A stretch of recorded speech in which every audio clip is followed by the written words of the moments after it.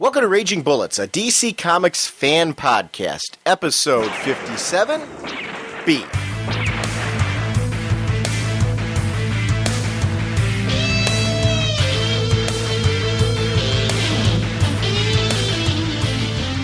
Welcome to Raging Bullets. I am Sean Whalen, Dr. Norge on the CGS forums, and I'm joined as always by my co-host Jim. Forget what I said about being only a few superheroes from Ohio. We've got the amazing, sensational, stupendous Bill Knightley from Akron, who posed as Aryan from Atlantis during Days of Vengeance, and most recently crossed over into Superman 633. Break out the action figures. Get the posters ready. Bill Knightley of Akron will soon be taking the world by storm. This is the character that will make me start my long-awaited mini-made collection. Long live Bill Knightley from Akron. If there is a superhero in the DC universe who was born with a target on his chest, it is definitely Bill Knightley of Akron, Ohio. So says the sensei of the Whatnot Segulin and president of the Bill Knightley from Akron fan club, now accepting membership applications. Dude, you got issues, man. And that's coming from me. Hey, I'm not the president of his fan club. Aryan actually called Akron a paltry realm, Jim. Hey, man. And admittedly, it is unclear whether or not you could consider him a hero or villain, considering he is an Aryan wannabe. Right. But we'll take, and certainly with what happened to him, and I'm not going to go crazy about it, but in the Superman annual. Yeah. But I'm serious, Jim. Join us in supporting the Bill Knightley for his own solo title campaign and put Akron on the map in the DC universe. Superheroes from Ohio, Jim. Yeah. Well, you remember from Booster Gold, his funeral, what we got from Cincinnati. So. Oh, yeah. Yeah. And Ohio just doesn't get any love. Had to have a little fun with Bill Knightley. You know, and what we're talking about, seriously, check out the Kurt Busiek issues of Superman. Been some fun with Bill Knightley. Basically, our usual introductory stuff is going to be at the end, such as, because this is actually supposed to be the second part of episode 57.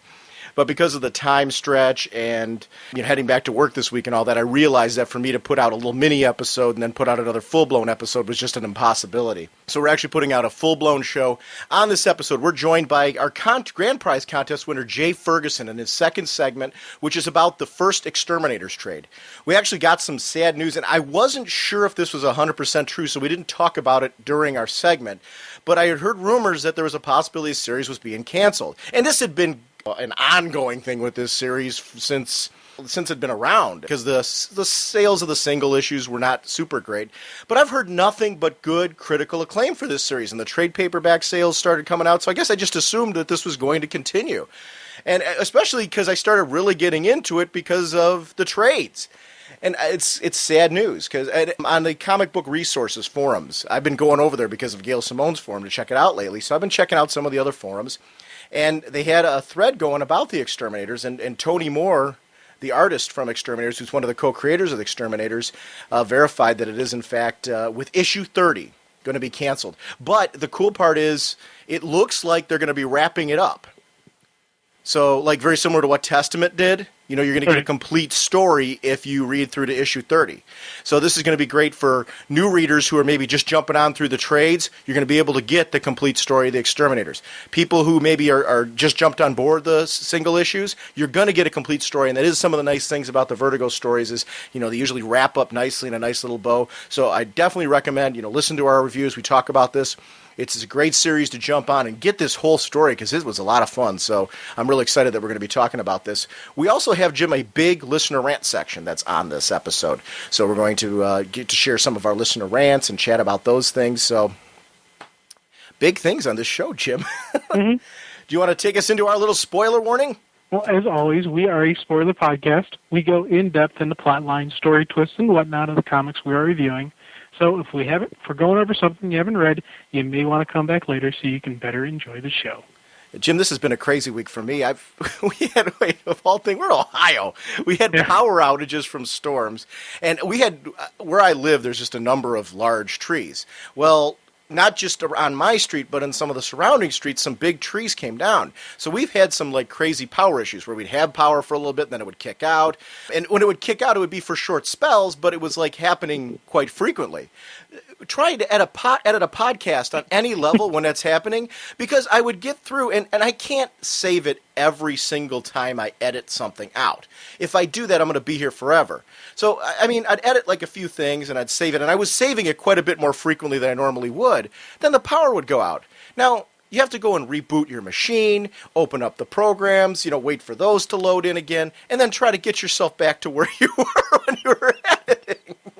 So needless to say, it was a very frustrating process. So there were no, as I was going through this process, a number of nights I just said, I got to stop here because I've got to do things for my job too. Otherwise, I can't pay for the comics that we're talking about on this podcast. Wait, and to add that even worse, did you feel the earthquake, Jim? No, I did not. Off of Lake Erie, I'm pretty close to the lake, and it was about 5 miles north in Lake Erie. I guess it was actually in your neck of the woods in Euclid. I guess there was an earthquake. And yeah. I thought, I guess because of the heavy winds and the fact that trees were coming down, I had just assumed that a tree hit, but then you didn't hear any bang or anything. I was sitting up here, and all of a sudden the house starts shaking. I'm like, what is this? I mean, you don't think in Ohio, an earthquake? Come on. It turned out that it was an earthquake. So it's been a fun week. But anyway, I want to apologize for the delay of this episode because it was due to that. It just threw me off time-wise. There was one whole night where I couldn't do any editing. And then the next 2 nights that I was trying to get anything going on the show, it was just it was kind of a nightmare. But it looks like we got power now, Jim, which is a good thing. Yeah, we're good to go. Next week's show, Jim, we're going to be talking about Countdown and Countdown Arena. We're going to do a full-blown countdown segment. We're going to try to get in 4 to 5 issues, somewhere around that ballpark. And we're going to talk in a more compressed segment about Countdown Arena, just because I think it's we haven't done a whole lot with the minis. And this is one, it's basically Monarch forming his army. So I think it's kind of a fun one just to talk about and kind of go through and chit-chat about. So we're going to do that. That'll be our next episode. And just kind of, because you and I got to delve into Countdown and get kind of caught up. Because there's been a ton of things going on. There's been some big stuff going on. Are you current? Yeah. Okay, I mean, there's been huge things going on. So we're going to probably do, not in a row, we'll do like, this next week will be a Countdown week, then the following week we have other content. And then we'll probably jump right back into Countdown after it. Okay, because I'm just throwing this together. But I mean, I have a number of things that I want to put on there, and I have some tentative schedules up on the forum and stuff too. And we're going to follow that and get all that stuff in as well. But just some interesting things to discuss. Well, let's go ahead and get right into our segment with Jay Ferguson, who was kind enough to join us. This is his vacation, so he will be joining us. And the next one we're going to be doing after this, I'm going to get in touch with Darth Kramer, and we're going to be doing our Legion one, which is great because that trade has just been released.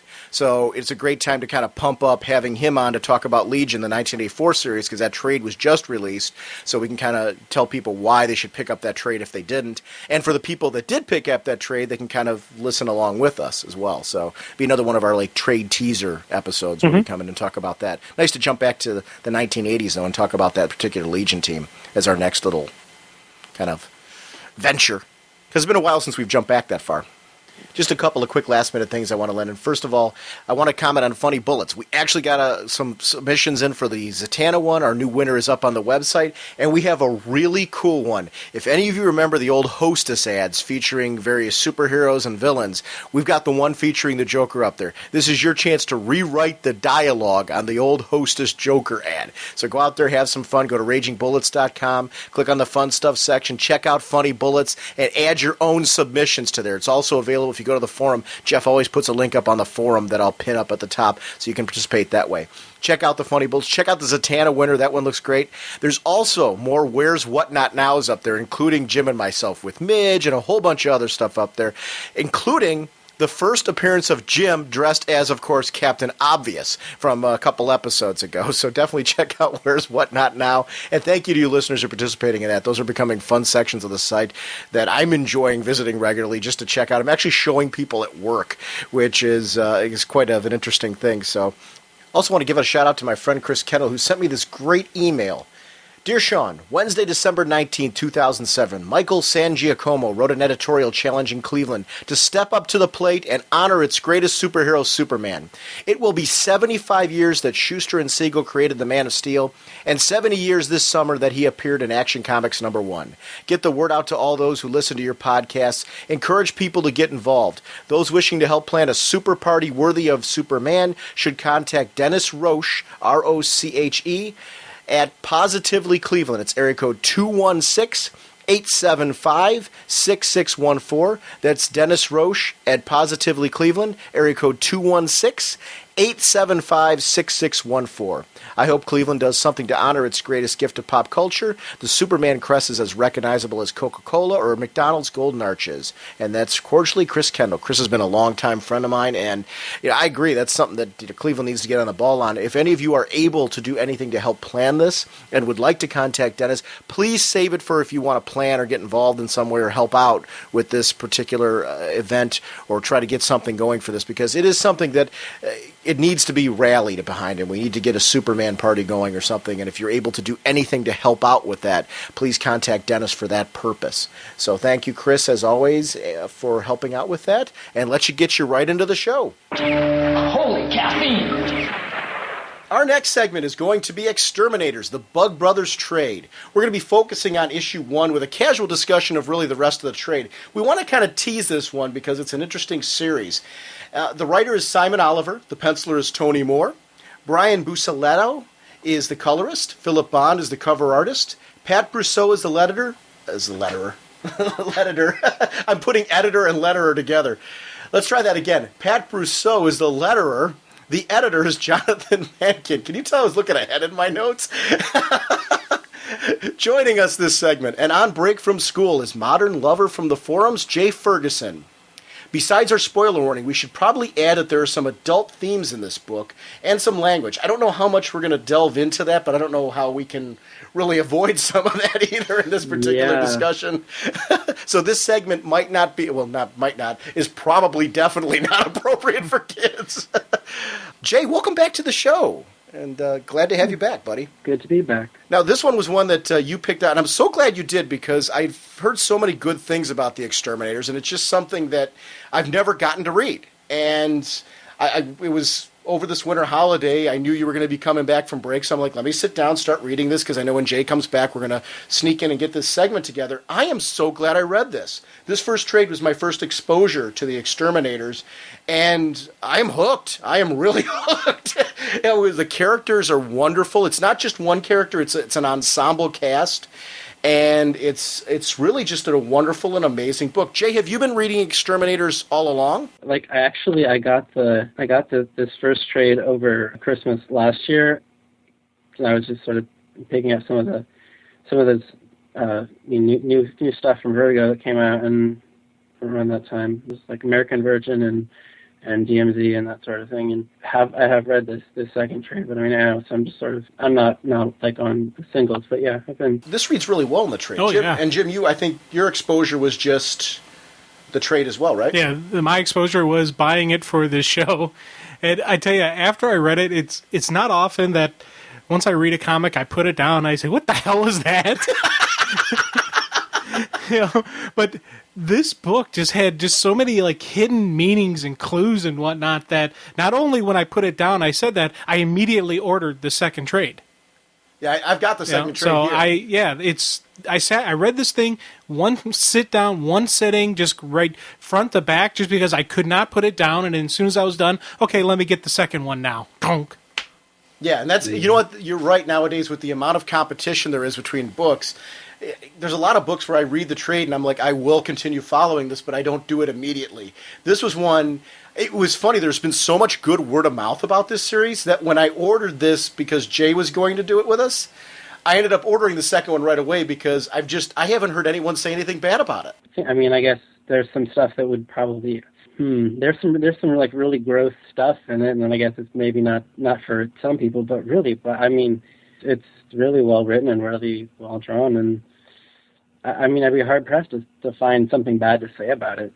One of the reviews I read, it might have been something on the cover blurb actually that said something about it being like an HBO series.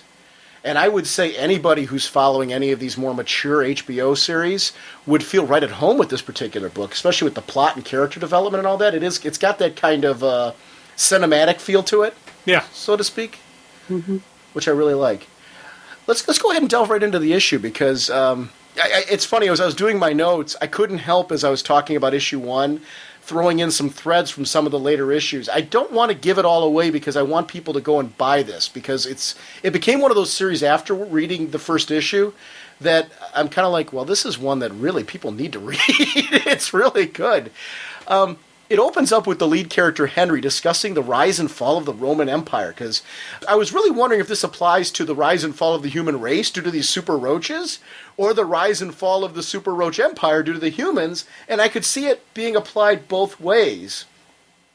And, Henry spent some time in prison due to narcotics, and it's one of the books he chose to read due to its size, because it was kind of his way to say, well, okay, you're only going to give me one book. Well, I'm taking your biggest book, so I got something with me at all times. But it totally fit the whole story here, because the Romans were spreading their empire through Iraq and unwittingly brought back the Black Rat and the fleas on it that carried the Black Death.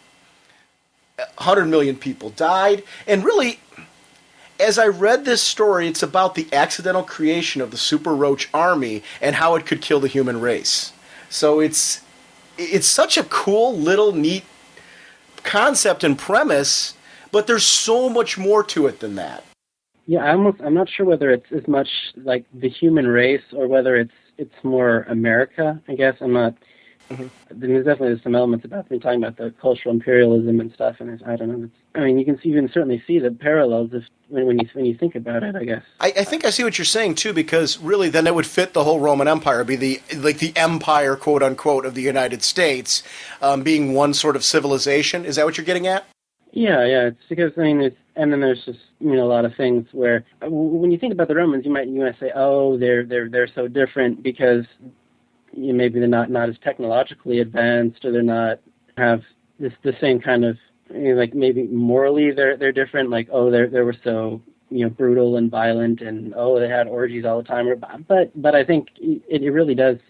I think maybe there's more to it than people think, and there's still things that they did back then that we're not even sure how they did it, like technology wise. And I don't know.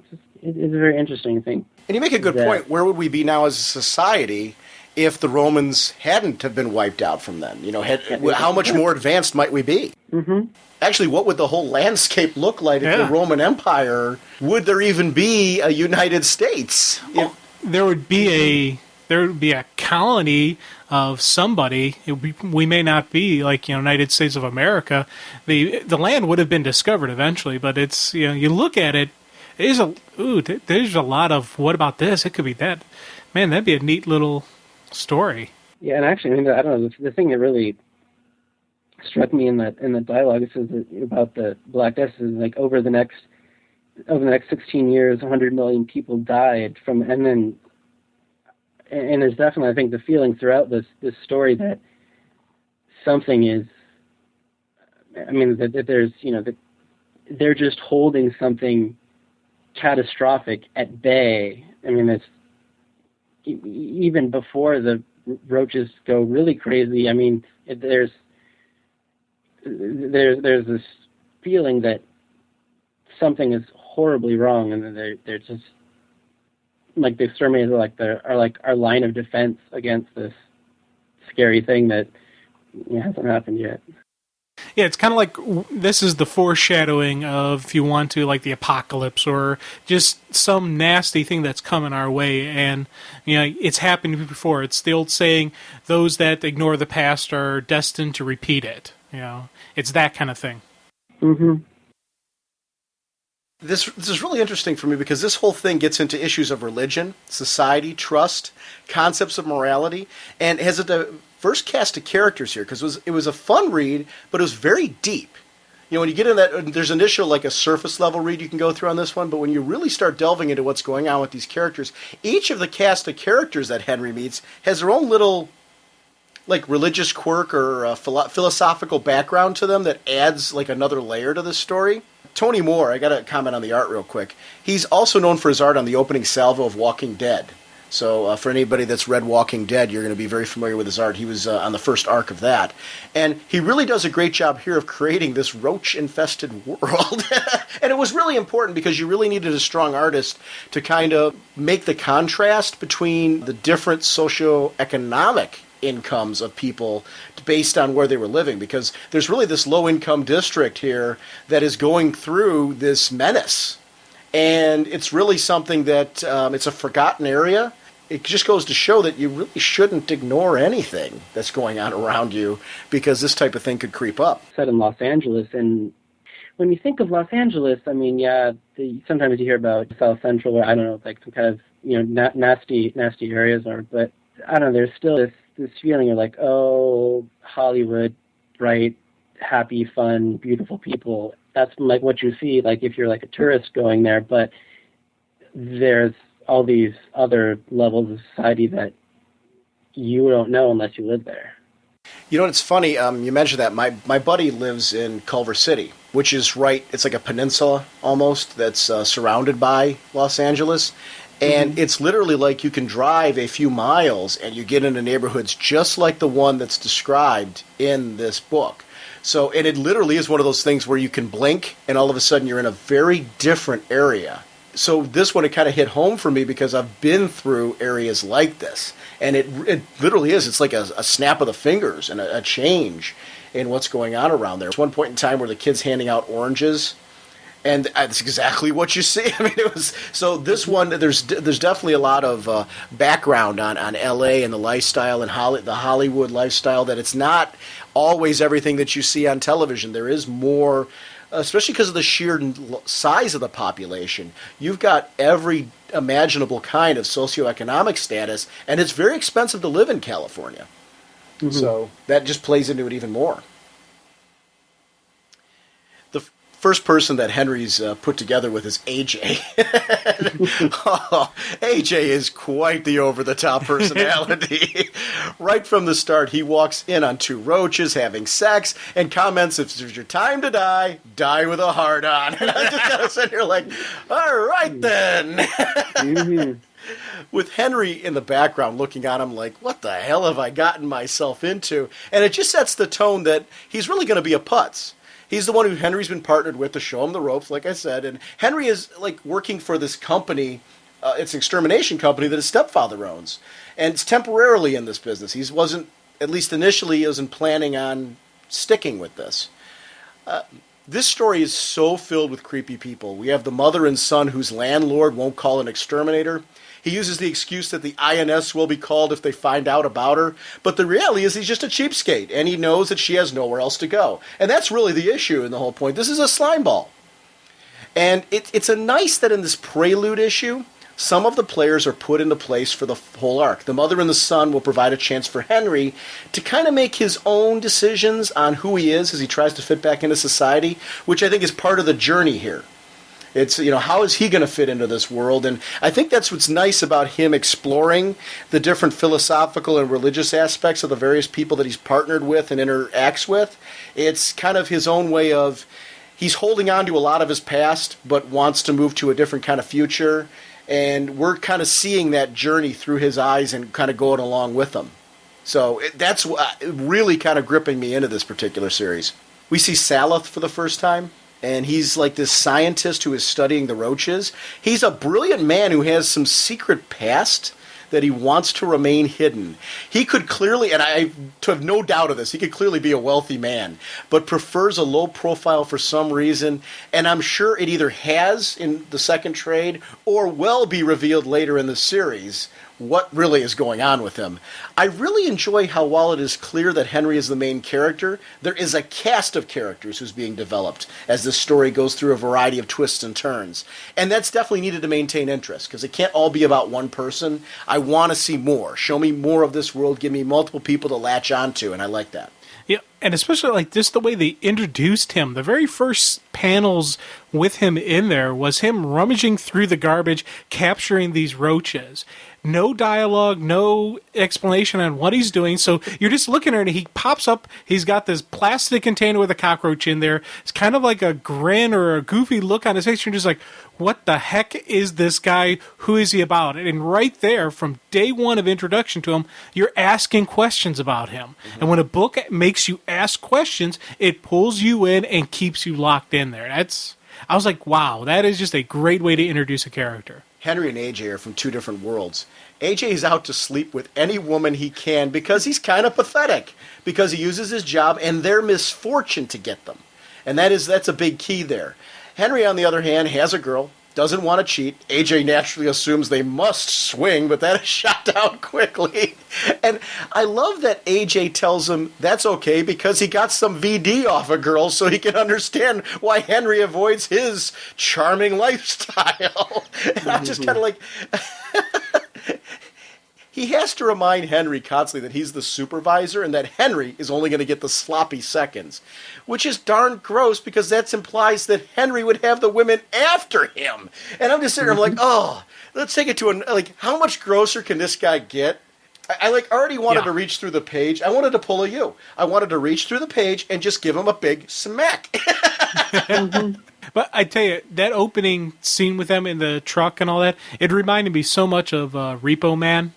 That same type of mentality where you're just going, what the heck is going on here with this, the guy who's the new fresh-faced kid and just the experienced veteran who's a little bit out there. So I was like, wow, that's cool. This is the few short pages into this particular series. I really wanted to believe that AJ was the red shirt of this opening arc because when I was reading it, that was my total experience. I'm like, he needs to go. He just needs to go. It needs to happen. I want to see it happen. He berates Henry for buying the oranges from the kid on the street because it encourages them to come here and take our jobs. And I love how AJ talks about pride in his country because he used to be a Marine. But the truth is the only reason he was even there was that it was either that or 3 years in prison. So he makes it seem like he's this big patriot when really the reality is he wouldn't have even joined the armed forces if it wasn't a choice between that or prison. Here's the thing that got me with AJ and the Hispanics. When you look at him, he kind of looks like he may be Hispanic or partially, or I don't know. Just is that just me looking at him and seeing it, or did you guys see it as well? Yeah, I don't know. I never thought that when I was reading it, but now that you say it, I mean, it certainly I could see that maybe. Kind of took me as the guy who's like the self-hate, the self-loather, who he is, Hispanic, but he didn't want to admit that he was. That's why he goes by AJ instead of, I don't know what the A could be. So it's like... I didn't look at it that way, but it actually adds another layer to then him being hypocritical then, in the sense that he is American, but they are not. So, quote unquote, they are going to come and take our jobs, but I'm an American, I was a Marine, I deserve this, that type of thing. It actually adds almost another slimy, hypocritical layer to this guy. When he's like yelling at a mariachi band, that they should learn some Leonard Skinner, and I don't know, it's just things like that, and just thinking he doesn't really necessarily, he doesn't believe in all these patriotic things that he's talking about. He's just using these as an excuse to be a jerk and live life the way that he wants, even if it's horrible and kind of creepy. But how cool would it be for a mariachi band to be playing Leonard Skinner?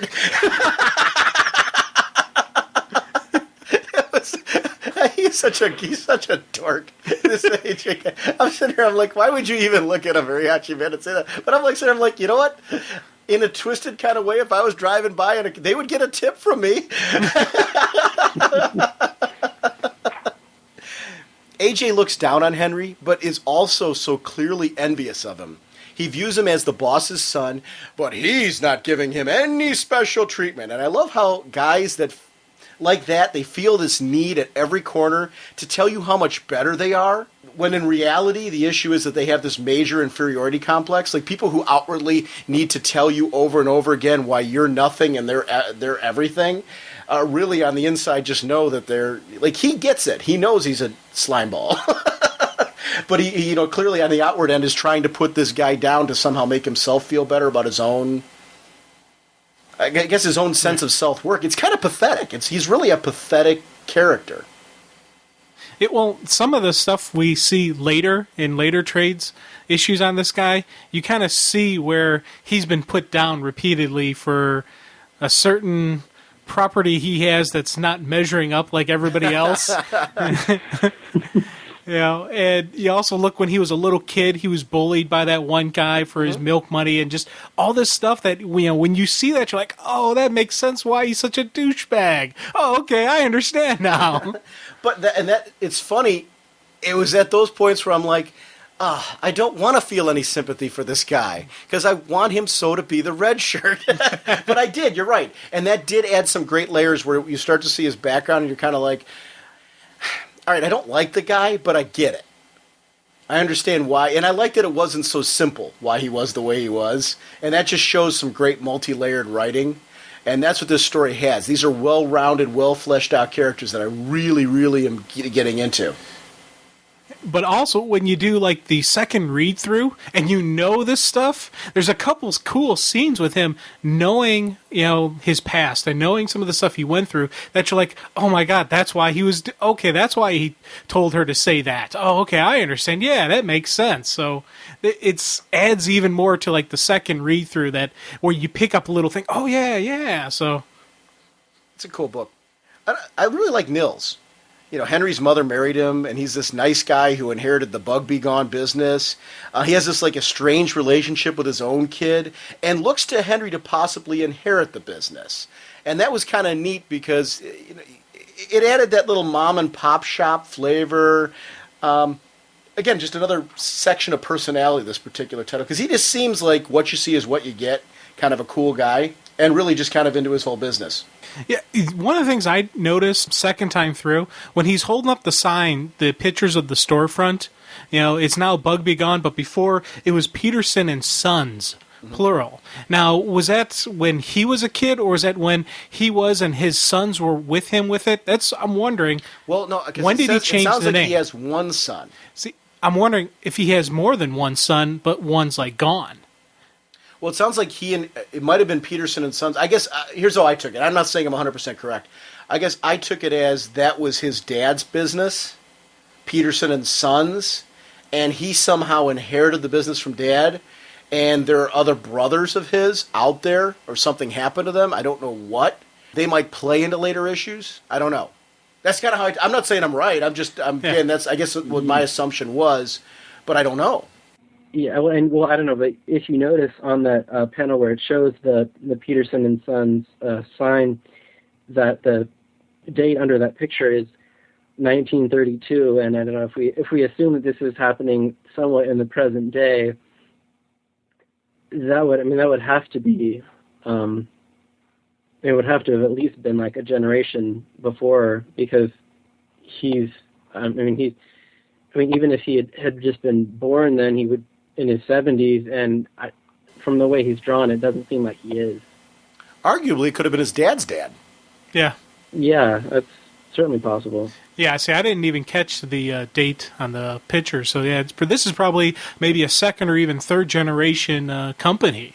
So that's even something more where, it was Peterson and Sons, but he had to drop the Peterson and Sons and go with Bug Be Gone because of his own kids kind of a screw up. So now maybe he can bring back Peterson and Sons. Maybe he can, make this back to the generational, the next, pass it on and all that. So that's kind of cool. Well, I don't think it's so much the title of the business that's the issue. I think it's more that he wants to keep it in the family. Like, he switched to Bug Be Gone probably because Peterson and Sons no longer fits when you've only got one kid. Do you follow me? Yeah, even like when he lost his kid, because you could change it to Peterson and Son, or Peterson's exterminating company, but right. Once his kid went off to prison and is kind of like the black sheep of the family, you don't want to have that connection. You're like, oh, let's just completely change it up. I definitely wouldn't want it to be Peterson and Sons when I've got AJ working for me. I don't want anyone taking the wrong idea. This might be the owner's kid, or because I'm not entirely convinced AJ wouldn't say that he was one of the sons to use that to get in with a girl. I'm going to inherit my dad's business. Wait, that totally fits who AJ is. Dude, that's a guaranteed he would do that. I would change my name just on general principle when I hired him. Just like, AJ, you're hired, but by the way, you're going to be working for Bug Be Gone. Yeah, and I don't know, and maybe just for that also, it sort of seems like, I don't know, maybe it's just sort of like, as you get into modern age, and sort of you think about, I mean, 'cause I assume, when the company was started, probably they didn't think about, is this good from a marketing standpoint or that sort of thing, and it's just definitely, whereas, Bug Be Gone may not be like the snappiest name ever, at least it tells you what the company does, which is, something that the other name doesn't, and maybe that's just where Oh, sure. Well. Definitely to compete nowadays. And you know what, adding more weight to what you're saying, too, the catchy logo. They've got that catchy Bug Be Gone logo that they have on the vehicles and on the building. And, that's definitely, you're right. There's a graphic that goes along with it. And it's something that's definitely a little more eye-catching, a little more confidence building. If I'm calling somebody to exterminate, I'm going to Bug Be Gone, not Peterson's.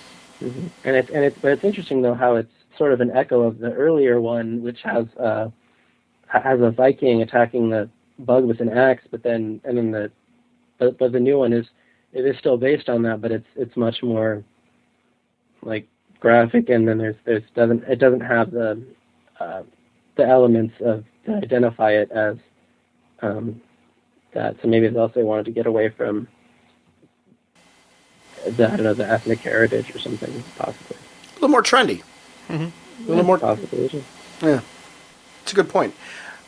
When AJ and Henry arrive at the house, I love how the kid recognizes immediately that Henry is cool and AJ's a slimeball.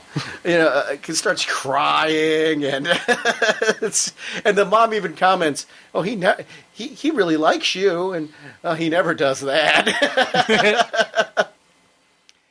AJ knows that Henry has his secrets and implies that all the employees of Bug Be Gone have their own issues.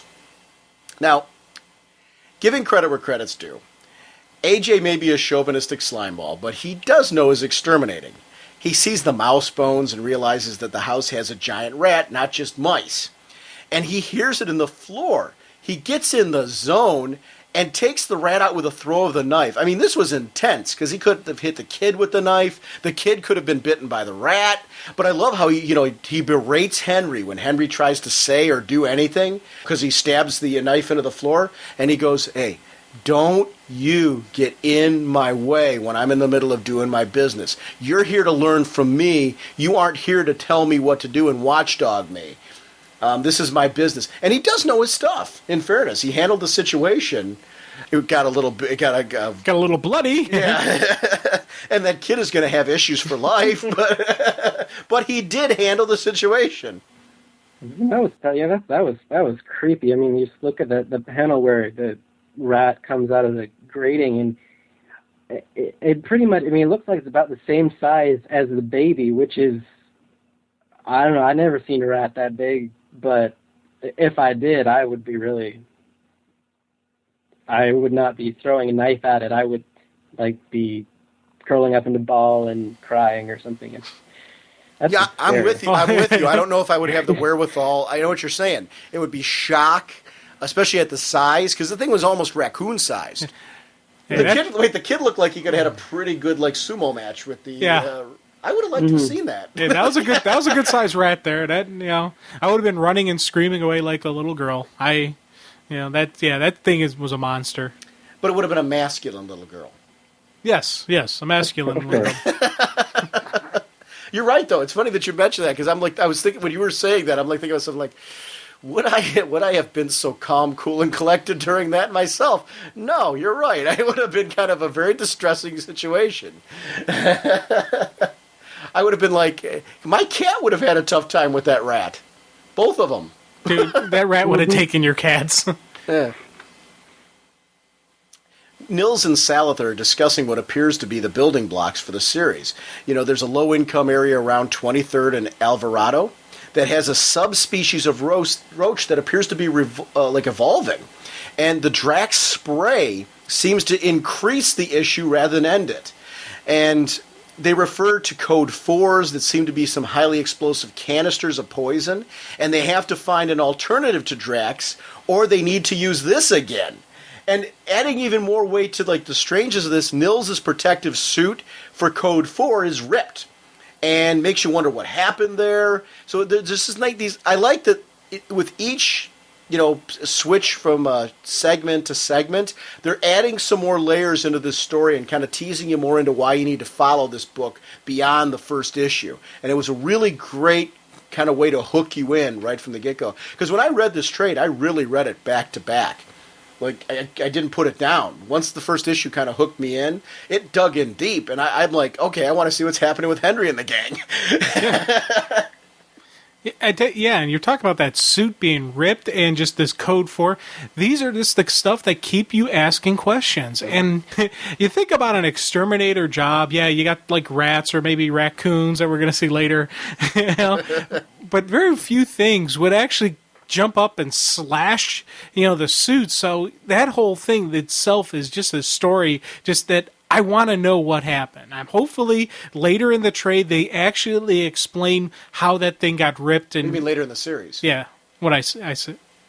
You said later in the trade. Yeah, sorry. Later in the series, in future trades, they explain what actually happened to the suit and where there's just so much stuff that could go wrong, that is going wrong, and that will go wrong. The scene with AJ is really important because from here on out we will see like a religious and philosophical viewpoint, as I mentioned, from each person that Henry's works with. AJ's real primal. He has this belief in man against nature, us against them. He believes on some basic level in like survival of the fittest.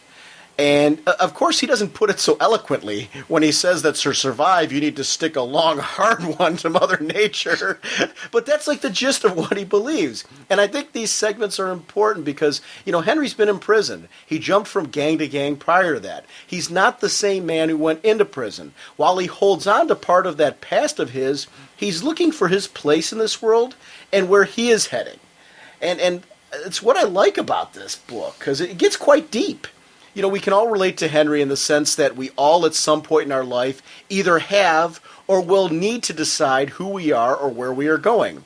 It may have happened for some of us already. It may be an ongoing journey, but that's what makes him a sympathetic character because we can all kind of relate to that journey and that process. And it is something that, for some of us, we just kind of constantly spend our life learning who we are, and that's okay. There's not like a right or wrong way to do it, but that is kind of the nice thing is he seems to be kind of the universal everyman that we can kind of relate to. Yeah, I think the one thing that's kind of interesting though about when you're talking about AJ's point of view, and I think it's interesting when you kind of contrast it with, well, it's obviously not in this, but in the later press with Stretch, it's kind of because we're with AJ, his philosophy is very much in line with what he's doing, and there's he's doing this not only because he makes money doing it, but because it satisfies this need and the way he thinks about the world. But whereas Stretch who's like a Buddhist, and he kind of has to then deal with the fact that he goes around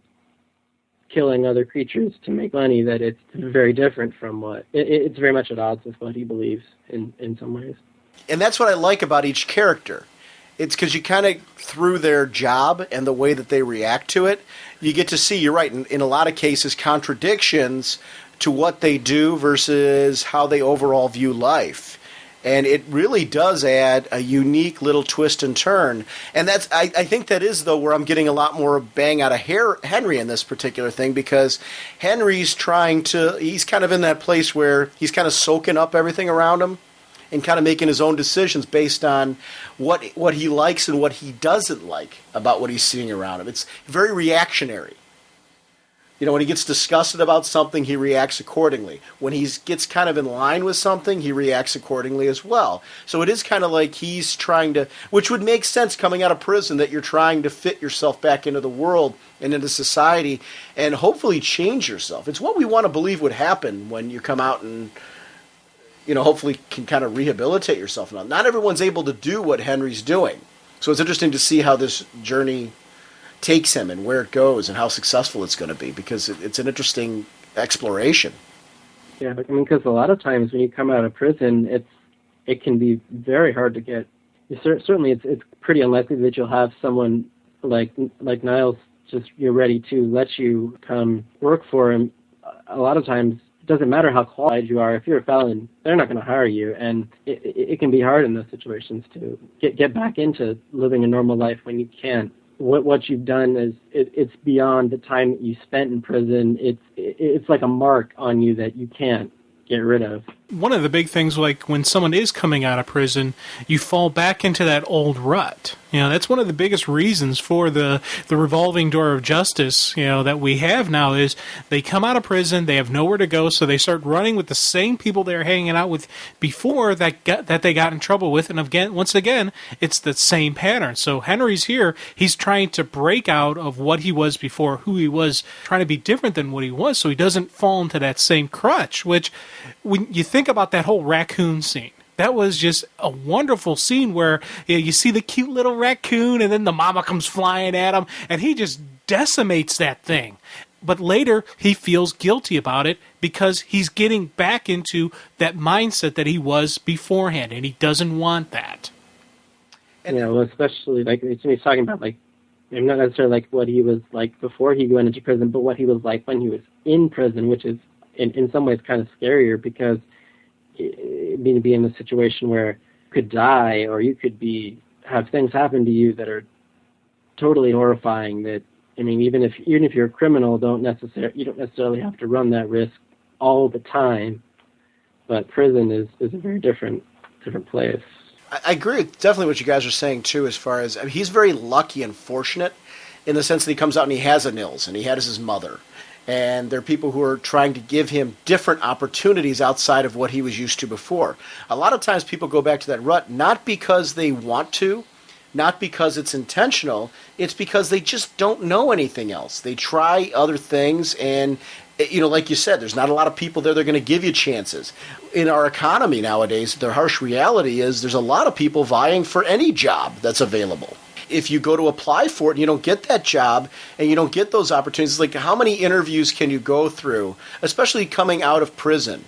And it's demeaning knowing, and we can get on the philosophy of whether or not they deserve that or whatever because they've been in prison. Forget any of that right now, because it's really an issue of one way or another, these are people who are trying to, they've served their time, they're trying to fit back into society, but people, naturally, when you see that on an application, because they have to reveal it, and when they do background checks and all that, they find out, oh, well, we got this guy here who's, been formerly in prison. That is going to be a huge black mark when you've got somebody who hasn't been is going up against them. And it's hard to give that person a chance in society. So he's got a very interesting opportunity here with Nils to be able to somehow, and it's, even though he's not thinking of staying there, it is an opportunity that's giving him a chance to be successful at something outside of the gangs that he was in before that he was jumping between. Real interesting. Textile plant thing, the raccoon you were talking about, I looked at that so much as a rite of passage.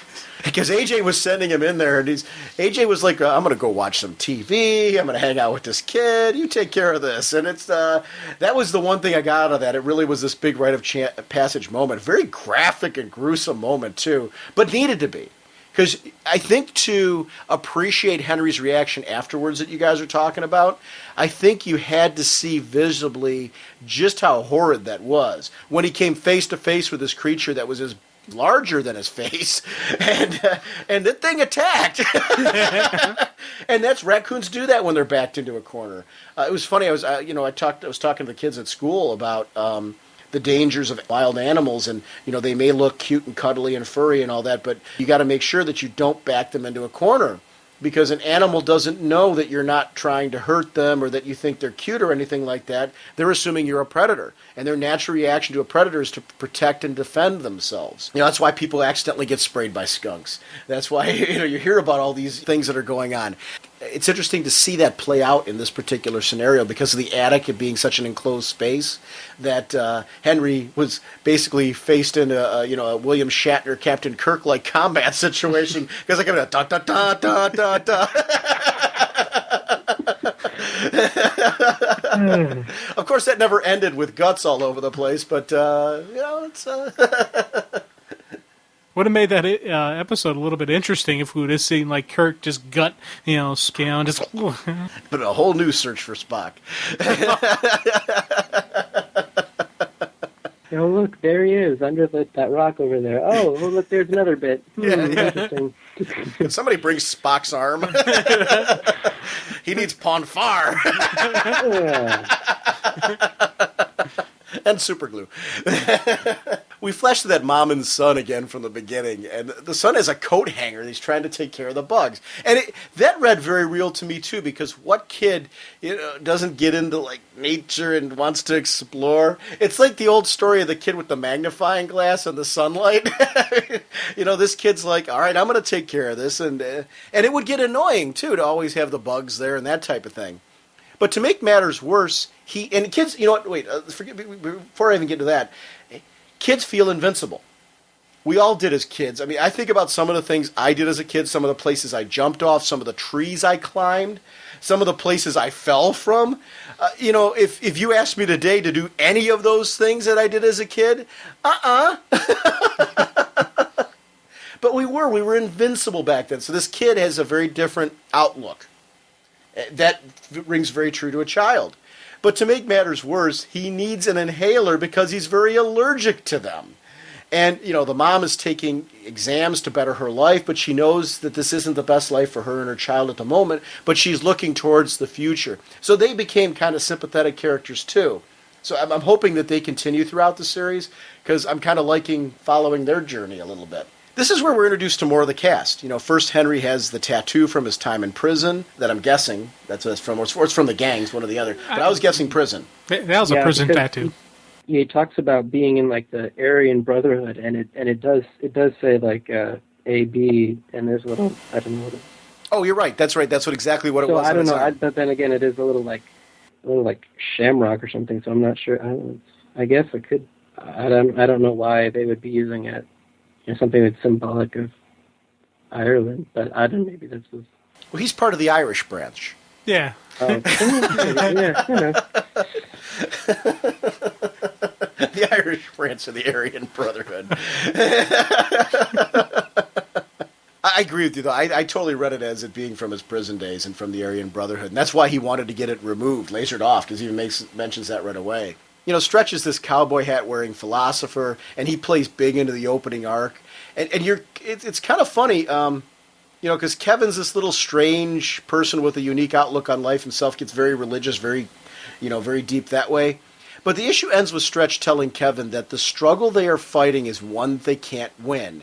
And we learn that AJ is shooting up Drax, and if it does what it does to bugs, what will it do to humans? And it's kind of a great ending to that first issue, kind of leaving you with a cliffhanger and saying, okay, what is this Drax thing all about? I did take some notes on just a few other little tidbits from the rest of the series that I thought were interesting, because I really enjoyed this all the way through. I don't want to kind of reveal everything that happens in this first trade, because I think there's a certain point to teasing why people should read this. And I think through the first issue we kind of gave a real good, but I think there's a lot of things we can talk about still, and I'm sure both of you guys probably have some things that you want to touch on for sure that have happened in the rest of this trade that we should probably discuss. But go ahead, Jim, you had something you wanted to say? Well, I was like, when we're watching AJ shoot up with the Drax, the first thought that popped in my head was like, you dumbass, you're going to get whatever's coming to you, you deserve it now. Just, why would you think that would be a good idea? Just boggled my mind that someone say, oh yeah, hey, this is a bug killer. Hey, let me try shooting it up first. Yeah. Well, he was getting a very perverse pleasure out of it too. Yeah. From the artwork. That was where Tony Moore, again, home run on that particular segment, because you'd see it right in his face that this is something that was like an ecstasy thing for him. He was in a very deep state of pleasure while shooting that stuff up. Well, and I think that they've mentioned at some point in this trade, though, that it, besides the one side effect, which I don't want to talk about because that'll ruin some stuff. But like that. Besides that there wasn't all that many harmful effect on humans. It did have some sort of an opiate in it, actually. But even if you're going to say, oh, so this is why it would be enjoyable to shoot this up, but yeah, still you gotta ask yourself, what kind of a mental state, what kind of a I mean, whatever, or I don't know, economic, whatever kind of state is, what position would he be in that makes him think shooting up bug killer is a good idea? That's definitely. I think just an attempt to get a high for free on the job. I mean, just it kind of shows like who he is and what his state is. It's like doesn't have a whole lot of money. What he does have, he holds on to for himself. He doesn't seem like the kind of guy that would like want to spend money on anything that he could steal. Fair enough. Yeah, and you think about those Hungry Man dinners or something like that he got that were just like the complete crap food, but he's like, hey, they're only $1, so. But I also, yeah, there's that whole cheap side of him as well. That's exactly. That was great. It's like Henry was saying, it's reconstituted cow uterus, and he's like, well, what's uterus? Is that one of the fancy French words for steak? Yeah. You know what it is? It's like, why buy staples at the store when you could take home staples from work? And, that type of thing. It's kind of that little skimming off the top kind of thing that's going on, which is very real world. I mean, it is. That's what happens. And it's one of those things. I wouldn't take home bug killer from work and shoot it up myself, but I guess in his case he would. As the series continues, Henry's girlfriend is introduced, and I do want to talk about her because there's a connection to his past and yet might or might not be part of this future. And I wonder if the road he might be on puts him with that woman and her son, or if we're going to see more out of his girlfriend as the series goes on, because especially seeing as Henry decides to help them with their bug problem, I'm kind of not sure. I like the girlfriend, though, because she works for the parent company that makes the Drax, Akran. She starts to get curious about the drug and pokes her nose in. I'm going to be curious to see where her loyalties do lie as this series goes on, or what's going to happen to her because she's poking her nose in. Mm-hmm. It's an interesting tale.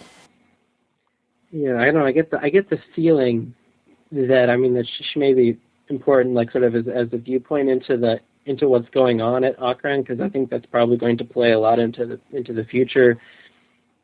Especially, there's some references made to the fact that there's a lot more going on than she's able to find out. But I don't know. I do think though that their future together does not look terribly bright. Just because it just seems like they're definitely going in very different directions.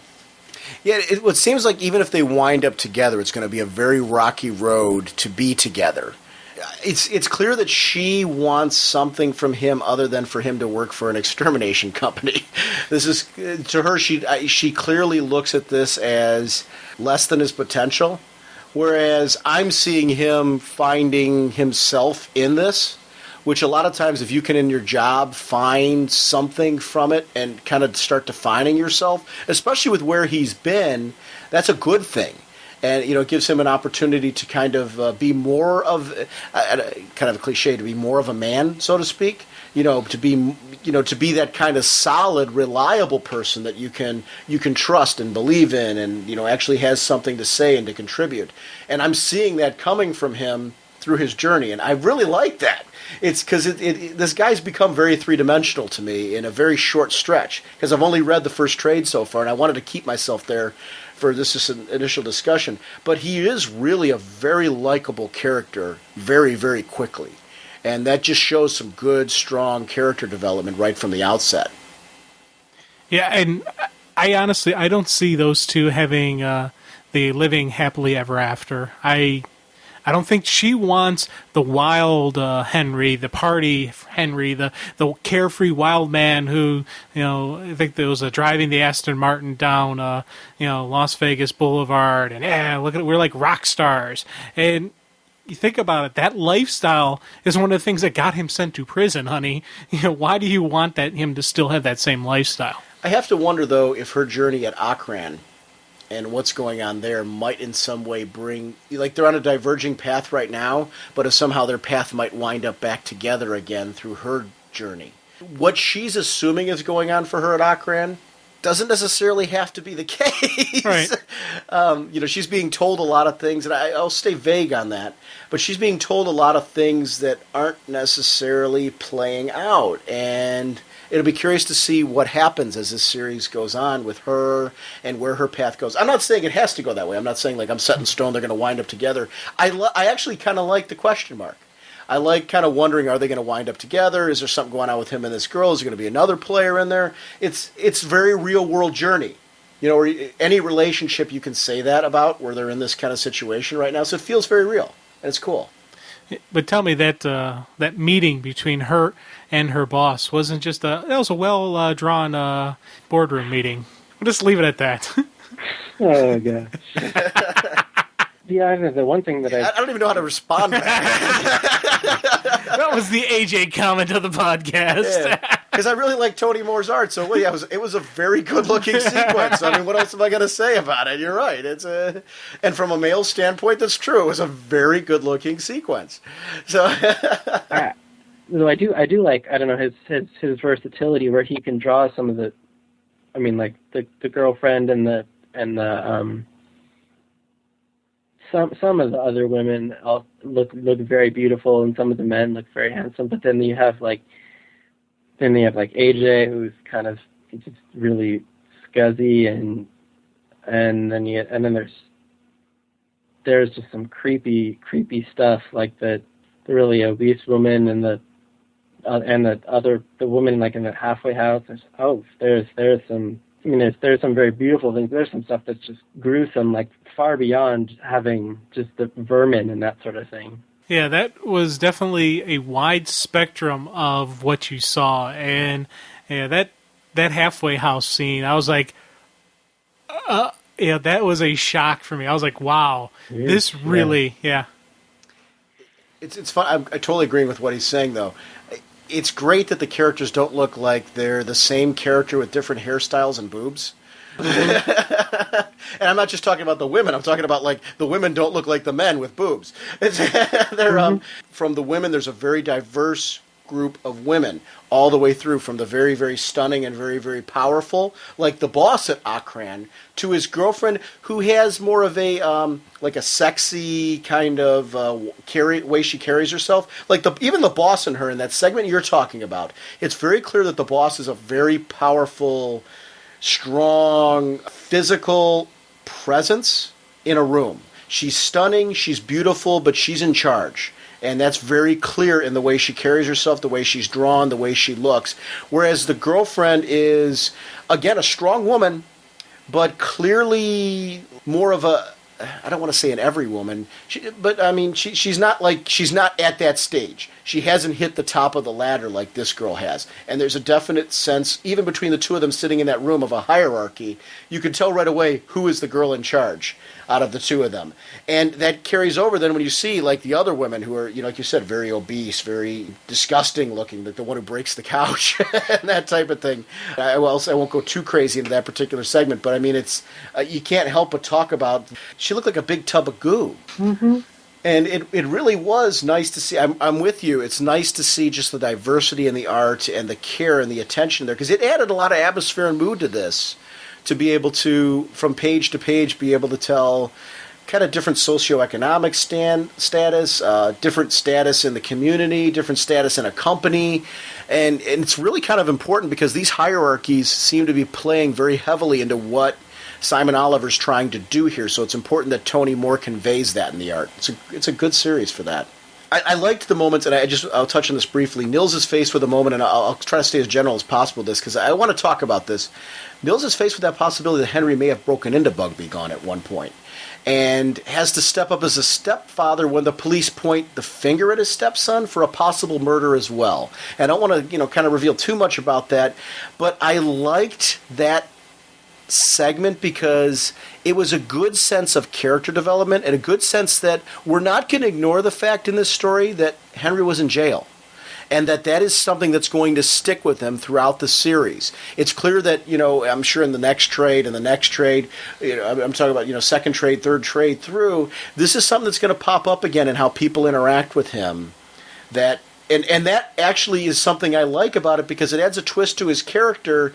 He's been in prison, and we're getting to see that life, like we've talked about earlier through this, is something that he's not going to be able to escape. and he's going to have to find his own way to deal with that and move on and develop his own sense of self-confidence in through that. And I liked it. I liked it popping up again, and because it kind of showed that is not something that's just, a lot of times it's just window dressing. This isn't window dressing, it's a storytelling tool. So I don't know, I guess that's kind of, that's why I wanted to bring it up, because I really kind of was important to me. The ending of this trade, I'm not going to say what it was. That final panel, though, was a wow moment for me. I really liked that final panel, and that alone would have been enough to get me to buy the next trade. I picked up the second trade already just because of word of mouth, so I'm not going to say that I read the first trade and picked up the second trade. I am going to continue following this. It's one of those, after reading the second trade, I'm going to have to make a decision if I'm going to continue following this via trade or jump to the monthlies, and I'm not sure what I'm going to do yet. Because I really liked reading this in the trade format. It reads very well in like contained arcs like this. And Vertigo, it's one of the nice things with Vertigo is they typically do a really nice trade program where if you're following a title and it starts coming out in trade, they're going to follow through and give you the whole thing in trade. So I'm enjoying this particular format for a Vertigo title. Whereas because it's a smaller book, if it was in a DC universe, I would probably start following it monthly just on general principle that I want to support it. But in Vertigo, I kind of feel a little more confident on following the trades, knowing that they're probably looking at the trade sales just as much as they're looking at the monthlies when considering whether or not to keep around the title, because Vertigo tends to do that trade program. And they're catering to a different audience. So it is one of those where I have a question mark on how I'm going to follow this, but I love it. I really love this. I'm really glad that, Jay, I'm glad that you picked this one, because it's something I've heard nothing but good things about, but I would not have read this if you had not selected this for this particular segment, and I'm so glad that you did, because I would have been missing out on something really good. Jay, what are some titles, like, can you give us like a little top 5 list? It doesn't have to be in any particular order. What are some titles that you're enjoying right now besides Exterminators? What are some books that are kind of grabbing you? I know with being away at school and all that, I don't know how limited your reading is right now, but what are some books, I mean, just, it doesn't have to be like even a current title. What's some things, like if you had to pick out, if I just said to you, Jay, I'm a comic reader, a new fan, what are you reading right now that you're really, really enjoying that you feel are just books that you want people to know about? Like consistently the top for me, I think, is, which I mean, it's kind of sad because I don't think it's going to be very much longer the way that it is now, and it's kind of but All New Adam, and that book is just amazing. It's just so nice to read something that's, life is not always, can be kind of rough, and but I can like go to something like All New Adam, and it's just fun, and it just makes me, just every time I read it, like I feel good, and just that chance to laugh and to just really enjoy something. Have you read, it's funny that you mentioned All New Adam, and Rick Remender, I hope I'm not butchering his last name, is who's taken over as the writer for that, and I think that's what you're talking about. Have you read Fear Agent at all? No, I haven't. And Fear Agent's really quite good. I was very nervous when I heard that Gail Simone was leaving that book, but then when I heard Rick Remender was coming on, I'm like, well, this might be somebody who can have a little fun with this title. So I'm with you. I'm in the same place that like I've been enjoying. This has been my top of the stack read for 2007, so it's been probably one of my absolute favorite books this year. Not probably, it's definitely been, because consistently issue after issue, it's just been a fun book.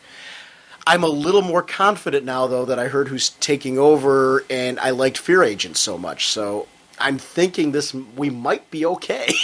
I mean, at least I'll give like his first issue a try, and then if it's good, I'll keep picking it up. But I haven't really read anything from him, so I have no.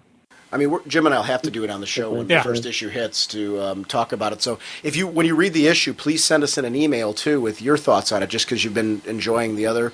So send us your comments, whether you liked it, disliked it, whatever, because it'll add to our discussion. I'd love to have you as part of that. Besides All New Adam, what else are you enjoying right now? Scalped is really, I really, really, really love that book.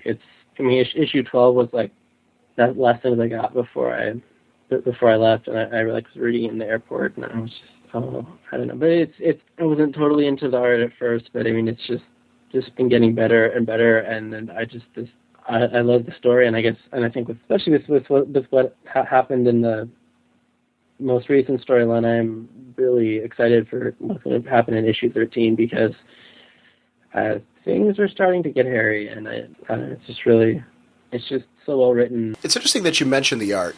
It reminds me of 100 Bullets in the sense that when I first started reading 100 Bullets, it took me a while to get my head around the art. And now that I've gotten there and I understand the artist, I couldn't imagine anybody else drawing that particular series. So it is. I totally get what you're saying. It's a different art. Like Scalped has a very different art style to it. But now that this is an artist who I'm a fan of now, because I'm starting to understand the artist and how the artist tells stories, and it just really kind of fits. So it's an artist now who is another one of my favorite artists and enjoyable because I'm starting to get it. Yeah. But there is that kind of like learning curve at first where you got to get for a few issues to kind of understand what's going on and how this artist is conveying situations in order to do that. But that's kind of fun when that clicks. I think a lot of the early problems had to do a lot with coloring as well. I don't know. I think some of those early issues were just a wee bit muddy, and sometimes it was kind of. I mean, like I wasn't always sure what exactly was going on, and it wasn't. And I don't think that was necessarily even the artist's fault as much as that the colors weren't working as well as they could be. But I think they've gotten a lot better too. So. Yeah, it was definitely it's not a traditional colorist type scheme to it, and there were some like heavy reds thrown in there and red shadows and red shading type stuff throughout it. So yeah, because of the setting. Yeah, it's really because they're trying to convey a certain setting. Yeah, I'm not saying it's. No, I'm not even saying even if you're a good cause, it's hard, when you have kind of this pale, kind of reddish brown skin and reddish brown earth and reddish brown, even reddish brown sky at certain times of the day, and then it can be hard to make it so it's readable.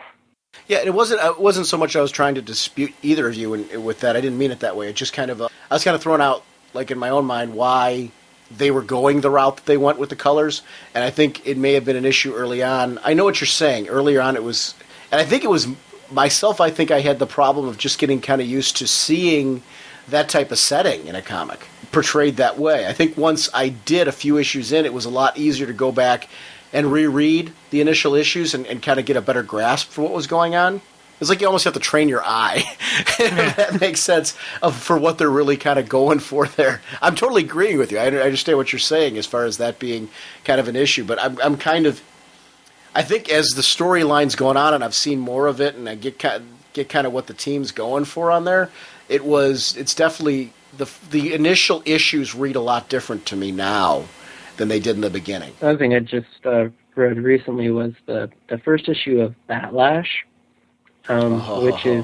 which is I'm honestly if I'm not totally sold on the story. I know some of it seemed a little bit cliche, and there's some things like I wasn't totally sure where it was going, but oh my goodness, that art is just so beautiful. I was like, I didn't care, I was like, yeah, you can't really shoot off no matter how good shot it's pretty hard to shoot someone down off of a tree when they're getting lynched. But still, I was just like, oh, look, it's so pretty.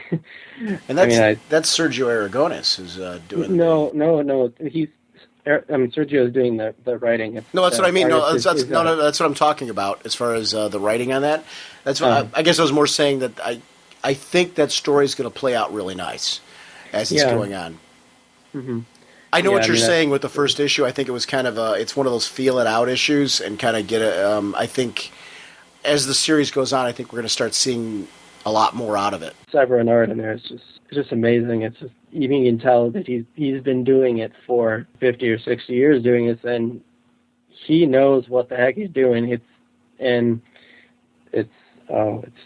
just so well done, and that's more art that I want to see oversized. I think that art would see it reprinted in some form of oversized format. And it's one of those things where I'm a big fan of the absolutes, but you can't keep releasing everything in an absolute that way. Right. I would like to see stuff though in an oversized bound, more like a like the Prestige format, that type of thing, but a little more oversized. where it doesn't have to always be hardbound. It can be softbound, but just to give us an opportunity to see some of this beautiful art in a larger format, in a way that's more affordable. Mm-hmm. You know, if that makes sense, because this is obviously going to be a mini series that I don't know that, you know, it's not going to be. I don't know if it's going to be big enough for something like an Absolute. And I don't know that. I'd kind of like to see them. It sounds like their trade program is changing this year, in that we're going to see trades that are printed a little bit differently. And it sounds like they might be like. Remember the Shazam Monster Side of Evil trade that I showed you? I mean the hardcover. You know how that was a little bit bigger? Yeah. But not quite absolute size. It sounds like DC's heading to that this year for everything, or for quite a bit. That's going to be their kind of trade treatment. And I really liked that as an approach to the way that they're printing things. So I'm hoping that something like this in a trade gets printed in that kind of binding, that kind of oversized binding, just a little bit bigger, a little bit more focus on the art then, because like, I agree with you. I know what you're saying. That one is, if you're not into the story, the art itself is worth picking up that particular series for, because it just looks great. Is there anything else book-wise that you want to shout out, or that you've been reading and enjoying? I know I'm putting you on the spot with this. I just kind of figured. No. I was actually, I had thought about. Is there anything you're looking forward to picking up?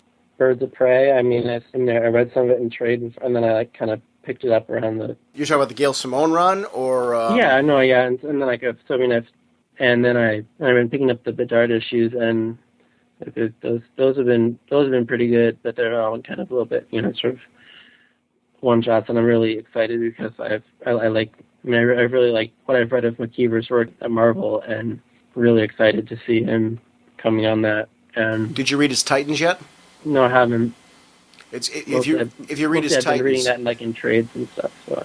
If you read his Titans, you'll have a lot of confidence in Birds of Prey. Did you finally read Birds of Prey, Jim? The current one. I mean, we won't spoil it for him, but what did you think? I liked it. Yeah. Yeah. I think there was some big shoes to fill, but I think he's doing a really nice job with it, and it's so I think you're going to be very, very pleased when you go to check and see what he's doing on Birds of Prey.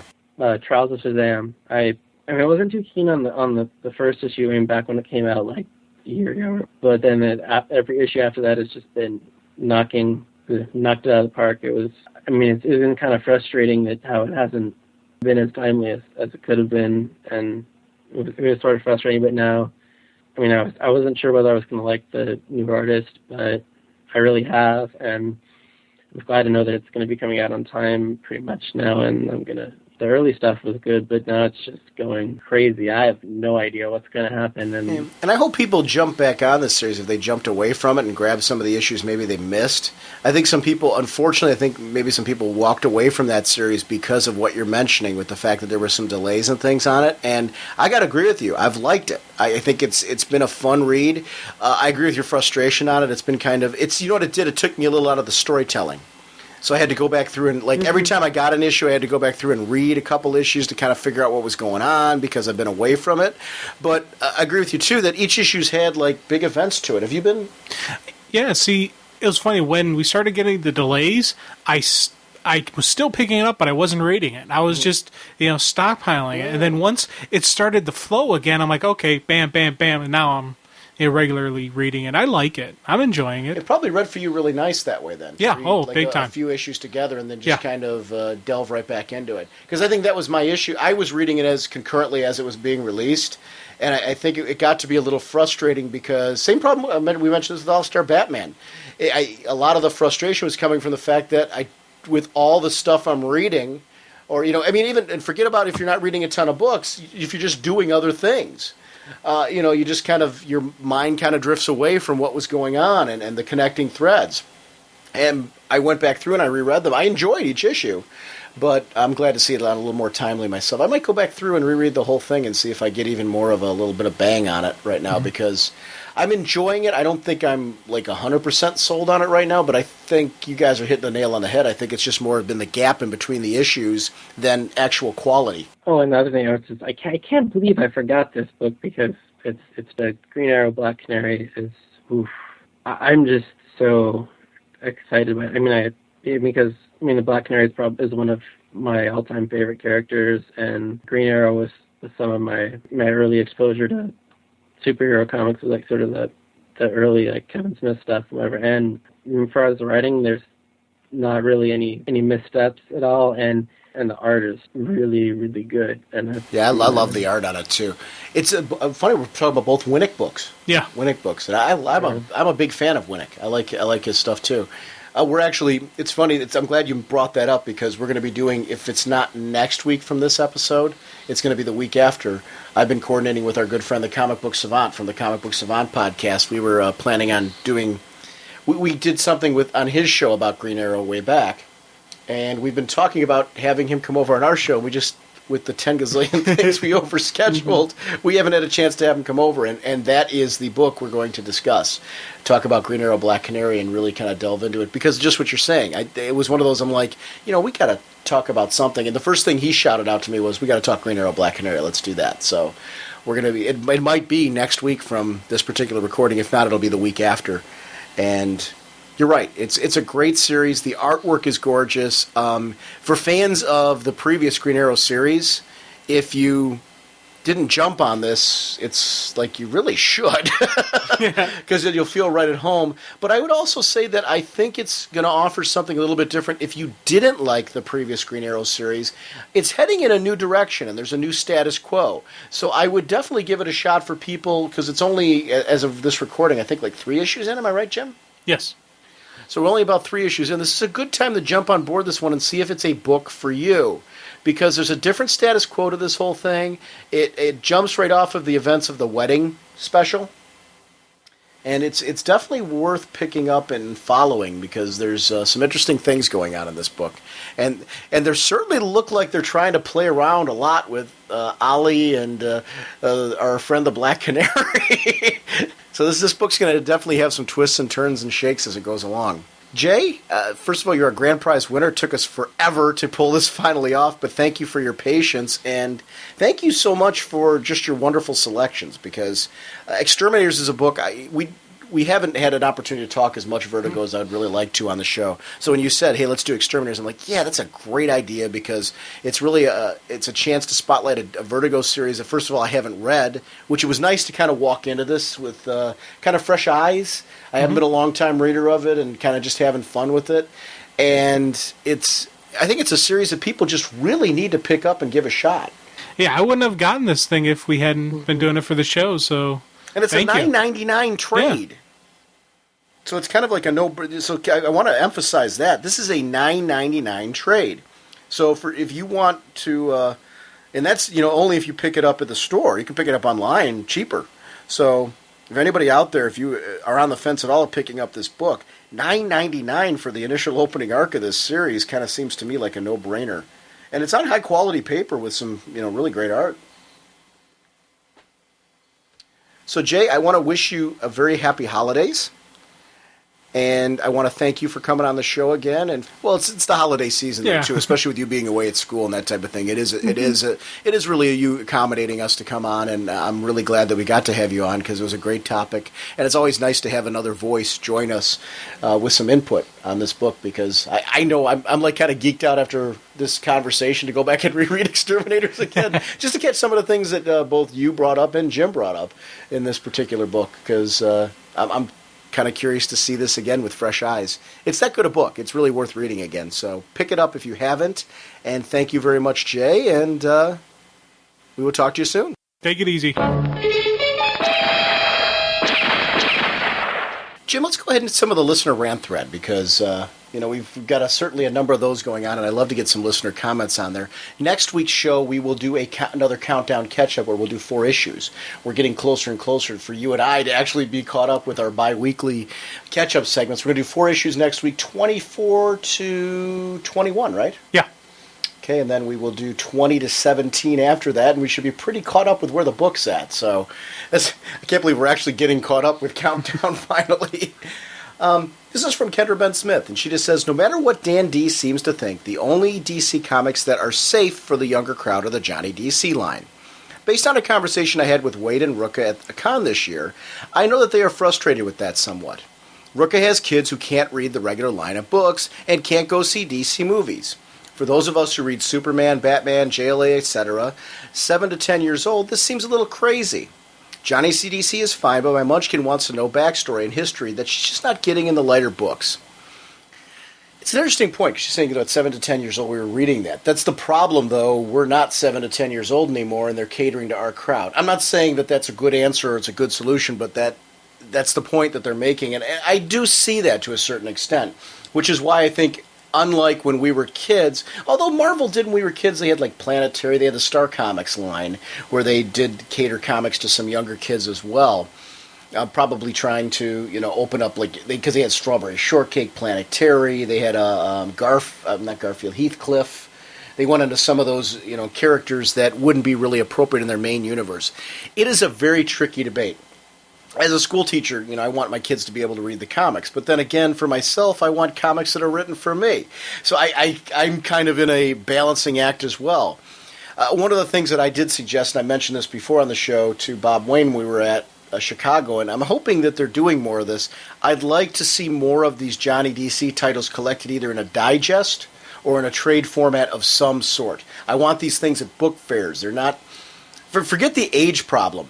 DC Comics right now, on any capacity, the Johnny DC stuff is not being marketed to the kids in a way that the kids are used to receiving them. The kid that's reading manga today needs them in a digest format. The kids that are reading your Naruto and your things like that, that's where, when I go to Scholastic book fairs in my school, I want to see this new Tiny Titans book that's coming out in a digest format next to it, as it's collected. And that might spurn then the kid to be picking up the monthlies, if that makes sense. They kind of need to take Vertigo's got kind of that philosophy of almost all their titles kind of go straight to a trade. And that's kind of a measuring stick because they're catering to a different audience. I'd like to see them recognize the Johnny DC audience as a different audience. The target audience is a different audience. We should not be the audience they're targeting with Johnny DC, if that makes sense. Yeah. We can read and enjoy Johnny DC, but we shouldn't be the target audience, and the way they market Johnny DC should be very different. So I guess that's more of what I'd like to see. I understand what Kendra's saying here about this particular issue of my kid wants to know the backstory and all that. I guess the reality, though, is they're marketing those books to us. And, we're the target audience right now. I think what will happen is, though, if all of a sudden they get this overwhelmingly huge Johnny DC audience, and this overwhelming, that's their target base, you're going to see that shift back. But DC Comics are competing with, and not just DC Comics, comics in general are competing with PSPs, your Game Boys, and I think in order to hit that audience, they need to deliver the content differently. I'd like to see downloadable comics for kids on your PSPs, your Nintendo DSs, and things like that. Really hit home, Tiny Titans on the DS. Why not? Why not a downloadable Tiny Titans on the DS? They've got a touchscreen on there. There's no reason why it couldn't be easily adapted to something the kids could read right off of that particular unit. And I'd love to see them look at those type of avenues instead of getting into the debate about the regular line, should it be age appropriate, because you're talking about comic fans who have children giving comics to their kids. I'd like to see the audience expanded to the kids who don't have comic fans necessarily as parents, maybe to that new target audience and see the comic fan base grow. So I don't know. I guess it's kind of it's a different take on it, and it's not more like confrontational on her opinion. It's more of my dream on what I'd like to see. I'd like to see kids just have more and more access to these characters, to these writers, to this art, to these comics in a way that they want to receive it, not the way that we want to receive it. Yeah. I think we're kind of stuck in that. It's kind of a rut. And they're not targeting a new audience, and I'd like to see that. So that's not a DC problem. It's everybody problem does it. So it's kind of like the automotive industry. You had your big three who were doing things their way, and this is how we're going to do it. It worked. It's worked. Since the 1930s on, and this is who we are. Then along comes these foreign companies that are going, well, let's change the way people buy cars. Let's change the way cars are built. Let's do this little tweaks, and one by one we're seeing the one rise up and the other fall. the big companies, they got to start recognizing, and looking at what's going on with their numbers. Because, you think about it, they're targeting us. We're in our 30s. The other we had some other readers that are, they're in their 20s, maybe their teens. Once you get under the teens, are those people reaching for comics? Because if you don't start the addiction, if you will, when they're young, it's going to be harder to pull them in. We started at a young age because, comic books were always around. And we're like, oh, that's cool. Yeah, we could read that. If kids who are in elementary school can't read comics but can read the manga, when they become adults, they're going to be adults reading the manga, reading the various CMX title books and whatnot. They're not going to be reaching for the Superman or the Batman. So they got to think about the future of the books, not 5 years from now, 10 years, 20 years from now. And they might be reading those, though, if you deliver them to them in a different way. I think there's a whole audience of potential superhero fans out there potential superhero comic fans out there that just need the content delivered to them in a different way than we're used to. I think we're stuck with... I get into this with the trade versus the monthly debate versus, versus digital comics. We're always, I do think this is a major issue. We're convinced that one has to dominate or eliminate the other. I don't think so.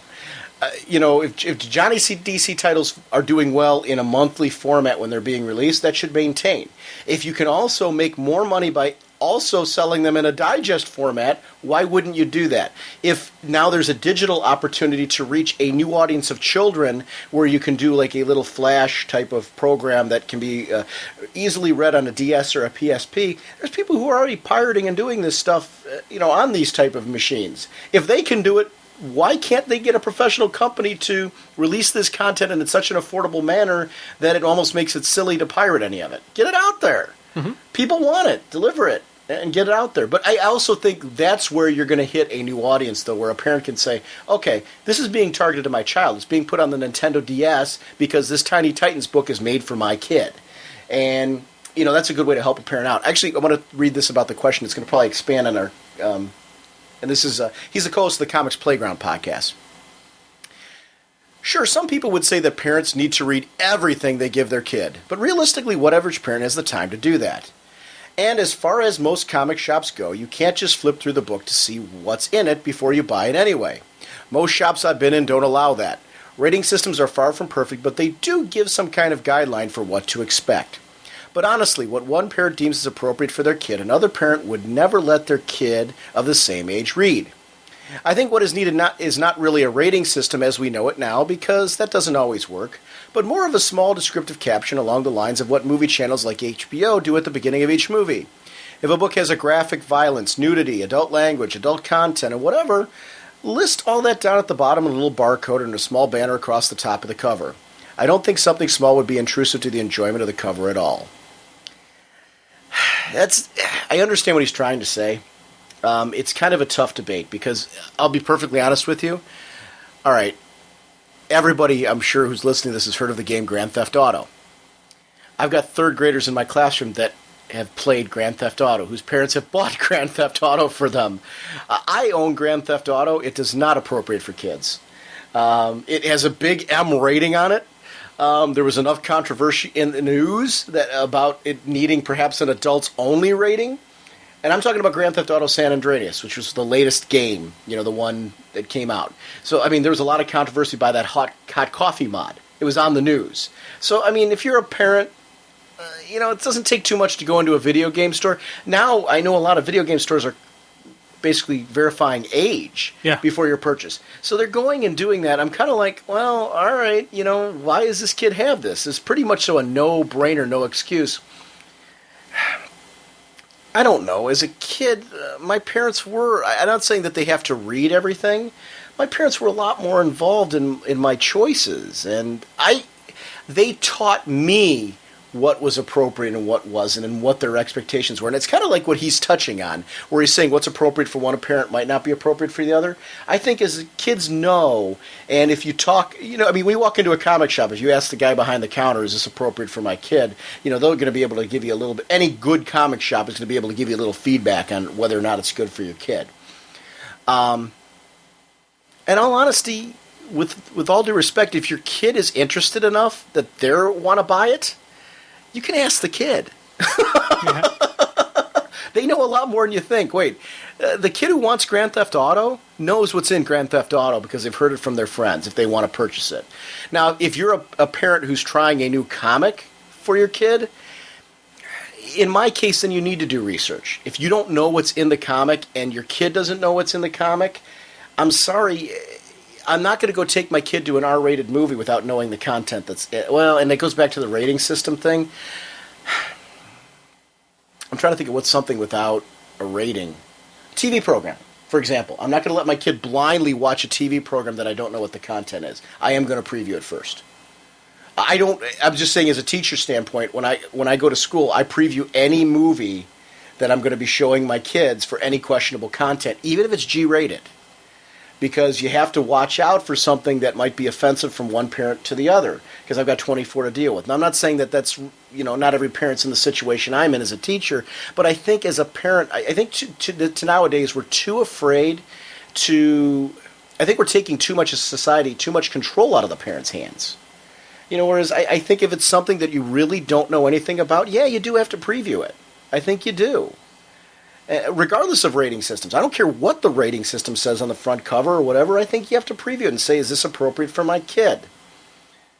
And also give your kids a certain amount of credit. If they're of the age that they're ready to be doing some reading and they want to pick something up, and that's what I'm going on. Like where you go into a comic shop and your kid's like, I want to read some manga, or I want to read this particular Titans comic or something like that. I think you can ask the kid what it's about and hear whether or not it's questionable content. I do. I think that's a certain aspect to it. There's a lot of avenues you can go. But I think if your kid and you are walking in blind, you have to preview it first. And that might mean making a purchase. You're talking about a single comic book issue, making the purchase, reading it yourself, and deeming whether or not you think it's appropriate.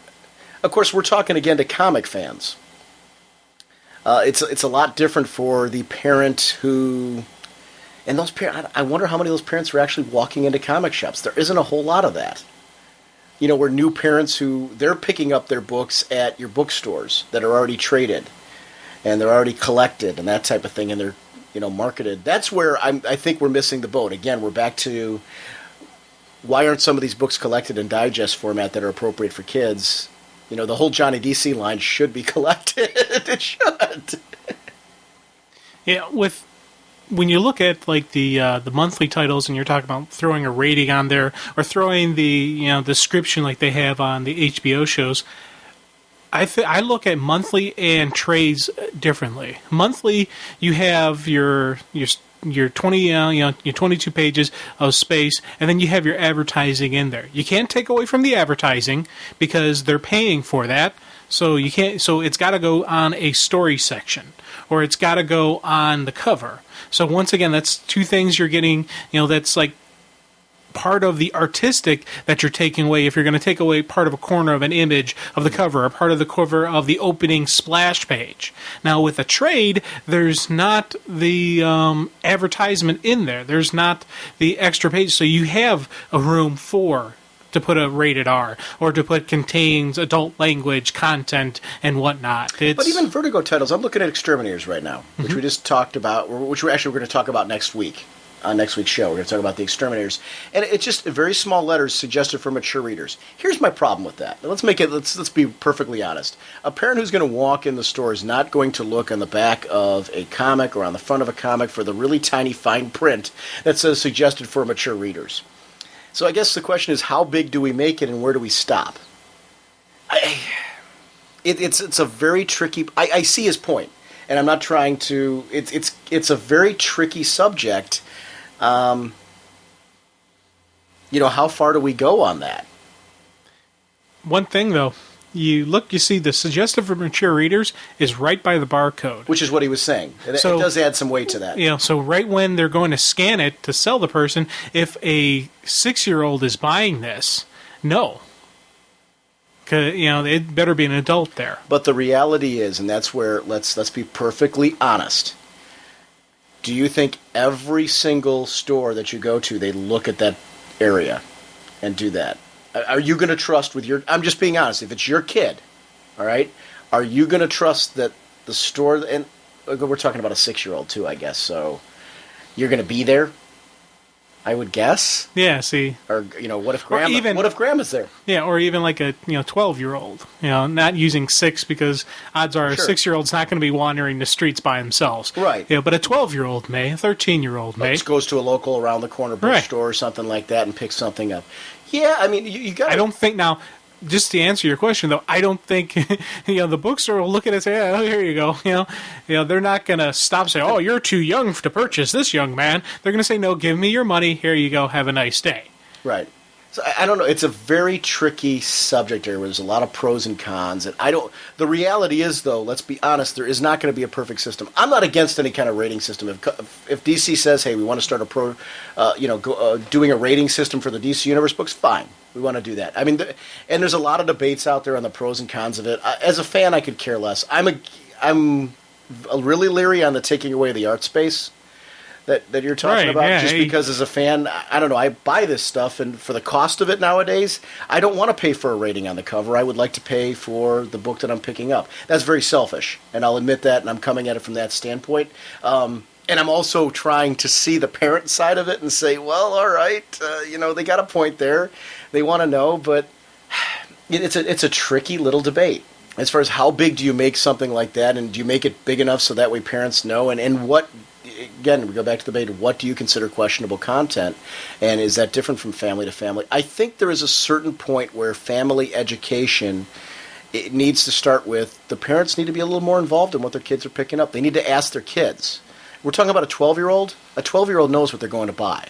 If you're giving a 12-year-old a certain amount of money, they are making a choice for a purchase. They aren't going to randomly pick up something with that money that they don't know what it is.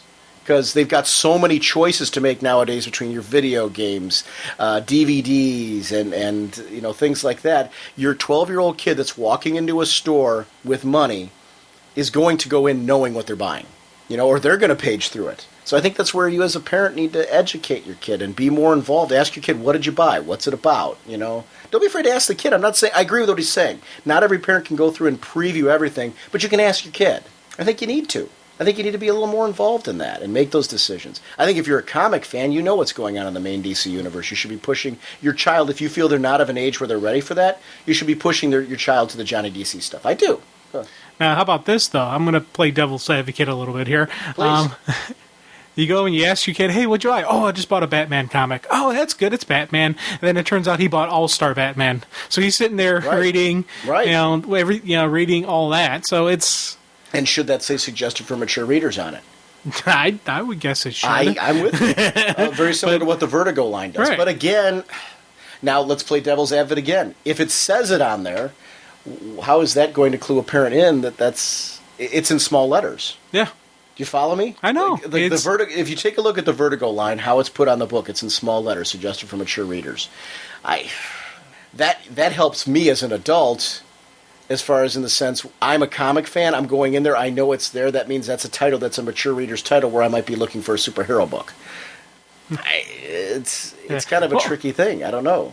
I don't see any of those things being an end-all cure-all. No, and to be honest, that suggested for mature readers label on that book is solely a legal thing. That's just to protect Vertigo. It's worthless. It is, but here's the thing. Okay, you have the parent who lets their 6-year-old get it, reads it, sees some boobies or whatnot, and they're like, "Oh, mommy, look at this." Well, I'm going to sue the company. Vertigo goes, "See, right here, we told you it's suggested for mature readers, not on us." And that's what that really is on there. If they want a real rating system, the real rating system would have to come from the people selling the books. That's why, there's a good example. But see, in playing devil's advocate again, there's a great example of a good parent. That parent caught that because they periodically check in what their kid's reading and what they're doing. A lot of times we expect media to be the babysitter for kids, and I'm sorry, I'm not trying to knock parents. I've got wonderful parents that I work with their kids and everything like that, so I'm not anti-parents. But I'm saying I think we as a society have made it okay that media is just out there, that it's put in front of our kids. My parents didn't just let me. I'm talking about we had 3, 5, 8, 43, 19, 61 as kids. Not a lot of channels to choose from. I wasn't just allowed to watch any program out there. I'll tell you that Three's Company. The program Three's Company, I was not allowed to watch that because my mom considered it garbage. But, I mean, that's an example of where, she just said this is not something that's appropriate for you to watch. She didn't watch the program. She saw me watching it and just said, I don't want you watching this. I think there's a certain extent where, yes, the parent doesn't have to read through every single page, but they need to be a little more involved. Talk to their kids. Find out what they're reading. I don't know. There's not an easy decision. And the concerns that are on here are very valid, like both the stuff that the question's bringing up and, they approach a lot of this stuff, I'm sure, in the Comics Playground podcast, which is an all-ages comic book podcast. I think they're doing the right thing. That, I think, is a good approach. Let's provide opportunities for parents to know more what appropriate all-ages material are out there. I'd like to see more of what these guys are doing with their podcast out there to educate parents. I think as a parent, though, you need to take a certain amount of responsibility and be involved. You do. As a teacher, I can't just bring anything into my classroom based on ratings. I guess that was the point I was trying to make there. Right. Even a rating system, to me, is not enough on movies to make it okay for me to bring it into my classroom. Just because it says a G rating nowadays does not necessarily mean that it's appropriate for an educational classroom. Even if I'm showing it to the kids just for fun, I need to be very careful with what's in that film. And sometimes a PG rating doesn't mean that it's not okay. Right. So, I don't know. I guess it's a very tricky, touchy subject. I do see both sides of the argument, and people might be listening right now and going, well, Sean's really skewed this way. Well, no, you could have this conversation with me tomorrow, and I'm going to be playing devil's advocate on the other side, because I do see all ends of it. I guess the point I'm trying to make, though, is it's very tricky for a comic company because of just that problem. Nowadays, it's like, where do you stop? Where do you start? How much do you put on? And, how do you do it without offending people and without taking away... You're talking about an art form where you're now going to post on my cover a big rating? I don't know how much I want that. And that's selfish, yes, but this is a collectible to me. Whereas I think if you start marketing a line, I like the idea of a Johnny DC line. Let's market the line so parents know. Johnny DC's there for your kids. We put a kid-friendly logo on there. I just would like to see more of it traded. And then, if their market's bigger than us, then quite frankly, we're going to be bumped out by them. No, I'm serious. It's because it's all about the money. It really is. Right now, we are the dominant market. So the books are being catered to us. If these Johnny DC lines and what have you, that will become the universe.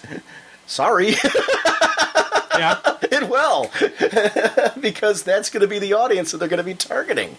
We might be more of a Vertigo line then, so to speak, where there is a superhero line that's catered to the old-time fans, but the majority of the titles you're going to be seeing are going to be this new fangled Johnny DC universe that's going to just dominate.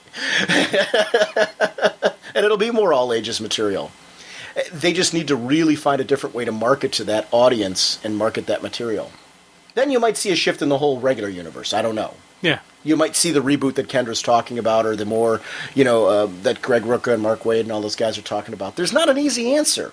We could go on for hours and hours about this, and pros and cons, and yes and no's. I wish I had an easy answer, and I don't. I love seeing my kids read comics, so I can see the frustration. I want them to read more comics, and I try to provide those opportunities. There's a lot of all-ages material out there, though. Both Marvel and DC are publishing them right now. And I think we're so afraid that they have to read comics the way we did. Why? Why can't we have different lines for different people? Why can't the comic market expand just like film does? I don't know. I just want to see more out of the Johnny DC stuff. I want to see that stuff. Not more out of it in this. I think it's quality stuff, but I just want to see it marketed more in a way that kids can get to it. Make it more accessible and more available. then let's reapproach this topic and talk about, well, maybe we should be looking at the regular line. Because look how many kids are, reading the Johnny DC stuff. Maybe we need to rethink this. This is something that they want. Then it's a completely different conversation. I don't think we're ready to have that conversation right now. I think if we look at the percentage of kids reading comics right now, the problem is not the ratings on them. The problem is right now there's no marketing to kids. We aren't putting it out in the format that they're used to. Or, I'm sorry, not that they're used to. We aren't putting it out in a format that they are excited about. That's just kind of my thought. Mm-hmm. So, I don't know. We'll see. This is from Wes RK. I don't know if this has been addressed before on the board, but the last issue of Countdown gave me something to think about, and I'm not talking about the good kind of thinking. Oh, this is, I'm just going to really paraphrase this real quick. They're talking about Flash number 13, and we have addressed this before. We talked about what happened with Bart. And the fact that that was a company faux pas.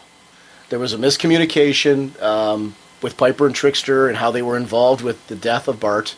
And we have discussed that on the show before, so I am going to kind of... Yeah. And I think they've even come out and said it on different websites and interviews where they said, yeah, there was a little slip up there. And we've seen them addressing that within the Countdown, that they're trying to correct that issue. This is from Killer 7. Can I say how much I hope it's the Forever people killing the New Gods using the Infinity Man, even though they would be New Gods themselves? Admittedly, my only exposure to these characters is the awesome Jack Kirby's Fourth World Omnibus Volume 1 and 2, and the excellent first issue of Death of the New Gods, so I'm a little fuzzy on the continuity in between. Jim Starlin said that there would be one New God left, but that does not rule out the possibility of the Forever people attempting to kill the other New Gods, and then there being only one left due to an ensuing conflict. As one would expect, Darkseid would step in and put a stop to their plans. This would presumably conclude with some kind of final battle between Darkseid and Orion to the death. I really want the Forever people to be responsible for the deaths we are currently seeing, as I would like to see a clean cut for the Forever people, however much I love them in the Kirby run, and have them go rogue and cause a little destruction and betray their tree-hugging hippie roots. Free love and naive ideals give way to screwing people over for your own benefit. They are on a quest for power, and to be honest, who could blame them with the might of the Infinity Man? Interesting.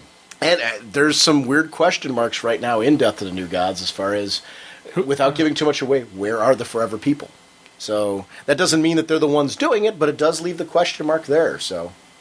this is from D. Goodhart, and he's just D. Goodhart is just commenting on the Skajam review of Showcase Presents Metal Men #1, and he says it's really well written, and for the most part, I couldn't agree with you more.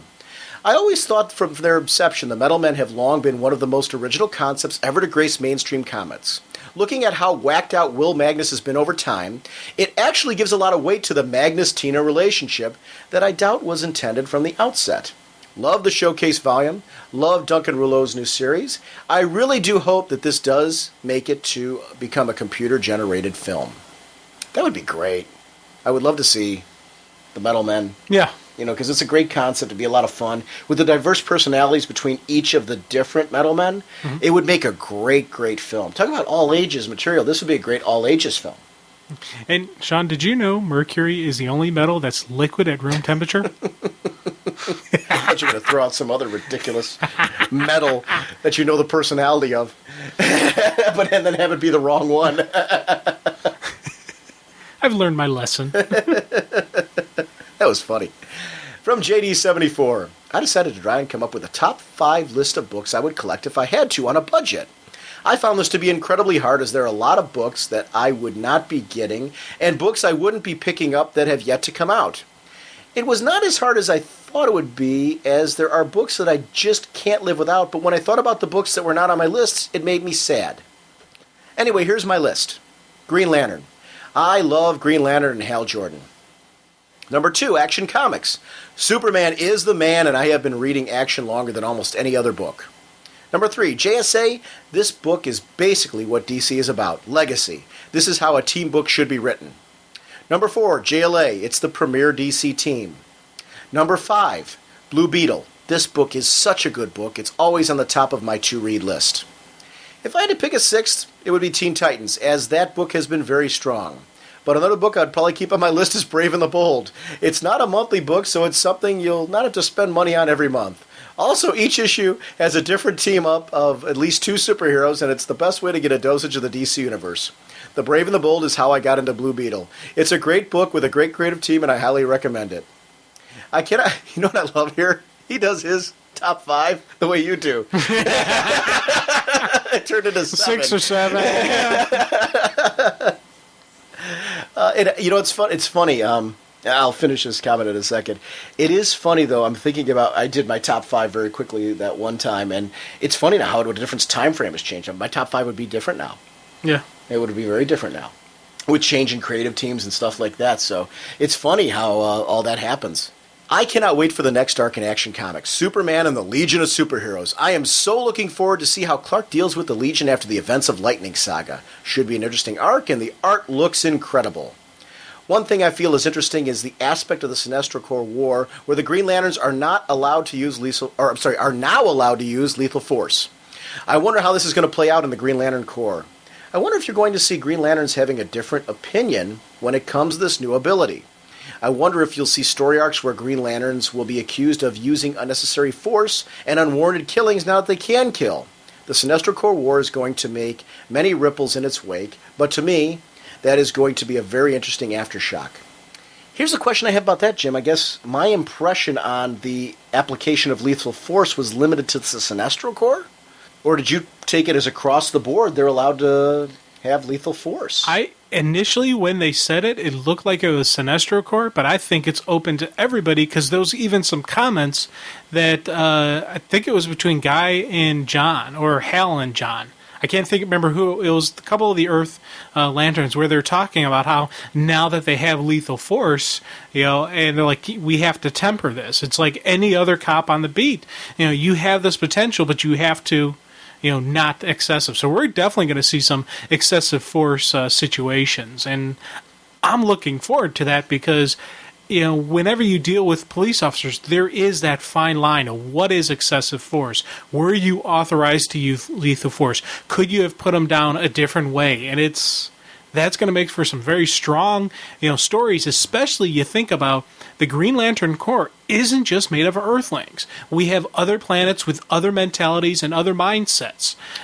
What does one consider a justifiable reason versus the other? That's very interesting. Actually, I'm far more intrigued now. I guess I'd been under the assumption that it was only for the Sinestro Corps. I think it's everybody. That's how I kind of gathered it. Yeah. It's now open. That's unlocked. I'm not saying I'm right. Yeah. I'm kind of leaning towards agreeing with you guys on it. It kind of makes more sense. I'm sure we'll find out in the storytelling as it goes on. That actually, then who watches the police and who polices the police to make sure that they're not doing that. It opens up an interesting can of worms and an interesting set of storytelling, which could be used very well in the Green Lantern Corps series. So I don't know. I like that. This is from Wood. I'm thankful every day that I can buy any comic book I want. It makes being a fan of the genre immeasurably more gleeful. That said, there was a time in college and right after where I just had no money to spare and I quit cold turkey. Now, to be fair, I've since gone back and completed my runs from those missing years. I do that too. Yes. But if circumstances were to change and I had to only buy 5 ongoing monthly titles, it would be a surprisingly easy decision for me. Avengers, in this case New Avengers, Uncanny X-Men, JSA, Justice League of America, and Fantastic Four. I ascribe to the Jamie D theory on team books, more bang for your buck. It's kind of funny, though. I wonder, too, if maybe my ease at being able to pick a top 5 is because I know that I could then go back and get the runs if I needed to anyway. I don't know, though. No, because it's still an issue of what book do you read right then and there? Right now. What books do I have to read right now? It's still a tricky decision. This is from Dave the Avatar. I'm so loving Countdown right now. After what I thought was a great beginning, I was getting a little bored, but I decided to stick with it, and I'm glad I did. I always love the multiverse and stories that have huge universe-altering effects, so I'm hoping the payoff in Final Crisis will be great. Something that's really exciting me lately is all the references to what's come before, such as Jimmy's transformations. I only started reading comics in the last few years, and whilst my dad was always a big fan, he was mainly a Marvel and stopped actively collecting in the late 80s. Something to do with my birth. Sorry, Dad. Which meant I had to gather my own knowledge. Even then, I decided to stick to mostly post-crisis so I could keep with current continuity. One thing that always interested me was Commandy and the Great Disaster, and I was hoping something was coming up with all the references, such as Bloodhaven's Command D and messages on the source wall, etc. I must admit I wasn't enjoying the Karate Kid story. I think my problem has always been with characters like Val and Batman is that I seem to think, oh, they have no powers, they can't really have any universal impact. Don't get me wrong, I never thought for 1 second that Batman wasn't cool. It's just that it's always the superpowered heroes in the DC universe that have the biggest impact. When I read those issues surrounding Brother Eye, I had no idea the significance of who Buddy Blank was, and I was a little annoyed about his grandson coming along. Kids get in the way. Then yesterday I was flicking through my DC encyclopedia and I came across OMAC. I knew there had been an OMAC before Infinite Crisis, so I took a look and I am glad I did. Maybe not for the same reasons, but I felt the same way Jim did, having OMAC being involved. It didn't seem right somehow. But all of a sudden it does. Buddy Blank was the original OMAC, which meant that Brother Eye made sense, but not only that his grandson was Command D, and I had a sudden geek-out moment, getting myself a few odd looks from my roommate. But this all was bringing everything I loved but never had seen before. Commandy, Great Disaster, Multiverse, Jason Todd, New Gods, Monitors, the list goes on. So many things before my time are being brought into current continuity, I couldn't be more excited.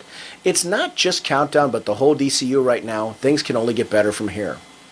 You know what I love about that comment? It shows right now that he doesn't have this longevity of history with the DC Universe. You don't need to know everything. It's fun, like he said, he enjoyed geeking out, looking in the DC Encyclopedia, finding out the information. You got your Wikipedias and stuff like that, too. I love that kind of enthusiasm over, like, hey, I never read any of this stuff, but it's cool to see it pulled in. I knew a lot of this stuff beforehand. Not all of it, though. You know, I didn't read every single DC title, especially not when I was younger. You know, when if I got 5 titles, I was lucky. But it is neat to see what he's saying, these things being brought in from the past and trying to figure out how they fit in and how they interrelate and, you know, what is continuity now, what isn't continuity now. And that's fun. And it is the DC Universe. It is what it's all about. I'm glad that he shared that because that's the kind of enthusiasm I always got as a kid trying to figure out who characters were and where they belong. And that's what comics are all about to me. That's cool. I like that. This is from Squatch. It seems I'm the only one in the world who really thinks this way, but Countdown not only rocks, it's better than 52.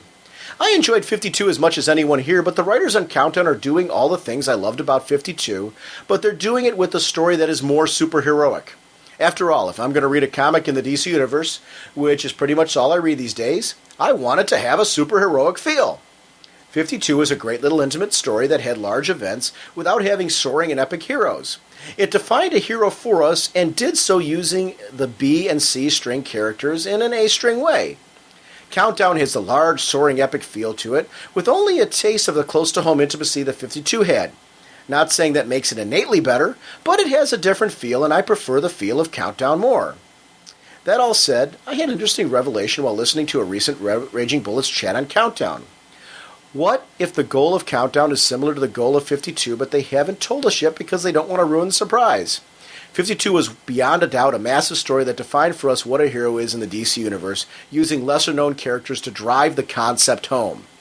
What if Countdown is what if Countdown is defining what it means to be a villain in the DC Universe using lesser-known characters? What are the classic concepts of a good villain? Do they consider themselves to be bad guys? No. They're doing what they need to do in order to see their goals met. It might mean resorting to evil and allowing bad things to happen in order to survive, a la Trickster and Piper. It might mean being seduced by a larger evil, a la Black Mary. It might mean falling into the wrong crowd, a la Holly Robinson. It might mean you are an unwitting villain. It might mean you are an unwitting villain that is causing massive harm to the world, or the multiverse in this case might be. Just by doing something innocent, or that you think is right, a la Challengers of the Unknown. It might mean being taken over or turned into a monster, a la what may happen with Valor Karate Kid. There are some classic archetypes of good villains, and I am seeing them, or could see them developing quite easily over the course of this story. And I'll tell you what, this little revelation has me seriously worried about the fate of people like the Challengers. Yes, that's right, let's kick Kyle some more, poor Kyle, and Val. But to be honest, I could see it happening, and I could see it being a great storytelling leading into Final Crisis. So he's saying a lot of these characters are... Oh, wait, actually, Torchbearer has this too. He's expanding onto this. So let me read this, and then we'll talk about the whole thing. I think you're right, Squatch. What they are doing is examining what it might take to corrupt someone who is innately good, what it takes to push someone over the edge, and really examination of how things are not really black and white, right or wrong, but really looks at the shades of gray. Look at most of the characters who are being highlighted. Monarch, Captain Atom, Mary Marvel, Pied Piper, Trickster, Jason Todd, etc. You're following characters who are doing the right things for the wrong reasons and others who are doing the wrong things under the guise of being right. I think they're all trying to put a fine point on what is right and wrong by giving you a story and letting you decide. I think Trickster and Piper are compelling because basically they are not take-over-the-world villains, and all of a sudden they are being chased by JLA members. They are getting by the skin of their teeth on both sides of the law. 52 and Countdown are focused on bringing in B and C-list characters to the forefront and expanding their interactions with each other and the A-listers. Mary Marvel, Black Adam, Booster Gold, The Question, Renee Montoya, Zatanna, and all characters that before Infinite Crisis 52 and Countdown, personally I could have cared less about now, but now I'm hooked. It's an interesting point. Yeah. I don't know that I see all these characters turning into villains. I think, but on the surface level, I understand what they're saying, and I agree that there's a lot of that exploration going on. I think it's going to go the opposite route, where we start defining on, I think it's still more of what is a hero than what is a villain, myself. I think we're going to see Mary do something very heroic to get past what she's currently going through. I think we're going to see Piper have to take on a very different role. Than he's been very used to. Jimmy Olsen is going to have to stand up and take a step in the right direction very fast, because he's in the midst of some very dangerous areas. I don't know. The Challengers, I don't see them going evil. I don't see Kyle going, unless they're saying Jason Todd would then turn on Kyle. I don't see that happening. I just don't. I see Donna Troy being there. I just don't see that happening with the Challengers. Yeah. So I don't know if it's across the board. But I don't know that they're not exploring that either. I can see the point with the Mary Marvel story. Go ahead. I think part of the exploration of evil with the Challengers isn't that they turn evil, it's Midge. Here you have this Monitor who thinks he's doing what's right by the universe. He thinks these anomalies are causing the breakdown of the source wall, breakdown of the multiverse. So he is going to stop them by destroying them. And we have Bob, who is their accomplice. So Bob, it has to be stopped. Now, Bob is thinking Ray Palmer is the key to saving it all, and Midge is like, no. That ain't the deal. So that's where you're seeing your villain, what makes a villain. We're talking about Midge or Bob. Which one's the villain? Yeah, it goes back to that vibe that he's seeing then. I guess I wonder if they're not exploring multiple themes. And I think we're trying, I think it's, again, we're like kind of holding ourselves into what 52 did. And one of the strengths of Countdown is that, I got to agree with the strength of Countdown that was discussed, that it's not 52. Right. I think 52 is great. I really enjoyed 52. I like Countdown because it's different. And it's not trying to be 52. So I don't know that necessarily Countdown has to only be exploring one theme. Maybe some of these different threads are exploring different themes or multiple themes within a thread. Yeah. I don't know. Well, I guess when you were talking about that, I'm kind of like, well, no, he's got a point there then. There is some of that definitely going on. I don't know. I'm curious. Yeah, and also thinking we have the seduction of Mary Marvel. Mm-hmm. But we also have Jimmy Olsen, kind of a similar thing, where he's got all this power, but instead of using it for darker purposes, keeps trying to use it for good purposes. And basically, he is also on his own, just like Mary Marvel's on her own. Mary's got the Eclipso influence. Jimmy has, I don't know who's influencing him. So maybe it's like, what happens if you give a normal person unlimited power? Although we did see with Jimmy Olsen that there was a negativity that came out of that whole thing, and that he was trying to be Mr. Action and be in the public eye, and for all the wrong reasons. And he thought that being a JLA member was something that was innately his right, so to speak. So there is some of that. When you say that that would be the Jimmy Olsen thread, Jimmy Olsen person. And Mary Marvel are associated. Mary Marvel, I don't consider Mary Marvel the same thing as Jimmy Olsen by any stretch. Mary Marvel has been a hero for years prior to that, so you can't ignore her back history in that statement and say that she just now is getting powers for the first time. She's a hero who had powers, who lost her powers, who was desperately trying to get the powers back to belong. There is a certain theme of belonging that's coming through in this, too. I think there's more than one theme. I don't think that there's one set theme that's going through Countdown right now. I might be wrong. I mean, it might be at the end, we're just, like he's saying, maybe there's going to be that bang revelation where we're just kind of like, wow, this is the theme that we're exploring. Maybe he's right. I don't know. I guess I'm getting the vibe right now more that there's multiple plot threads with multiple themes going through them. Some of them are interconnected, some of them are not. So, I don't know. It's an interesting point. I don't, and I'm not saying I'm 100% correct either way. I don't know. It's definitely an interesting discussion. Okay, this is more of a question than a rant, but it would quickly become a rant if I find out the wrong answer. I was listening to a Smallville podcast, and they were talking about the whole legal issue which came from the Superboy name. I'm not positive, but it sounds like the creator wants the rights to the name, so DC can't use it. Let me know if I'm wrong. Well, apparently the same creator who successfully sued for name rights is suing for the rights to the name of Superman. Wow. If they got that, DC would be in trouble. I'm sure they would survive, but I think the damage of the universe that they could not use any story, any reference to Superman. I'm sure the suit would be resolved with paying a premium for the rights to the name, and it would bring a boatload of publicity to DC Comics, but the problem I see is that the premium paid would likely be passed on to us, the readers.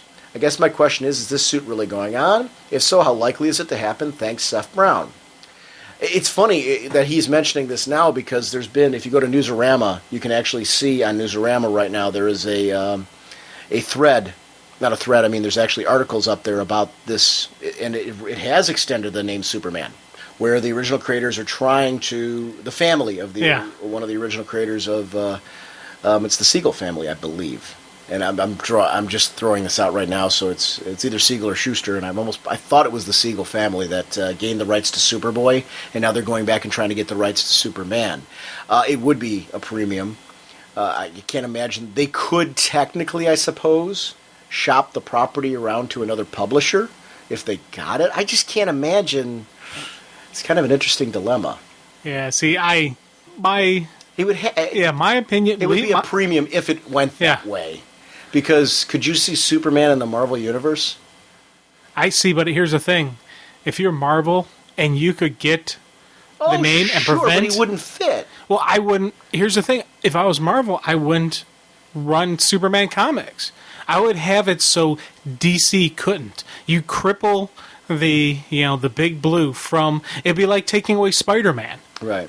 That's their poster boy. You get rid of that. Done. Yeah. Now, granted, I would pick it. Well, here's the thing. I would pick it. Let me just preface. I don't see. Hold on. Let me just say something really quick. I don't think Marvel would do that. By the way, I don't. I do not think that at all because there's a competition between the two, but that would be fighting dirty, and that would be nasty. That's also an innate disrespect for the art form. Yeah. See that, and I don't think Marvel would do that. No. But I don't see. And just being honest with you, I don't see it going that route at all. No. It's a very tricky thing, and I can't. First of all, you're better served by searching around the net and getting lots more details. I don't claim to be an expert on the suit, so it's kind of for you and I to even be having this debate right now is kind of ignorant because I don't know how much you know about it. I know a little bit. I don't know. Yeah, a lot. I know the initial thing. The holdup's been that they won the rights to the Superboy name, which my opinion was BS. Well, because young Clark Kent is Clark Kent, at least in my eyes. Yeah. But again, I don't know enough of the details of that. Maybe if I knew all the details and I was privy, I might go, "Oh, okay, I get it." I don't know. So I don't know. I think it's irresponsible for us to even right now kind of go heavily into it. Yeah. I would just say the debate's over right now. It was originally over the Superboy name. It has extended to a certain extent to the Superman name. There's a great article up on Newsarama.com that you can find out more of the current details on where that legal case is. Hopefully, we'll get some news on a revelation of that. I think where it hurts, though, it hurts the property, it hurts the fans, and it hurts actually the original creators to a certain extent, not financially, but their work right now is in a holding pattern. Like, those Superboy issues should be reprinted and published and cherished by everybody. And there should be some money going to the creators from it. I agree. Their families. But here's the thing. See, if I look at it from a strictly business point. Take all emotion out of it. Sure. When both Schuster and Siegel, they signed on the dotted line. They were paid their thing for it, and now it's stuff that they created. Now, you run into, and here's the moral side of it, kind of. When they were doing these contracts, no one had any idea how much money or what type of property or entity Superman would be. So they wouldn't know to say, hey, we want to keep getting royalty checks from it. We want to keep getting, paid from this as you're taking our notion for it. So that's the emotional side. The business side of it, I see, hey, they got their pay for it. They did their job, they got their pay. It's a toughie. It's one of those things where you look at it one way, and I'm going to say this, but if I look at it, the other side, if I look at it as a person, as a human being, I say it's wrong. They should be getting some money for this. There's no way they could have signed off or had any idea that it nowadays would be a multi-billion-dollar industry. But then I look at it from the cold, just the business side of it. This is the law. They did their thing. They paid their money. They signed on the dotted line. They knew what they were getting into. Done. So it's also, though, if you take a look at that was a harsh lesson learned that creators today, there's a lot of comic creators, I'm sure, that are independent publishers right now that are very protective of their own properties because of that happening. Yeah. Who probably wouldn't be if that never happened. Do you know what I mean? Yeah. Yeah. So that they got to see what happened with that multi-million-dollar property, and they say to themselves, I don't know. The sad reality is things like that have to happen in order for people to understand that you have to be careful when you relinquish properties and things like that. They sold it. They sold it. Yeah. They sold it willingly. It's kind of tricky, though, because, again, I'm saying I don't understand. Like, apparently a judge thought there was a reason for them to get the Superboy name, which baffles me. Yeah. That one totally baffles me. I would love to read the reasons why that was considered okay, but Superman's not. Do you follow me? Yeah, I don't get it. I don't get it. Yeah, how do you convince somebody that's a different character? Yeah, my understanding was the fact that it was a different entity, and they were paid for Superman, not paid for Superboy. And so Superboy was also their creation. Right. But it's the same guy. They only got the pay. I know. But that I think is why they said they had the right to Superboy, because they were a different entity. And now you have a precedence of giving back to the creator's family that, yes, of course, it's considered a different comic title, which that might be the issue. We're dealing with a different book, right? Because maybe they paid off. Maybe they paid off for Action Comics. Like, is young James Bond considered to be a different entity than James Bond? Yeah, it's stuff like that. So I don't know. I don't know enough of the legality of it. It's an interesting debate. This is from Torchbearer. It's a slight rant about Countdown to Adventure, issue number 1. Corey made the point of not wanting to people know she's back, yet in the Teen Titans book, I think it was Bart's Memorial issue, she is there with the Titans. Did anyone else catch that? This is another instance around the same time that left me questioning the continuity in DC as well. I'm beginning to think DC is spreading itself too thin. And JD74 follows up, I did see that.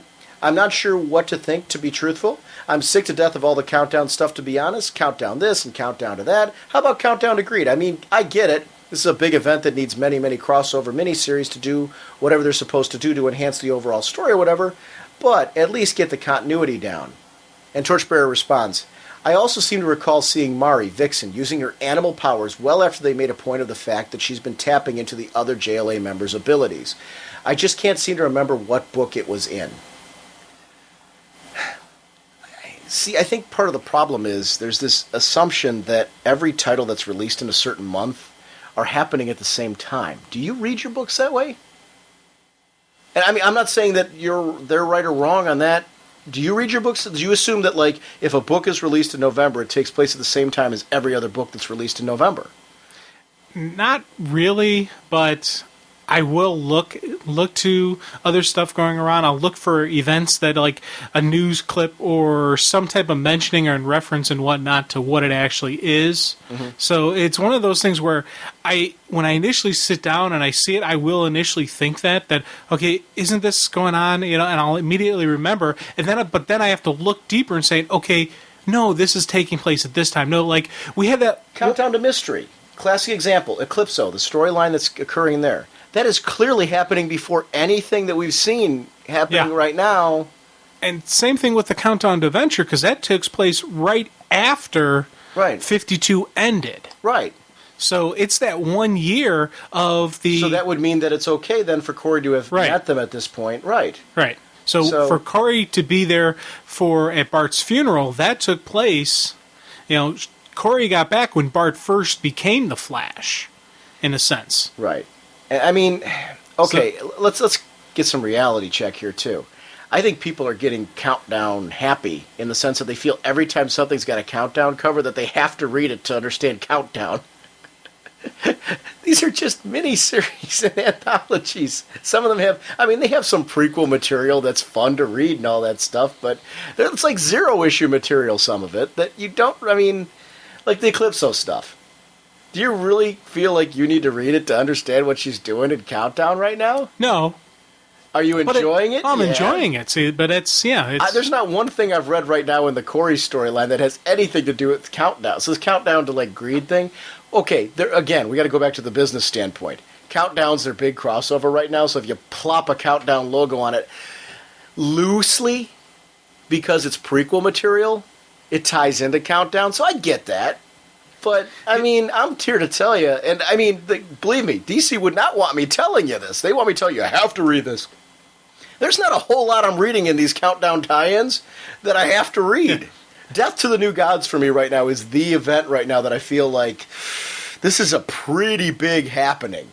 And even that one, with how monumental that storyline is, I think you're going to get enough of the details in the main Countdown story that if you're not reading that mini, and I would just recommend that one because it's just an awesome read.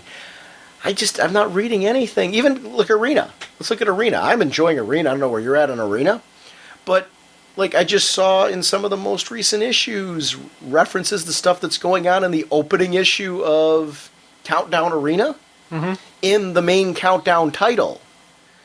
And it doesn't give you every small little minute detail, but it's enough of hey, this is what's going on right now, this is what Monarch's up to, and done. So I don't know. I guess I'm not seeing what they're seeing.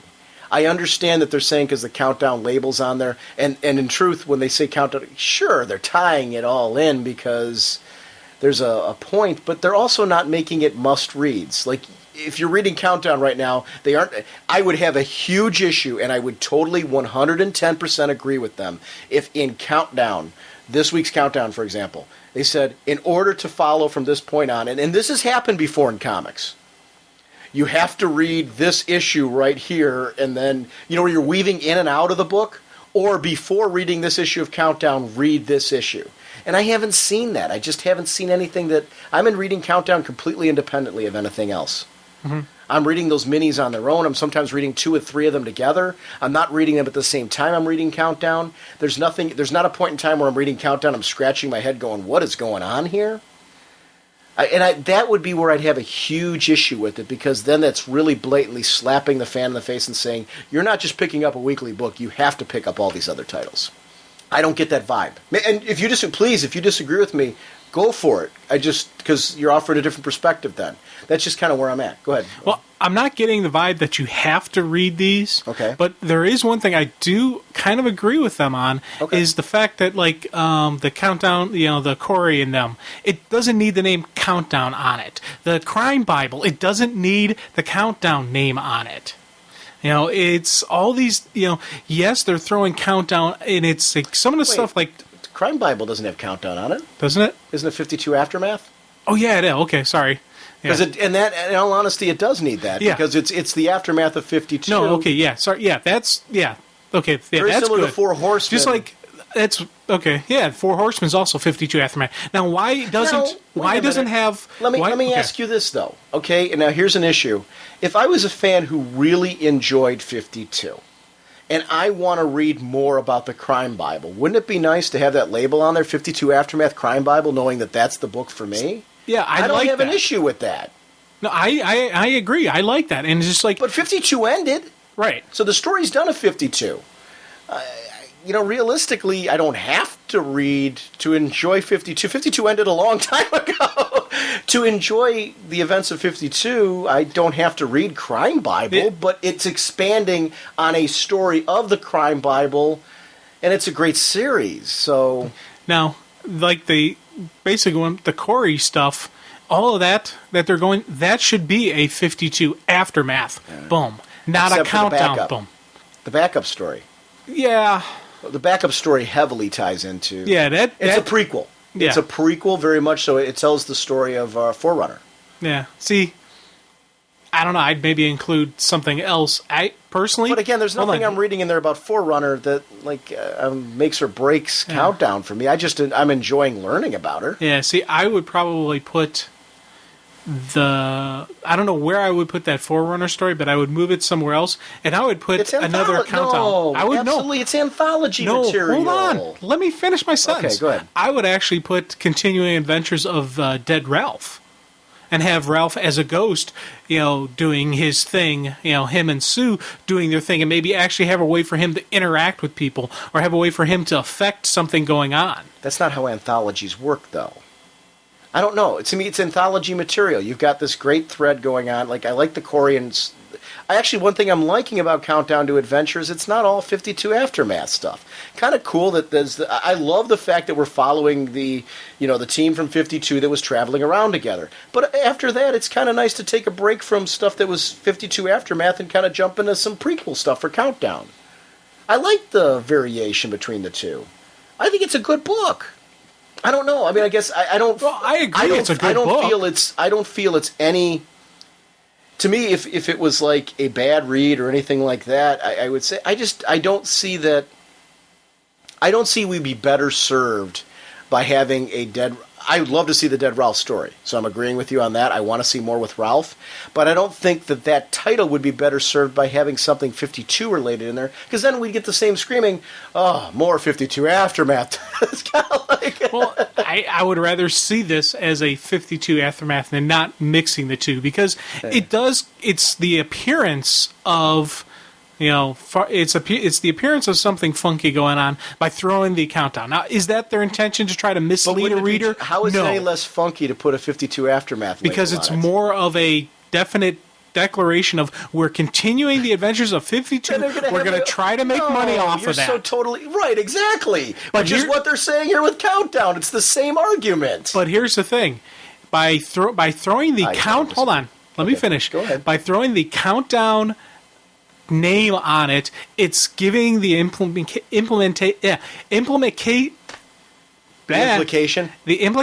thank you, that you must read it. Now, they're not saying that you must read it, but it's implying that, and it's setting up in your mind. Now, if they say 52 Aftermath, it's something that's already closed that's saying continuing adventures of. Here's the argument then, and this is where it becomes kind of and it loses a lot of steam for me.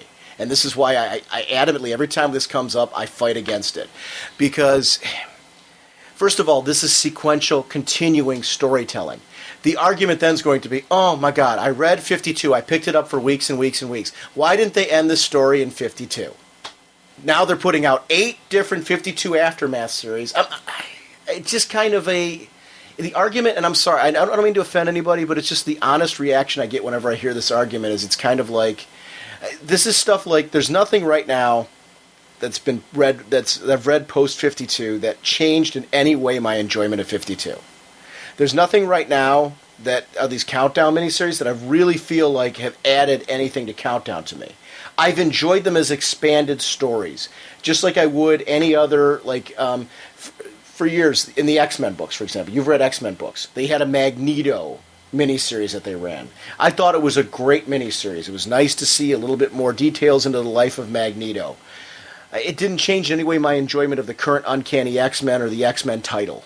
All right, and I'm not trying to, make a Marvel thing. I'm just trying to use something that's a reference because I know you read the same miniseries that I'm talking about, which is I'm trying to come to a common reference point that we both have. So that's why I'm going to a Marvel thing, because of your history with them. I don't know. I think the mistake here, and it's a catch-22, is the Countdown branding. People are getting frustrated, adding point to your argument, but by the same token, as a company, Countdown's their big thing right now. If they put the Countdown label on it, people are more inclined to look at it than they are. It's worked for Civil War. It worked for 52. It's working. I mean, I'm sure Crime Bible is getting more people to buy it because it has the 52 Aftermath label on it. And it's a business, and they're going to do that. The truth of the matter is I'm here to tell you, you don't have to read all these things. Yeah. Oh, I'm agreeing with that. You really don't. Yeah. You can just read Countdown, people. Yeah, hold on. We're Don't both get on the same stressed. page there. We're Okay. both on the same page I guess there. that's the, Yeah. No, that's the part of the argument. It's not that I understand what they're saying about Countdown to Greed and all that. Sure, as a company, from a business standpoint, they're right. There actually is a point there. But I think no matter what label, and I guess that's the point I'm trying to make, no matter what label you put on there, 52 Aftermath or Countdown, you're going to get the same argument, just from a different viewpoint.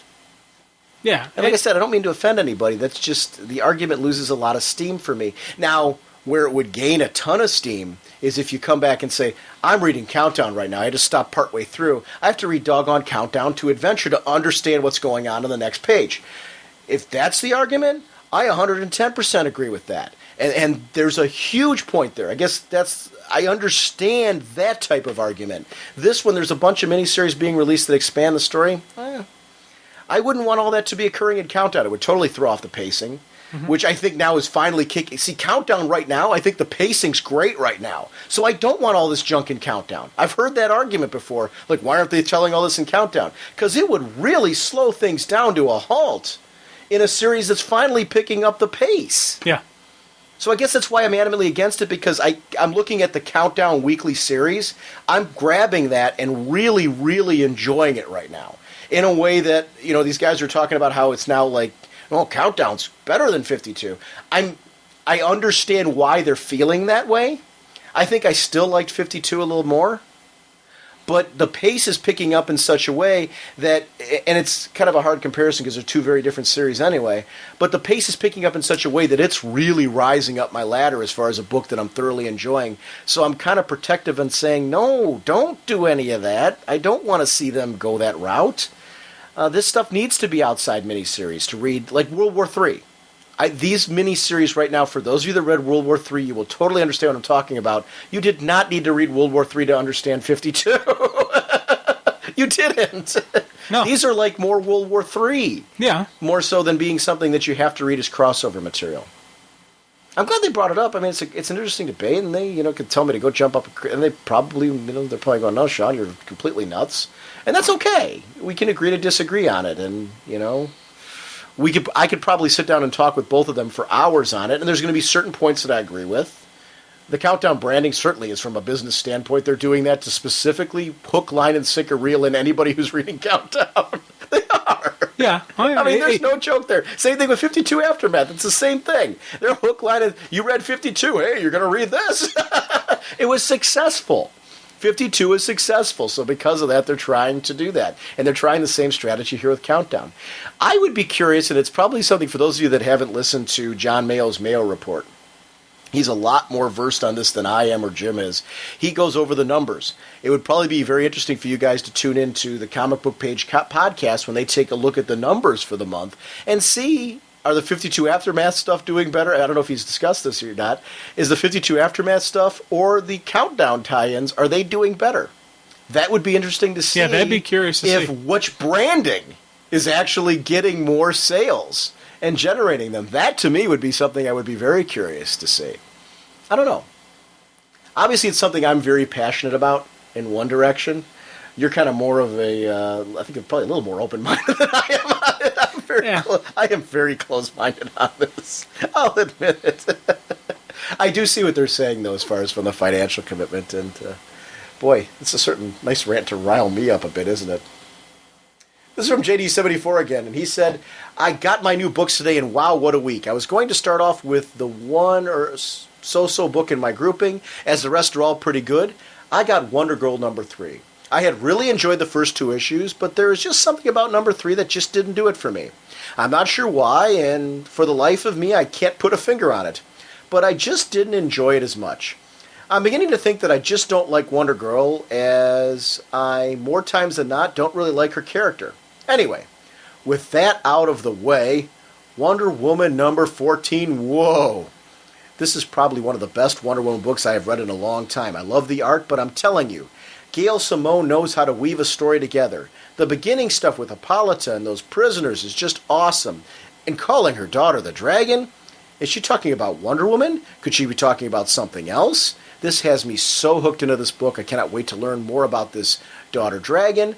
I loved how Wonder Woman dealt with the gorillas. I thought this was just so kick-ass. She showed skill, intelligence, grace, and the battle is why Wonder Woman is part of the trilogy. Batman and Superman couldn't have done what she did. This issue was so great. I cannot wait for the next issue, and I can't remember when I was excited for a Wonder Woman issue. It's been years. Batman and the Outsiders #1. Great, googly moogly. This book rocked. I love this team. I love the banter between Catwoman and Katana. I love the confrontational conversation between Thunder and Batman. I loved everything. This book is badass. I hope Batman continues to keep into the shadows like he did in this issue and plays more like the leader behind the scenes. I love the characterizations and the interactions between the characters, and this is another book I will be picking up on a regular basis. DC teams, in my opinion, have the best books. Titans East Special #1. It was okay. I'm not as familiar with all the characters save for Lagoon Boy, Power Boy, and sort of Hawk and Dove. Who the heck is Little Barda?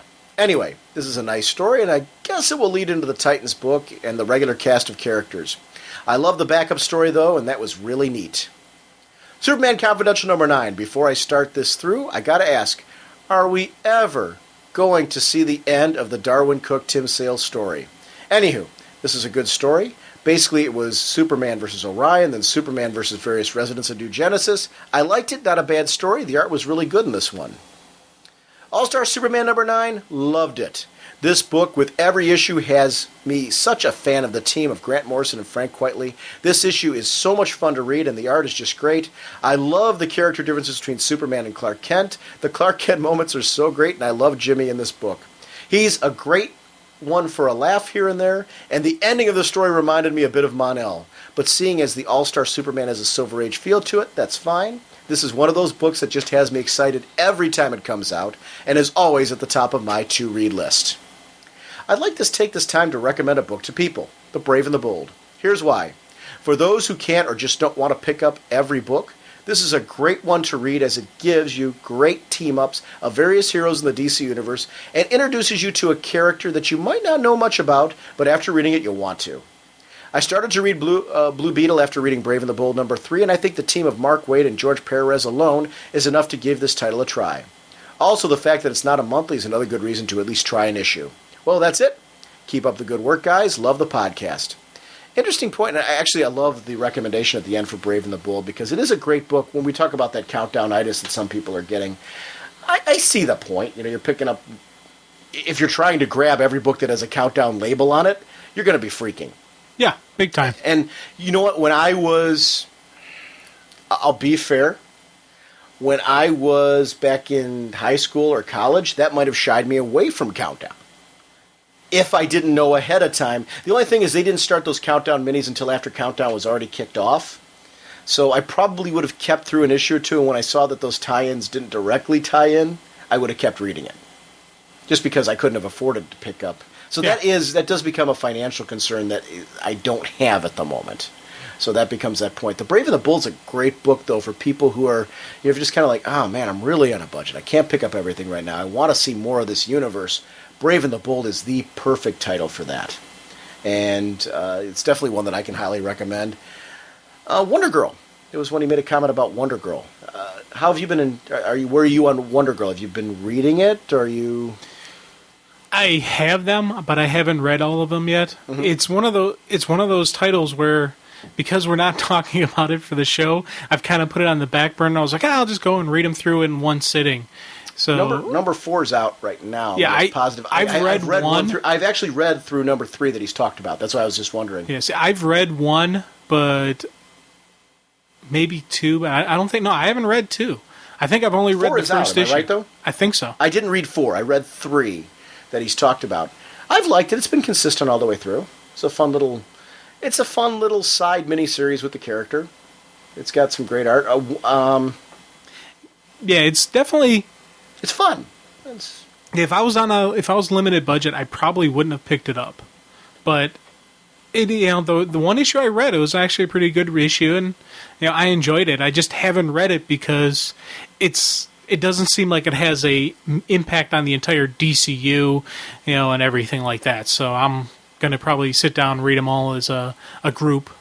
I can't drool any more on Wonder Woman number 14 than I did. Dude, we've already gushed and raved and loved it. Batman and the Outsiders. Have you been reading that? Oh, yeah. That's a great series. That's an First couple issues. outstanding series. Changing creative teams, though. Yeah. I mean, it's been consistent since number 1 hit. It's Chuck Dixon. I'm loving Chuck Dixon on this. I was so scared because I loved Winnick on Outsiders. And I was like, oh, man, why can't they keep him? I like him as a writer. And then I read one. I was like, ooh, I like this. Me like. So, yeah. Agree with this comment that I like Batman in the Shadows. Yeah. Kind of leading Definitely. the team that way. Yeah, being the kind of oracle almost, to what she does in Birds of Prey. It's kind of a neat little spot for him. Probably because of the fact that they're doing missions that the other heroes wouldn't do. You want to keep him, seeing as he's part of the Justice League, he has to kind of stay out of the spotlight. And I like that. I like that whole aspect. The Titans E special, I have not read that yet. Did you read that yet? Yes. What did you think of that? I enjoyed it a lot. That's one I honestly, I have not read that yet. It definitely laid some great groundworks for the new Titans series. Mm-hmm. And, well, I'm not going to spoil anything, but it had just some interesting character I know the developments. basic gist of what happens. To Yeah, it, okay. So, I mean, that's no problem. It's one of those, I guess, I've just been saving. I haven't rushed to reading it because I was going to make sure I read it before the new Titan series comes out, just so I'm kind of up to speed on that. Yeah, But again, it's really one of those. It's not tying in anything at the moment. That I've got it because I wanted to read it, and I still want to read it. But. Yeah, well, I read it just because of Titans, so I'm like, I gotta quickly read it. And then that I was started reading Winnick it. Wrote that, right? I think because that special leads into his series. I think so. Yeah. Didn't it? Yeah, didn't he? I'm drawing a blank. You know what's funny? It's when they were talking about. I've been reading Superman Confidential. Are you been reading that one regularly? That's another one I read in batches. Okay, and same thing with the Superman All-Star. I read in batches. I've been following it, but I totally forgot about the Darwin Cook Tim Sale and it didn't end. Because I've been following and enjoying the series afterwards. I guess they said at some point in time, I don't know if they're going to do it as an annual or what they're going to do. But there is plans to finish that. I think they both got busy or something. Tim Sale, I think, is because of Heroes. Yeah. I'm not 100% sure on that Tim Sale's the reason why, but they're planning to finish it. So, All-Star Superman is great. That one I did read, number 9, and that's a series that is one of those that I grabbed the second that it comes out, just because it's not monthly, and when it comes out, it's kind of a fun read. I like the way it's written because the issues are very contained, so you don't need to have like 100% knowledge on everything that came before. That's not an insult to the series. They're just like, the most they have is like 2 issues that tie together. Right. And then they go on to like a different part. So as long as you're kind of versed on the overall story, when the new issue comes out, you're kind of like, okay, cool, let's keep going with the Man of Steel. I like that book a lot. And JD just continues to say, so I listened to the latest episode, and I have to say I have to agree with everything you said about Action Comics. The artwork is fantastic, and the facial expressions. The facial expressions alone could have told a story without any help from the dialogue whatsoever.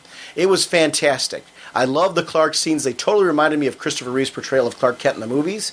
Just a little story here. When I was in college, I toyed around with colored contact lenses. I remember one time this girl and her friends came to my dorm room, and my roommate and I were there. I didn't have my colored contact lenses on, and I had my glasses on. The girl I'd been spending a lot of time with didn't recognize me and asked me and my roommate where I was. We looked at each other for a moment and said I wasn't around, so she left. I thought it was the funniest thing in the world. For Clark, though, I think he does more than just wear glasses. I think he might slouch a bit to make himself appear smaller, and maybe he changes his voice a bit, I'm guessing. Those are some ways he probably hides his identity. I love the story arc so far, and I cannot wait to see what happens next. Superman is one of my favorite characters of all time, and I just love the Jeff Johns writing. Great first part to what is sure to be an epic storyline. Gotta agree with him. It's kind of interesting, though, to hear that he had a Superman. This part of it, it's interesting to see he has a Superman life experience where his girlfriend didn't even realize that it was him. That's a funny story. I've had moments when I shave off the goatee that people won't recognize me. You're kidding. I'm serious. Really? People have to take a second look, or I'll be able to walk right past somebody that I've known and they never say anything. Now, granted, they could just be ignoring me, which that happens a lot as well, but I've had people tell me that I look like a different person. Do you think you're more interesting with a goatee? I don't know. I don't They pay know. more. Well, no, because you said people see you. They seem to pass you by. Is it when you have the goatee or when you're without? I think when I have the goatee, I stand out more. Okay. You know, but when I have it shaved off, I just blend in the background, and I'm like everybody else. You're like one of the crowd. Yeah. Yeah. Wow.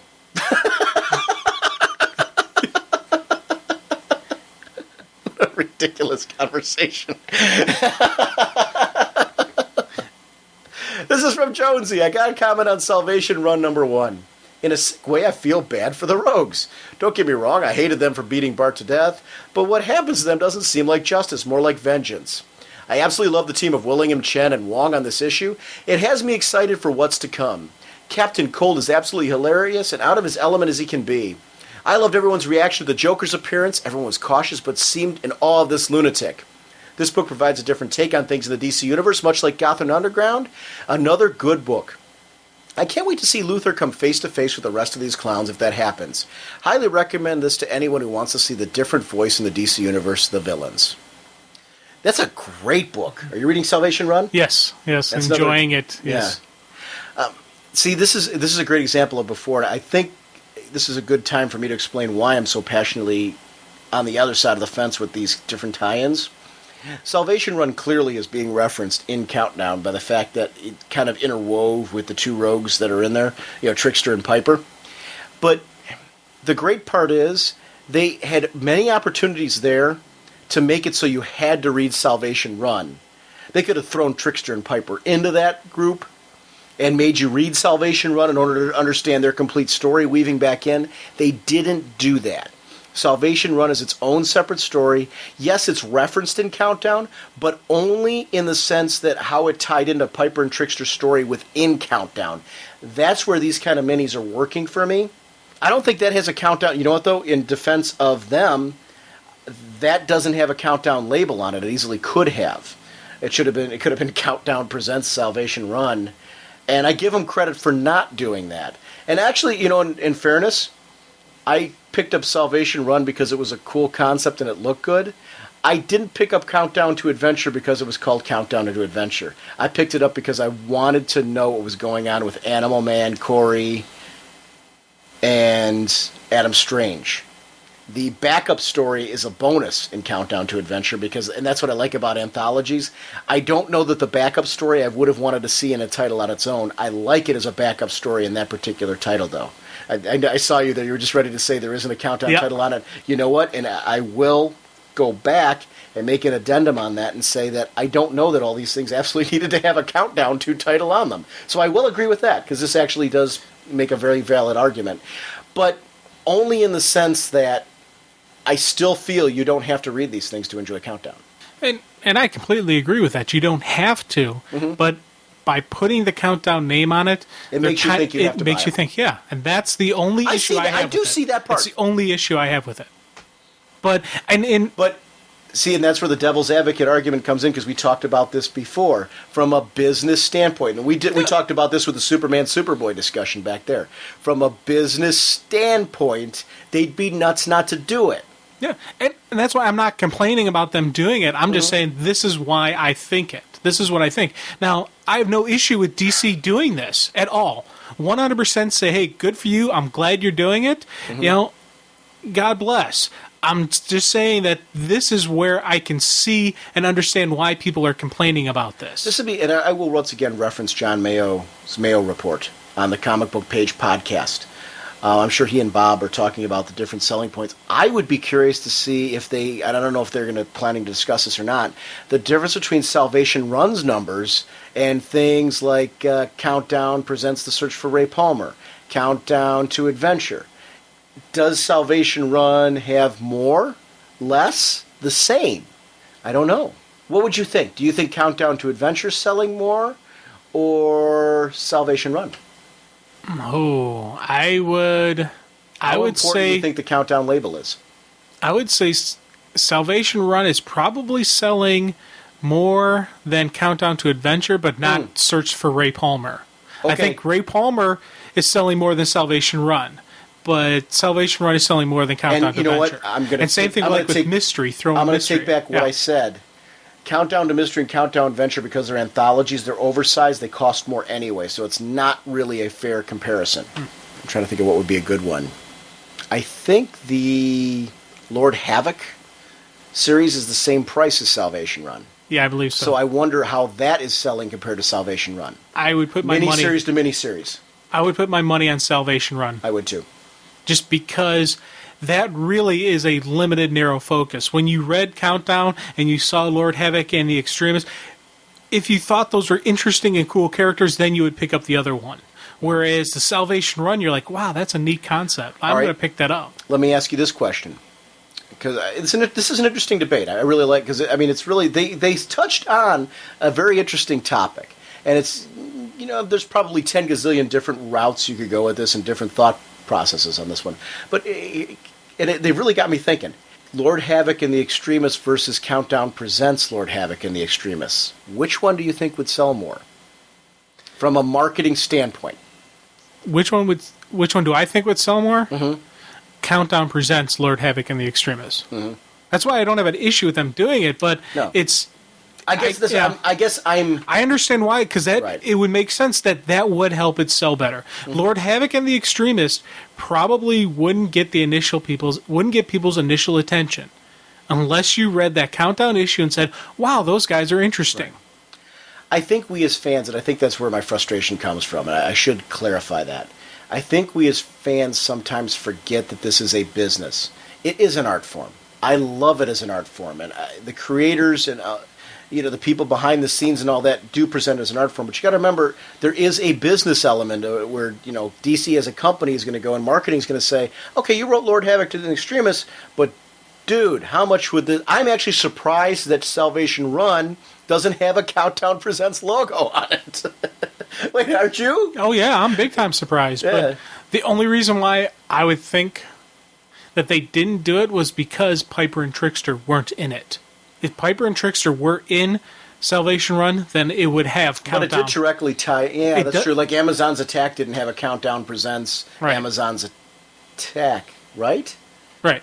Yeah, they just said Amazon's Attack. Didn't they in the ad say something about a tie-in, though? I don't know. It's a very interesting debate. I thought when we talked about it back then it had something like that. This is from Skajam. Let's try something completely different from my usual. While Tenjo Tengi isn't superheroes per se, it's about superpowered people in distinctive outfits beating the crap out of each other. So let's see what's in my reading stack. Emma, Volume 1 by Kaoru Mori, another manga in the CMX line. The setting is Victoria, London, circa 1885. Emma is a maid of all work for a retired governess, who apparently did quite well out of it. One day, Emma meets William Jones, scion of a wealthy mercantile family and the governess's former charge. There is an instant, if somewhat understated, attraction between the two, and they begin a slow courtship. It's all very sweet, but the problem of class rears its ugly head. Emma is a servant, William is moneyed, and this is an entirely unsuitable match. This is a very sedate manga, rather like an episode of Masterpiece Theater. There are touches of the surreal, however, an anachronistic airplane model, and a visit by William's friend Hakeem, who is Indian royalty and travels with an entourage of elephants and dancing girls. Hakeem's lack of understanding of proper British behavior and forthright personality provide much of the humor in this volume. The art is clear and bright, there's a lot of period detail, the faces do suffer a bit from generic cute. Emma is, from the dialogue and the events, supposed to be quite a beauty, but every other woman in the same age range looks just as attractive. There is a bittersweet story. The young sweethearts are earnest and likable, but from the very onset it's clear that there can't be an entirely happy ending. William's family, particularly his father, isn't suddenly going to live up to their class awareness and approve his marrying solely for love. If you're looking for something a little more romantic than the usual DC comic, or if you're into the Victorian period, Emma is well worth looking into. Here's where I just want to comment on this one. Skajam, because he does these lengthy reviews that I think are very, very valid, I asked him if we could put this up as an article, up on the website, an article section. So there's going to be a Skajam Presents or something like that. We talked about it. He gave me a title out to go back through and see what that title is. Over my break, I'm going to be putting that up, that section on the website. And because he does these really nice article-like reviews that we've been sharing on the show. And I just said, dude, I don't want these to be just kind of left in the listener rant section. I said, I think they have a life beyond just when we podcast them. For I think people who maybe, want to reference them or take a look at them again. So I asked him if it would be okay if I copied some of these and started putting them on the website, and he agreed to it. I think it's just a very cool, detailed article that he puts up there, so I asked him if we could do that, which was Groovy. Nice. This is from I Am Sci-Fi, Ian Levinstein from Comic Timing. It's been a while, but here's a rant that needs to be said. Remember when DC Comics tries as hard as they could to inform readers when events occurred involving their favorite character? Remember when if something happened in a major crossover work, there'd be a blurb on the first page? Attention! Don't you dare read this issue before you read. This week I read Birds of Prey number 112, and immediately I was hit with information I would only know if I read Death to the New Gods number 1. It's in my to-read pile, but I'd not gotten around to it. Considering the other books I had read had not mentioned anything major going down, I figured it was safe. If an issue of Countdown recently there's a reference to someone dying, but it was so fast I forgot whether they even named names. Spoilers, if they had said that Barda had died, then so be it. But it still adds to my overall point, as they made no mention as to where you would see these events occur. More spoilers ahead, by the way, this time for Birds of Prey number 112. When Zinda went on a bender to celebrate the life of Barda, I enjoyed it. It felt genuine, and it was overall a good time. Still, I simply could not get over the fact that they didn't even bother to mention where these events occurred. Wouldn't DC want a non-reader of the miniseries of Death of the New Gods to pick it up in order to see how a favorite character died? I had to turn to Wikipedia just to see when this happened. I'm not asking for much. Hell, as I mentioned, I still enjoyed this issue a great deal. I'm asking for a simple footnote. It doesn't take that much. In fact, all it takes is a bit of coordination between editorial staff. Marvel does most of this work with their previously page at the beginning of the title. Perhaps DC should adopt this if they do not wish to return to footnotes. Give me some love, DC. Show some love, you hear? Actually, we commented about this during our Wonder Woman discussion with Wonder Woman number 15. I actually quite like the fact that they said real quickly it takes place before Countdown number 30. It would have been very simple for them to say these events take place after the events in Death to the New Gods. Right, yeah. I agree. I wish they had more editor notes, more little footnotes and little asterisks that you read. Oh, okay, yeah, cool. Yeah, or like you said, those. Marvel does that previously page, and I do enjoy those. Yeah. Marvel does a nice job with those. I don't know if DC, if they're trying to stay away from looking, copying a Marvel comic. But an editor's note, Wonder Woman number 15, it was very small, very out of the way. For people who aren't reading Countdown, who cares? If you're just reading Wonder Woman, no big deal. But for those of us that are reading Countdown, it was nice to know the events in I'd already read Countdown number 30, obviously, so it wasn't like it was, shaking my world up or anything. But I give them credit for letting me know, hey, this particular story with the events that are going on in Amazon's right now involved in Countdown, this was a great way for you to know that it takes place before Countdown number 30. Nice, not obtrusive. It didn't affect my story reading. I like that. So I don't know. I kind of agree with what he's saying there. I don't see a particular issue with that. Yeah, give us a little help. I'm a fan of editorial notes and footnotes and things like that. All right, Jim. You know what? We're going to do one more, and we're going to wrap up right here. Actually, we'll do two little because they're small ones. Red Lantern just came back and said, yes, this has been going on as far back as Identity Crisis. Your best bet is a comic shop where they would tell you that kind of thing. Unfortunately, they are really rare. And JD number 74 just comes back to say, check out whatever issues for answers or something like that. I seem to remember the comics used to do that. He actually just wants to talk about continuity a bit, and we'll end with this discussion. I know a lot of people are mixed up about having crossover into different books and having other books give more information about whatever book might be about. For example, the Sinestro Corps one-shots. They offer a bit of information as to what's going on in the story, but they mainly focus on whatever character the book is about. I, for one, happen to like that. I want to know more about those characters, and it gives me more information about them, and in some cases, gives their motivation for what they are doing, which I find very interesting. It's the DC Universe, after all. What happens in one book should have some effect on the other books, and that's what makes it so good and compelling, that these actions have consequences, not just their own book, but other books as well. On the other hand, it annoys me a bit when I'm reading a current title and it crosses over to a title I'm not reading. For example, The Return of Ra's al Ghul. I happen to read both Robin and Nightwing, yet I don't read Batman. It's not that I don't like the Dark Knight, mind you, I just prefer his sidekicks to the main man himself, and since I got a dose of the Dark Knight in the Justice League of America and Batman and the Outsiders, that's all I really need. I'm sure I'll be one of the first to get this story in trade, but it's like I'm seeing a TV show with certain parts missing, and it's kind of annoying. Had the same problem with Officer Down, as I was never a fan of Catwoman, yet I had to buy a book to get the whole picture. I understand the reasoning behind it, and I'm all for it, I just don't like it on a regular basis. Anyone remember when there were 4 Superman titles and each one continued in the next book, so in order to follow the whole story you had to buy all 4 books? It's the kind of thing I don't want to see in comics. I was listening to your thing about whether or not Clark should fly in Smallville, and I say no, and here's why. One of the points was that you see other Kryptonians and aliens flying like Kara, Zod, and I believe that Zor-El flew. I even believe the Martian Manhunter flew, and here's one thing. Clark was raised on Earth as a human. He's more in touch with his humanity and therefore more grounded. I love the episode where he discovers and learns how to use a new power, with the heat vision being really a good episode. I believe the heat vision was triggered by a hot new teacher and not Lana, by the way. The one I liked even more was the X-ray vision when Clark got a sneak peek into the girls' locker room. I mean, come on. What teenage kid wouldn't do that? I see Clark's inability to fly more as him being grounded and more in tune with his humanity. Remember, when he did fly, he was 100% in touch with his Kryptonian side, so that, to me, made the difference as to why he could fly. I wouldn't mind seeing it as part of the series finale. I don't need to see a flying Clark on Smallville. Not yet, at least.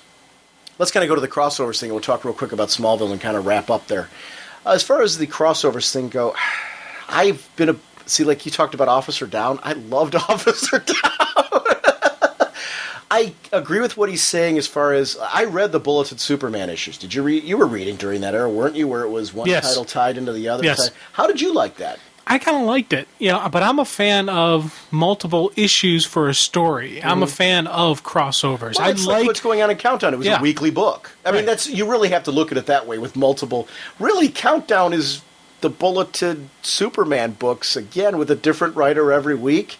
And this case, they just happen to have an overarching writer, but it really is what they did with the Bulleted Superman books. Yeah, see, I kind of like those. Writers. Yeah. I do kind of like them. I can understand people's, anger and whatnot with it. Example, the Green Arrow, Green Lantern, and it was when Kyle was the Green Lantern. This was before Rebirth. Was it? Oh, I can't even Dark. Hard Traveling Heroes. No. It's not. It's not with Hal. It was the with Kyle. Yeah, it was the 3-issue. It was I think a 5-issue or something like that crossover. It's called Hard Traveling Heroes. It is? Oh, okay. You're talking about the one that would tied in with Connor? No, with the one that had it was Kyle and Connor was there too. Yeah, right. Okay. I'm almost positive it was also titled Hard Traveling Heroes. I thought it was like Emerald Knights or something like that. They had more than one crossover with those two.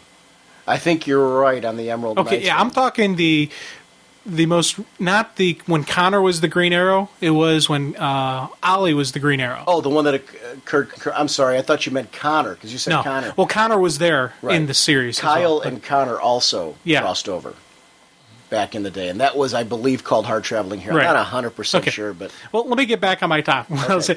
Well, I just want to make sure I understand what story you're talking about. I know. Good. But is when I was picking up all the back issues of the Green Arrow. And I picked up all the back issues, I read it, and there was these glaring misses that were from the Green Lantern issue at that time. And I was like, so I had to actually figure out which issue they were, write it down, and then at the cons. I eventually got them, and I read them, and it did complete the story, but it was something that was kind of missing, where I was like, but... So I can understand what they're saying, but I do like those things. You like the story? But I like the stories, yeah.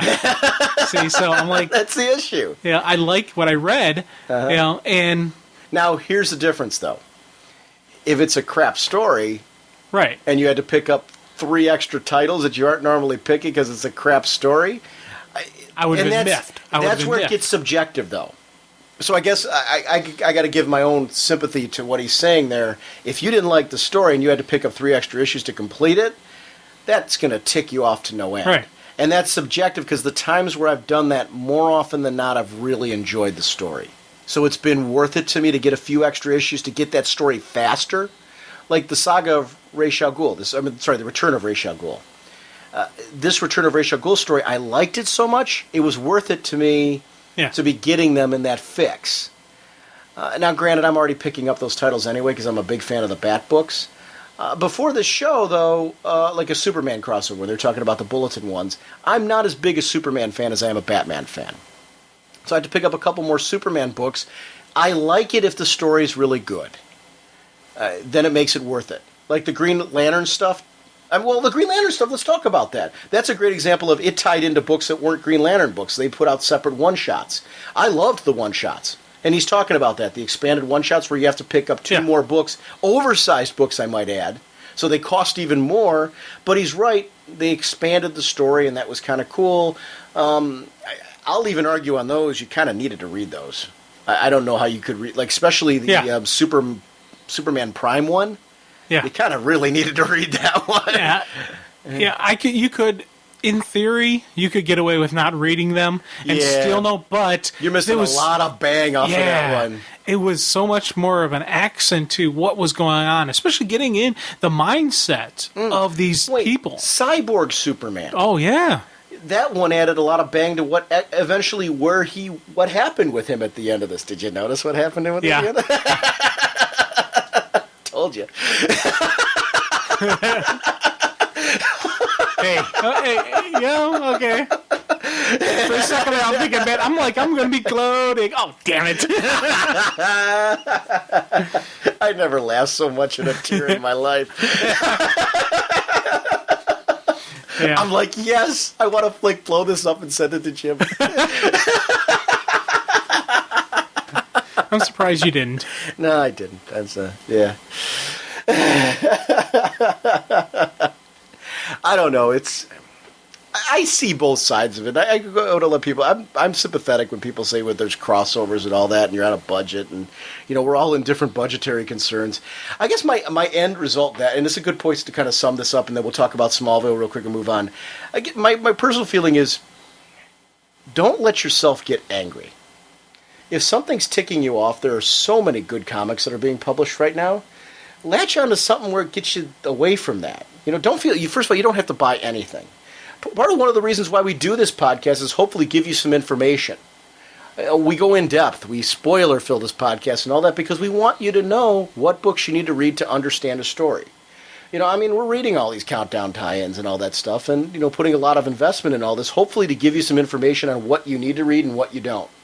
And certainly, feel free to send in these listener rants or in listener emails or whatever.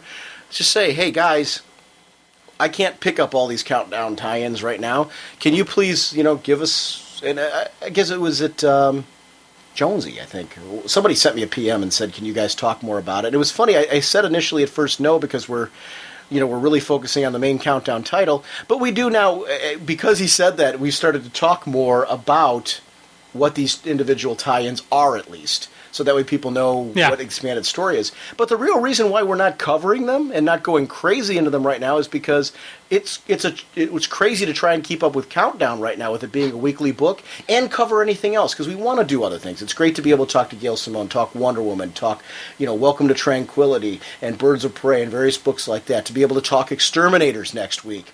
I want to talk about other things besides Countdown. In order to do that, we really have to kind of stick down just to the main Countdown title and bring in the outside stuff if necessary, which really it hasn't been. No. Jim and I only cover the Countdown book because we haven't had to cover the other stuff. We're reading it. Yeah. And we're reading it, we're enjoying it, but you don't need it to understand what's going on. There are some little extra bits that we've seen that we're like, oh, okay, that's cool. Yeah. But if I didn't have those things, if I didn't read those things, I wouldn't be like, what the heck's going on? I'm so confused. And that's, There's a podcast. I can see Bob Wayne, just because of Bob Wayne's MO at the conventions, I'll buy this, buy that, buy all that, buy it 20 different times, which I find absolutely hysterical. He's banging his head against the wall right now if he heard this, though, saying, they're actually saying you don't have to buy the Countdown tie-ins. They do add expanded story. There's certainly things you're going to pick up from those tie-ins, but you got to make your own decisions on your budget, and don't let it frustrate you or stress you out. Enjoy this. This is fun. If you're getting that stressed out over it, you got to find a way to kind of find that balance and just kind of say, you know what, this is what I can do, and I'm going to enjoy every minute of what I can do. And just that's the case. As far as there's too many crossovers right now. Well, I can understand that with Sinestro Corps going on, then you jump to Batman and all that. But the nice thing I liked is, from a personal standpoint, I liked that Sinestro Corps was winding down as Batman was kicking up to these crossovers. And I'd like to see more of that. Don't have a couple of them going on at once. really try to balance out and pace out which ones are. So that way people that are trying to follow all of them, that maybe only read certain books, aren't getting killed every time. Yeah, so, help us out. So, I don't know. It's an interesting debate. As far as Sure. should Clark fly or not? Yeah. Quick comment on that. Oh, okay, go ahead. I tell you, it's weird with seeing Clark fly and when he's not flying. I am so confused on what I want to see out of Clark and flying. Because I know when we talked about past Smallville episodes, I said yes, and then I said no, then I said yes. That is, for me, one of the fundamental issues of Superman is flight. Now, granted, yes, he has the super strength, he has the invulnerability, he has those other cool powers. But for me, it's, and this is even outside comics. You see someone flying through the air, I saw him fly like Superman. It's the flight is what makes him Superman. And while he's Clark Kent, I can understand why he's not flying, but I do want to see Clark fly, because for me, that will be the point that he stops being Clark Kent and he starts being Superman. I want to see that evolution. I want to see that growth. I want to see this kid that I've seen grow up turn into the man that I know he's destined to become. They aren't going to do that, though. Because they already told you from the beginning, the outset, that they aren't going to fly in Smallville. I know.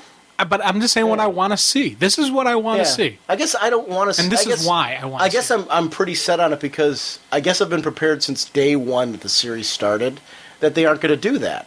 Other than if he's, under the possession of a different kind of kryptonite. Which to me was, I thought it was really cool. And I think that was their way of giving you a little bit of that taste, kind of giving it out and saying, okay, for the fans that really want to see Clark fly, here is a workaround that we can kind of stick to our original premise, while at the same time giving you those little geek out moments where you see Clark using the powers.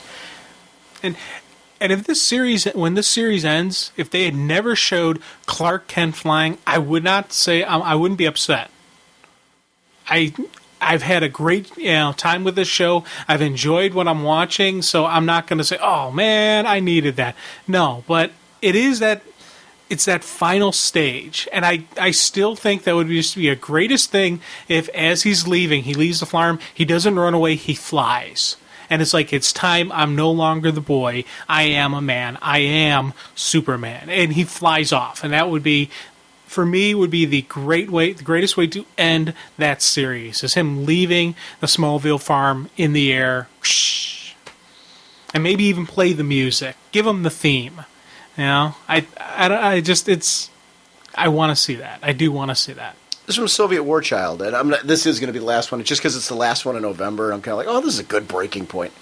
I just wanted to say that I'm finding myself becoming a big DC lover. Last year at this time, I was getting only Green Lantern Corps, Blue Beetle, and then All New Atom. But since then, and much thanks to you guys, I've picked up Booster Gold, Teen Titans, and I'm waiting for Titans to come out. I loved the Titans Eat special that hinted at the new Titans team. I'm also loving the Captain Carrick Final Arc mini, and makes me wish to have more stuff like that, and dying for DC to get that Captain Carrot and Zoo Crew showcase out, because I am so picking that bad boy up. I really wish also DC would trade the 80s Blue Beetle comic book run, since, well, I think it's about time that they do that.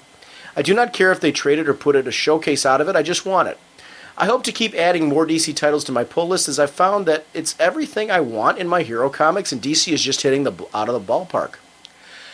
I just wish you guys would talk more about the new Blue Beetle, since, in my mind, it's one of the best superhero comics in DC right now. And has been some of the major things, such as seen in the Teen Titans, showing up in The Brave and the Bold, and having an amazing crossover with Sinestro War. When will you guys show Jaime Reyes some due lovin'? Come on, give him some love or whatnot, because that would be slick, or are you just holding out for the day that Jaime Reyes hangs out with Hawkman to give him some more attention? We talked about him when he crossed over into Titans and stuff like that, and we got something that when we get a chance, we'll bring Brent Cassina. We got so many people, though, that we promised to do segments with that were long before we talked about doing that with Brent that we haven't even been able to get through. We got our contest winners. We just got our grand prize winner on next week.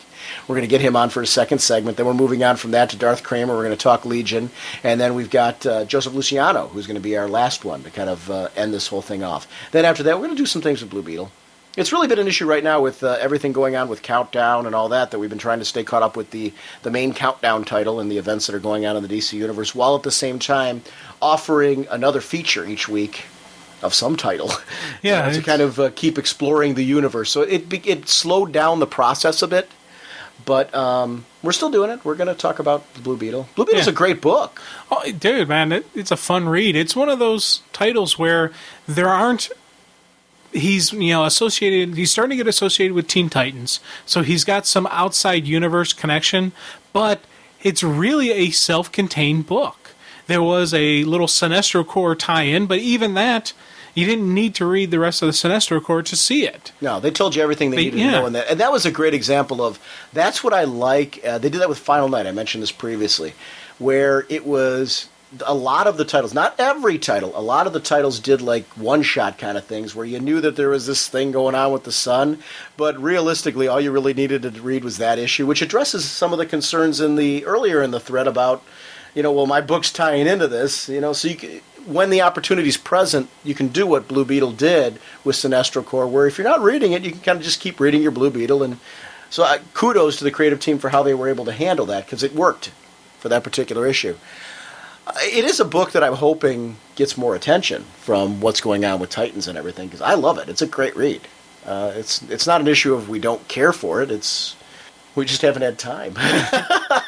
That's why we do this rant section, though, just for this particular reason. I think it's good for other listeners to say, wow, this guy cared enough that he did a nice lengthy rant about how great this character is. And Brent Cassina sent in an audio comment on him previously, which we got a chance to respond on. That got you reading. Yeah, that got me reading it, so yeah.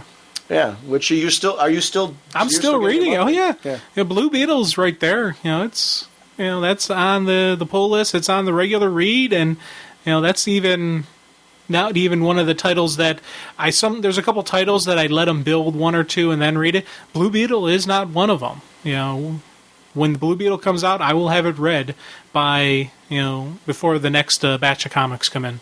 And even in fairness with Hawkman too, it's actually great that he set that up. As much as I love Hawkman, when Hawkman was a running series, when Hawkgirl was a running series, I was not on a weekly basis shouting out Hawkgirl on the show.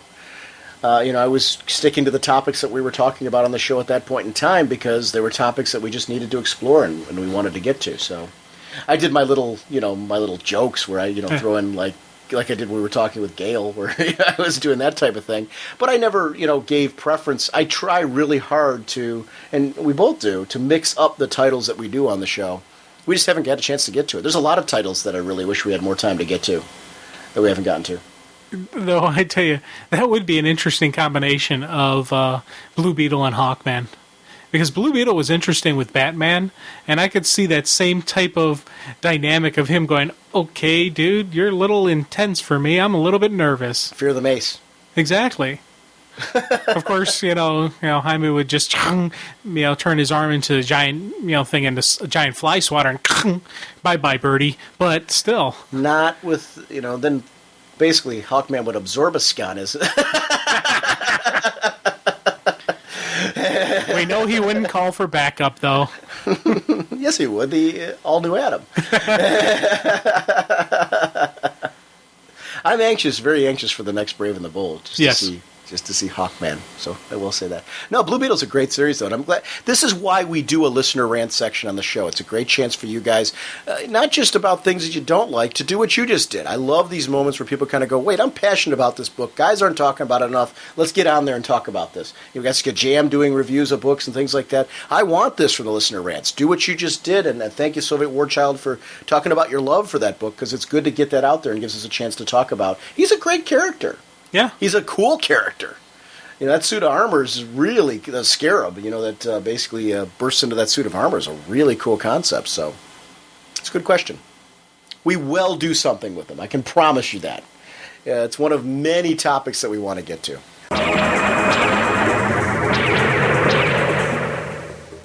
First of all, I want to thank all the listeners, as always, for participating in the Listener Rant segment. I want to kind of complete some of my comments that I made on there, Jim, because one of the things that I talked about was like the branding. people were worried about the countdown branding and all that, and you and I kind of talked about that in the 52 branding. I think kind of one of my issues is, and you and I were kind of talking about this off podcast afterwards, and I thought it was a good discussion to bring onto the show.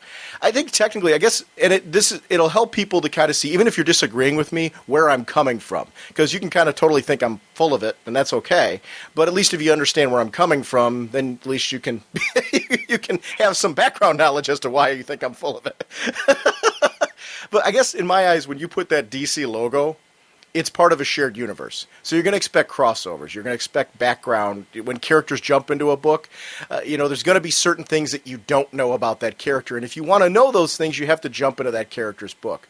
When you're reading a thing of like Countdown, where it basically encompasses the universe, yeah, there's going to be some, side stories and things like that are coming off of it that are going to give you more depth and more background into the storytelling.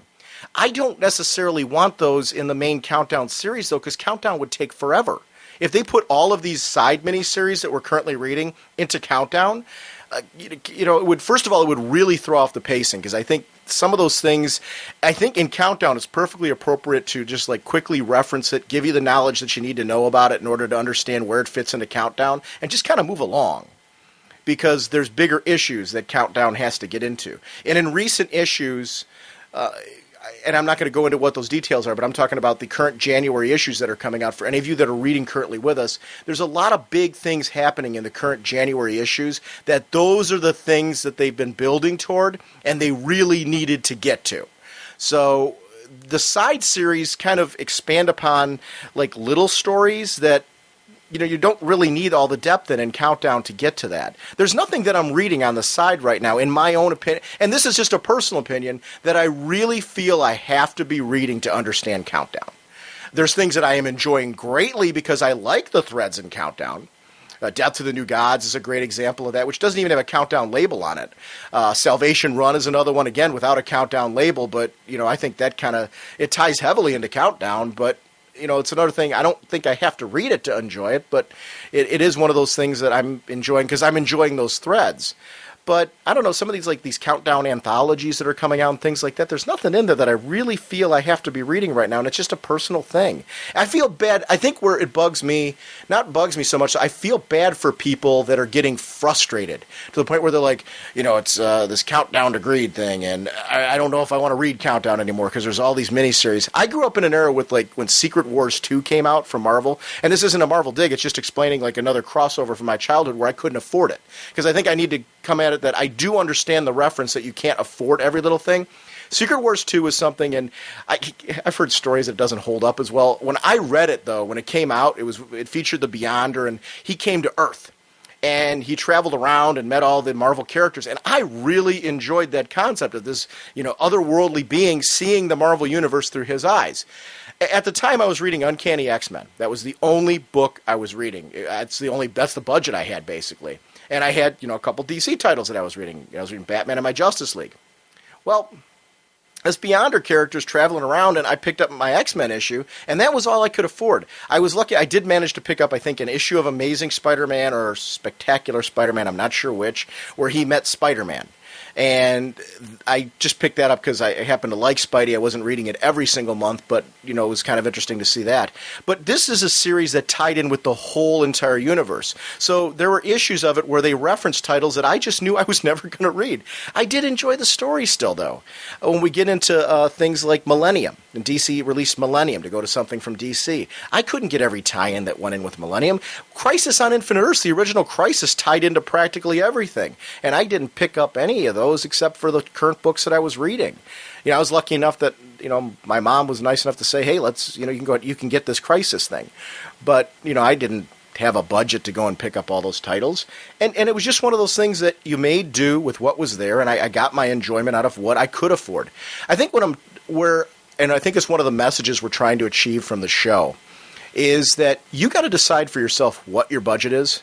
And hopefully through listening to us and the things that we're talking about that we're enjoying, it'll help you kind of connect with maybe some comment that we make about one of the books where you're like, well, no, that's the kind of stuff I like, so that's the direction I should head in. Or, that's really where I want to go over. If we talk about some of the Countdown minis, if we talk about a particular monthly book that we're reading, like we've done things on Brave and the Bold recently, Welcome to Tranquility, Wonder Woman, those type of books.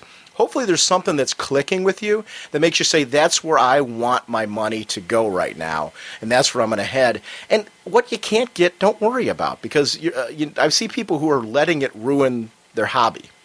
The only other people that the only other issue that I really have, and that's something where I really want to see people enjoying more, find your way to get rid of that frustration, whatever it is, change your pull list, do whatever you got to do to give yourself that kind of pull list that is a top of the stack pull list for you.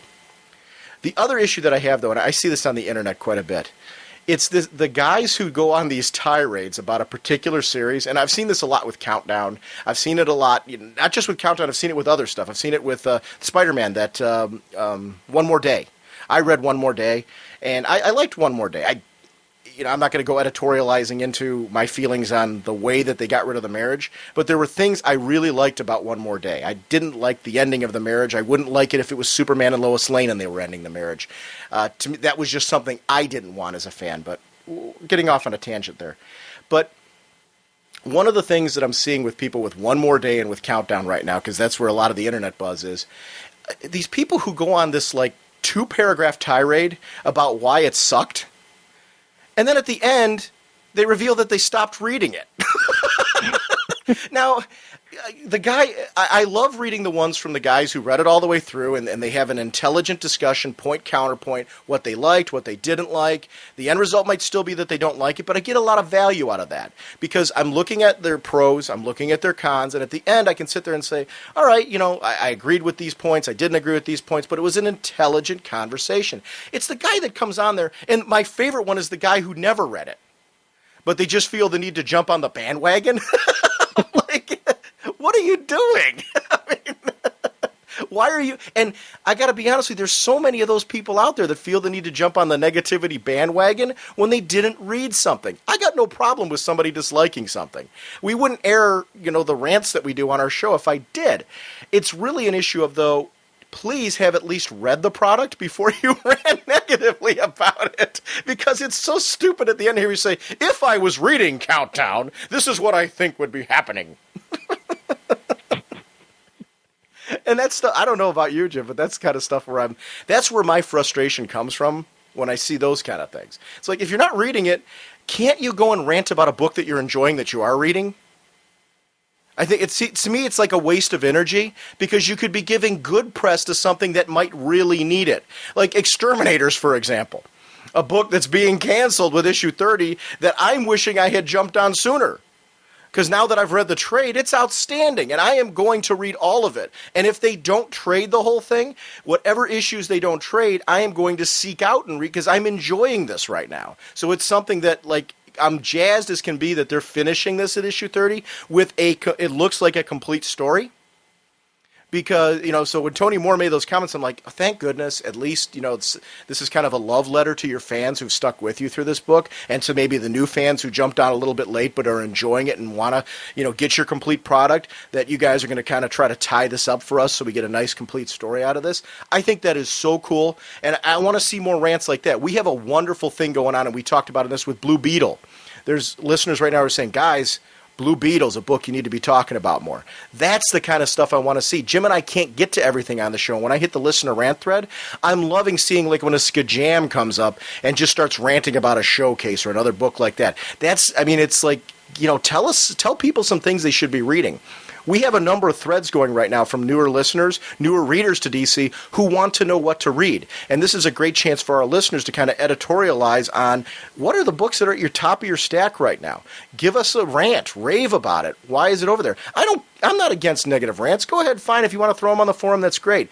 But, when you throw that negative rant on there, take a little bit of time, and this is just me, just saying, hey, this is what I would love to see from you guys. Take a little bit of time to say, hey, and besides that, here is a book right now that is at the top of my stack, and that's what I wish this book was. Does that make sense? No, yeah. And it's kind of like, I'd like to say, fine. If it emotionally you were so invested in that and you read that thing and you want to get your, hey, Sean and Jim, you guys were saying how great this was. I got to throw out this other. I love that. Fine. Get your 2 cents worth in there. But in there, too, keep in mind, we aren't able to always get to every single book that's released in a month. And if there was something that you read that and you know what ticked me off even more? I read this issue of this book and it was so good. And that's what I wanted this book to be. And tell us why you liked that book. Get that on there. I love seeing those. I'm geeking out over these Blue Beetle rants that were on here because it's really nice to see our listeners kind of delving into saying, guys, you haven't been able to talk about this. And, there's people listening to your show that probably haven't read this book. And Blue Beetle's great, and here's why. And and whether or not Blue Beetle's in my same spot, I'm enjoying Blue Beetle a great deal. But whether or not it's in my same spot in my stack as it is maybe in the people who are ranting about it. Maybe it's, they're picking up 5 books, so that makes this one of their top 5 books. Get it out there and tell people why you're enjoying it. That's part of what I want from this show. Go ahead, respond with, criticism over things that we're saying about some of the books that we're enjoying. I respect that.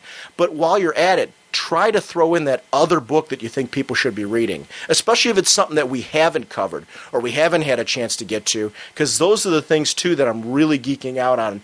Help people make that top-of-the-stack pull list for themselves, because I enjoy my box when it comes every week.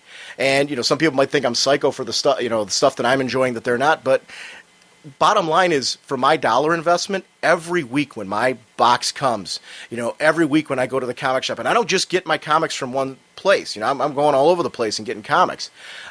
Whenever I grab my comics for the week and I go through and I read them, I'm enjoying everything I'm reading to varying degrees. There's good books. It's very similar to how I view film. I like, old B movies and stuff like that, which, they're crap. But but there's something I get out of that, and there's a certain mood that I get out of that. And I enjoy those things, and they're written to be that way. That they're supposed to be that kind of pulpy stuff that, you do that. Then there's movies that are just kind of, that's an entertaining rental. Where it's not my, drool-worthy, gush-worthy film, but was I glad I rented it? Yeah. Will I ever see it again? No. Very similar to a comic that I read once and enjoyed. I'm probably not going to go crazy to read it again. I might have read it a couple of times to understand what the author was trying to do, or, maybe to view the art again. But then after that, I'm kind of done. I'm done. I can unload this on eBay, and I'm probably not going to pick up the trade. Because it's something, unless there is something really new in the trade that I really want to read, in those cases, I'm probably not going to revisit this title. Then there's, we start bumping up the stack higher and higher, and these are books, the only reason why I'm selling them is because I'm buying collected editions. And, I'm going to read this book over and over and over again because it was just great. But I'm like that with film, too, and that's kind of my exposure. If you disagree with, my views or Jim's views, and you don't get that out of your titles, in that rant section, please make sure to, if you're going to put that negative comment in there, try to throw that little zinger in there of the book that, captured you for the month. What's the thing that Jim and I aren't talking about right now that you wish we were because you got some joy out of it? I want to see our listeners get that from you guys. We've got, from our episodes, we run anywhere from 1,200 to 2,500 listeners, and it's a slow trickle, once we get past a certain point to get to that 2,500. But that means there's a lot of you out there who have something to say, and we want those voices on there, but we want both sides of the story. Don't just tell us what upset you for the month. Give us that thing that you enjoy. Jim, you and I talk about this all the time, Jim, and how many books we've picked up based on our listeners. I'm picking up more CMX manga now just because of, rants like Skajam has got me looking at that line. And I won't hesitate to say that. And not necessarily even because, I'm picking up only the things that he's talking about. Sometimes just some great commentary on a particular line of books will get me looking over there. You and I both started looking a lot more at the Johnny DC stuff based on comments we've gotten from listeners on Johnny DC. I know you're pulling. Are you still pulling any of the Titans Go? Are you doing that on issue by issue basis still? Actually, no. Titans Go, I'm doing just trades. Okay, but you are still grabbing it. Yeah. Okay. What are you going to pick up? Tiny Titans when it comes out? Yeah, when it comes out, I'll give it a couple issues, see if I like it, then I'll see if it comes out in trades. My plan with those Johnny DCs are probably going to be mostly traded if they come out in trades. Yeah, I pre-ordered the first issue of Tiny Titans, and the second one, I believe, too, was already solicited. I might be wrong. I picked up the first issue for sure Because I knew we were going to talk about it on the show, so I'm like, let me go ahead and grab it. I want to give it a couple of reads, see what we got. And I want to see. It's kind of frustrating for me that those aren't, because we were talking on this one about how to reach younger audiences. Those like. It should almost be an assumption that you trade those. I'd like to see them go the Vertigo route. Let's trade those right away for teachers, and in like a digest format. And I mean, we're not going to go into this again, but it's one of those things because I'm almost, if it's really good, I'll probably library bind them myself for my classroom. You know, because there's those companies out there. CGS has been talking about it on their show, that and Damien was talking about it actually, and we had him on as well. That he bought a second Sandman run to have that done, but then they announced the omnibuses. But, you know, it's one of those things where I've got runs of mine that I'm kind of setting aside now to library bind because I don't think they'll ever be collected. And for some of that Johnny DC stuff, just because I would like to see my kids reading it in my classroom, the things that they aren't going to trade, I might library bind myself. But what frustrates me about that is the only reason they're going to read them then is because I'm a Psycho comic fan, and I'll probably buy additional copies to library bind it for my students. But how many teachers are actually going to do that? That's why I would like to see them, you know, I've got a DS, a Nintendo DS. I would love to be able to read Johnny DC titles on my DS and tell my kids about it. And, you know, kind of encourage them to do that way as well. So, I don't know. We'll get off on another tangent with that one. But, yeah. I want to thank you guys for your rants. Whether I agree or disagree with everything you're going to say, what's important is that you're getting your voice out there. I don't care if you do negative comments or positive comments or all that. I'm just giving you my own wish list of what I'd love to see from the rants because, you know, I want you guys to talk about some of the things that we can't. And some of the, just because of time. You know, Jim and I, we put on like over 3-hour podcasts on here. And it's really, you know, because we want to talk about as much as we possibly can and stay as current as we possibly can. We obviously have to make priorities for things like Countdown because they're leading to the big event, which most of our listeners are going to be reading, Final Crisis. So it's a great chance for us kind of casually to also mention the outside stuff that we're reading and our own thoughts on it. And hopefully point you in the right direction on what minis and things you should be following, depending on which particular threads you're reading. So that's one of our goals with that.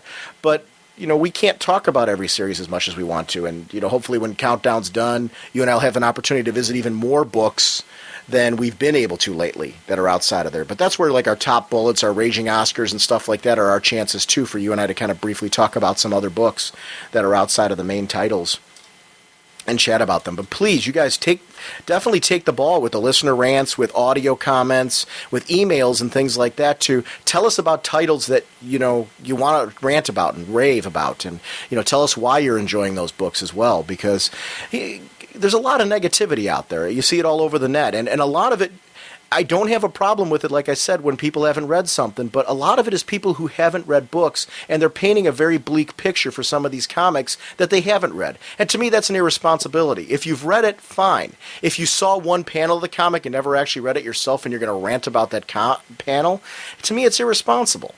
You know, it's, you know, if you've read something, you have your right to your own opinion, but if you haven't actually read it, and you guys have an opportunity here now to be that kind of voice that's going to point people to books maybe that they should be reading that they could have missed. And, you know, please take an opportunity to do that, because there's a lot of great comics out there that are being canceled, like your Exterminators and things like that.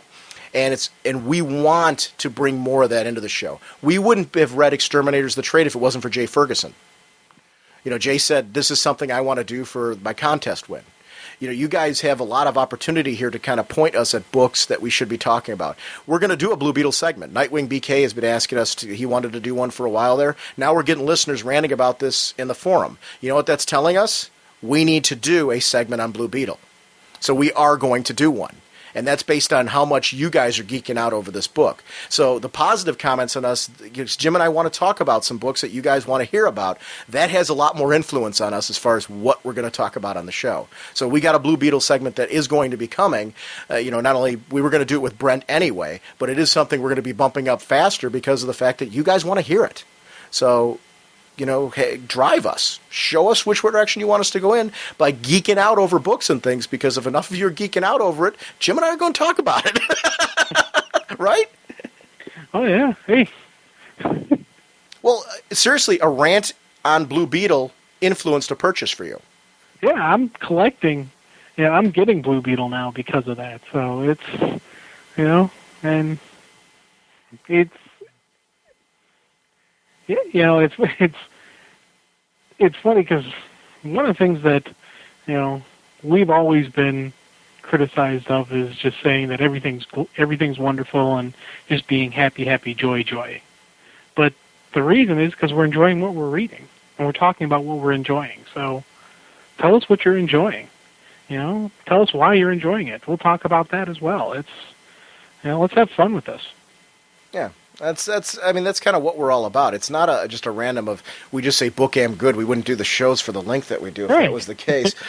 But it really is. I do get frustrated when I see people that are, they're getting so downtrodden on comics right now, and it's like, there's so much good product out there that if there's something you're really hating, don't be afraid to say that. I got no problem with that. I'm not trying to censor you on the show, and I'll never do that. Let's go and get those comments out there.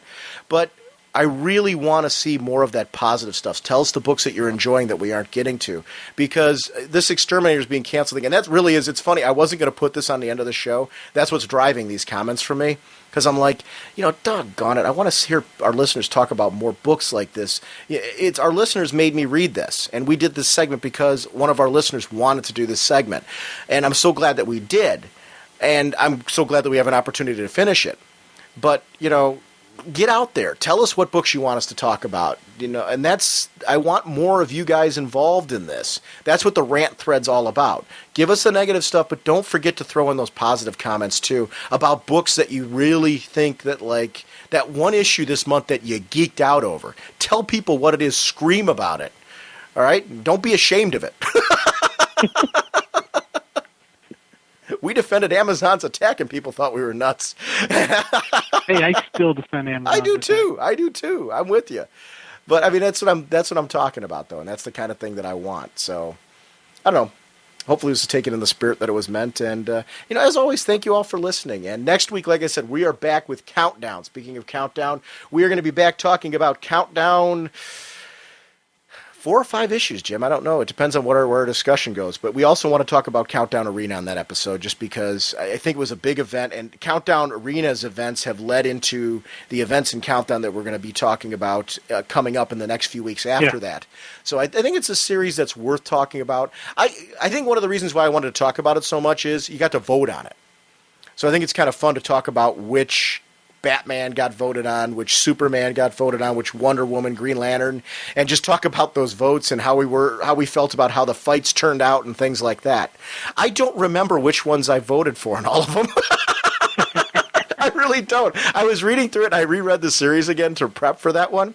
And there's certain ones, like the Green Lantern, I voted for the Bruce Wayne one. And the only reason, is that the one you voted for?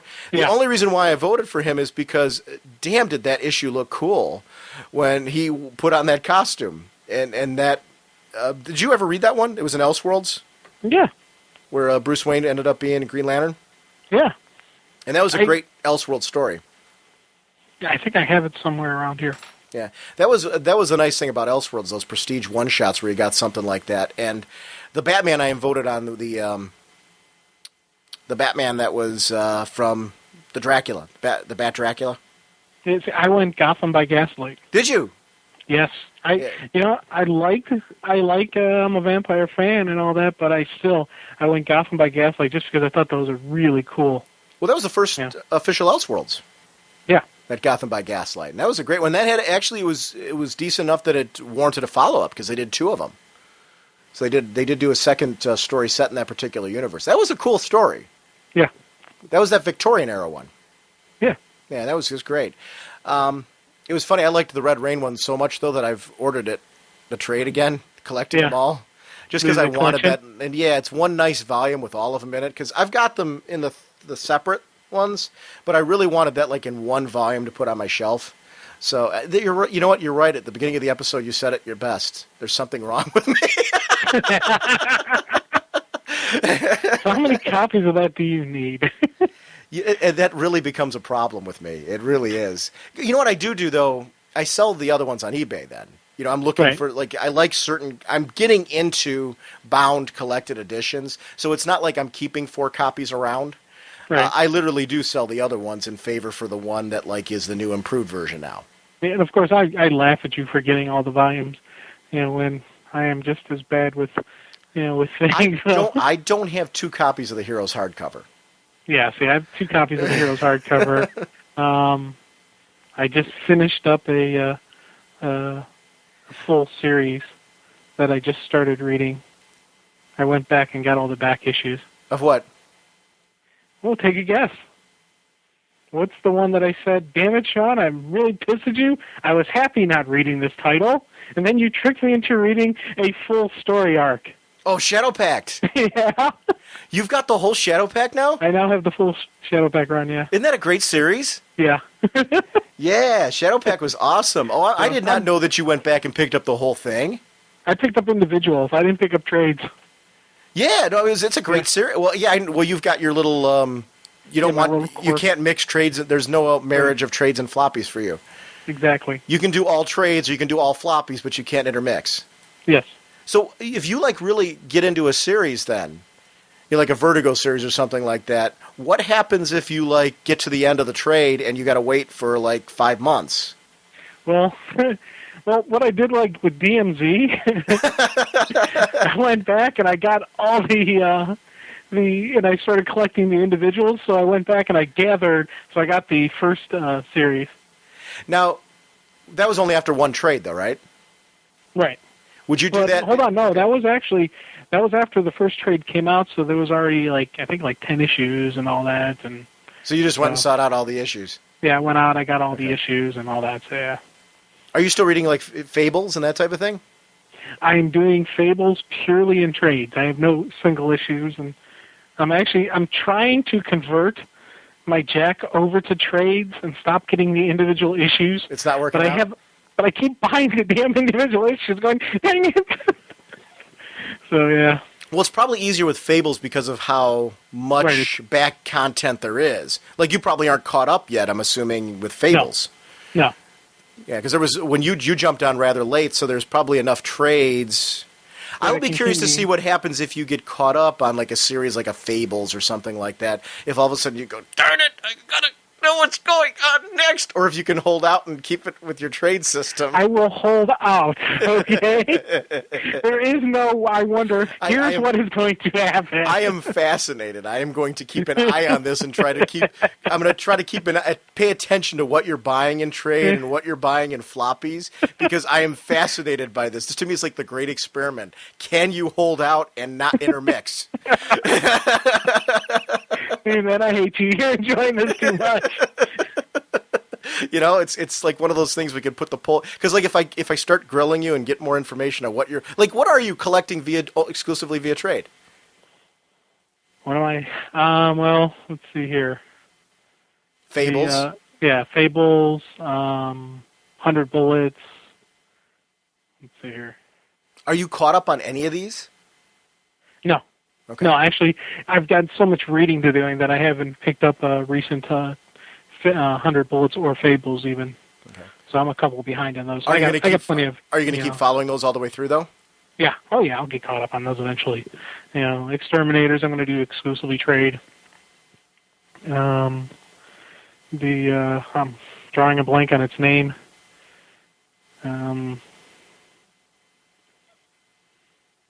Exterminators, you know what I would say right now? I enjoyed Exterminators so much that if they announced they were bringing it back similar to what they've done with Manhunter, I would jump on board because I'm going to do that exclusively through trade as well. Just because, I've got the first trade now, so I might as well just finish the whole thing that way. But if they were to announce that they're going to do an issue 31 and they're going to keep it going, I would jump to the singles of that book and continue following it via singles because I would like to see more of it. Stuff like Why the Last Man, I'm getting that all in trade. Testament, I'm getting all in trade. Well, and Why's done. I mean, Why, that's one, Why's wrapping, the storyline's wrapped up, a nice neat bow. By the time you get caught up, the last trade will probably be out anyway. Mm-hmm. So. The Sandman stuff, the absolute Sandmans I'm getting. I'm going to get Starman in the omnibus. I'm not going to get the individual Starmans. Oh, I wouldn't. I would recommend anybody get the omnibuses now. It's like, why wouldn't you? Right. So nice hardcover binding. If you don't have it, you might as well grab it that way. Yeah, and if I can, part of me would like to switch DMZ back over to trades and go exclusively trades, and that'll be my first mix. Uh-huh. Yeah, I'm doing pretty good at it. I didn't pick up the last issue of DMZ. Was it like the end of an arc? Yeah, after the last arc finished. I haven't picked up since the last arc finished. Because you're trying to get it over to trade format? I'm trying to get it over to trade format. We'll see if I can pull it off. Every time I go to order my comics, I do stare at the DMZs, and I'm trying not to click, All right, now here's my question. What happens if you go back to trades with that? Are you going to feel dirty? Yes. Well, actually what I'll do is I will go and get all of the trades. So I will have, first, second, third, etc. trades, even though I'll be duplicating the trades and the floppies. Uh-huh. And so I have all the trades and all the individual issues. Okay. What are you going to do with the single issues then? Where are you going to put them? I got the storage space. I'll place them. Okay. Will they be with the trades, or will they be in like a separate spot for like the dirty books that like don't fit into your collection? Hold on. You don't file trades with tape with floppies. Come on. You got your trades here, and you got your floppies here. These are separate drawers, with their own separate labels. Really? I alphabetize. See, I don't. Well, no, the reason why I do that is because like a lot of your collected editions and things like that, I try to put them in like chronological order with where they would fall with stuff that I've gotten monthlies.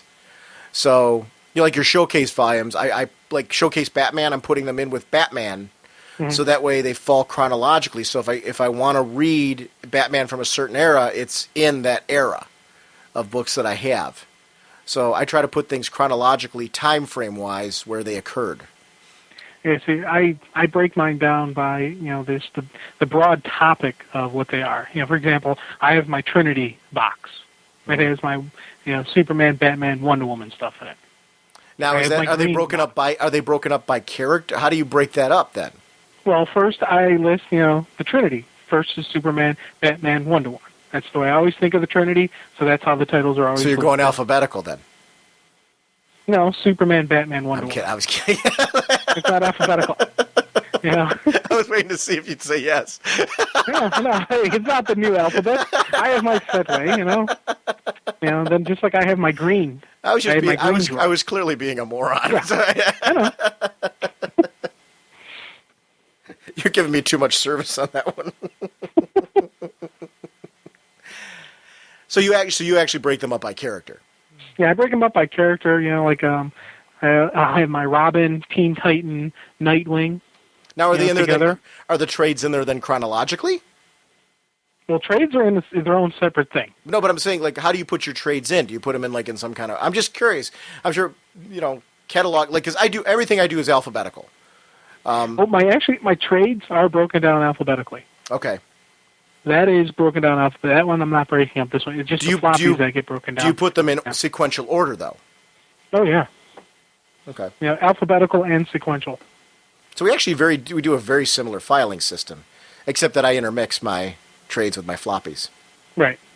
Why would you do that? They're not the same. I don't know. I feel bad now. Separate. I didn't realize it was such an issue. It's part of my obsessive compulsive behavior.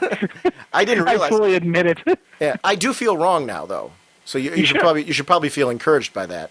You should. I do feel dirt. Like I don't know that I feel clean.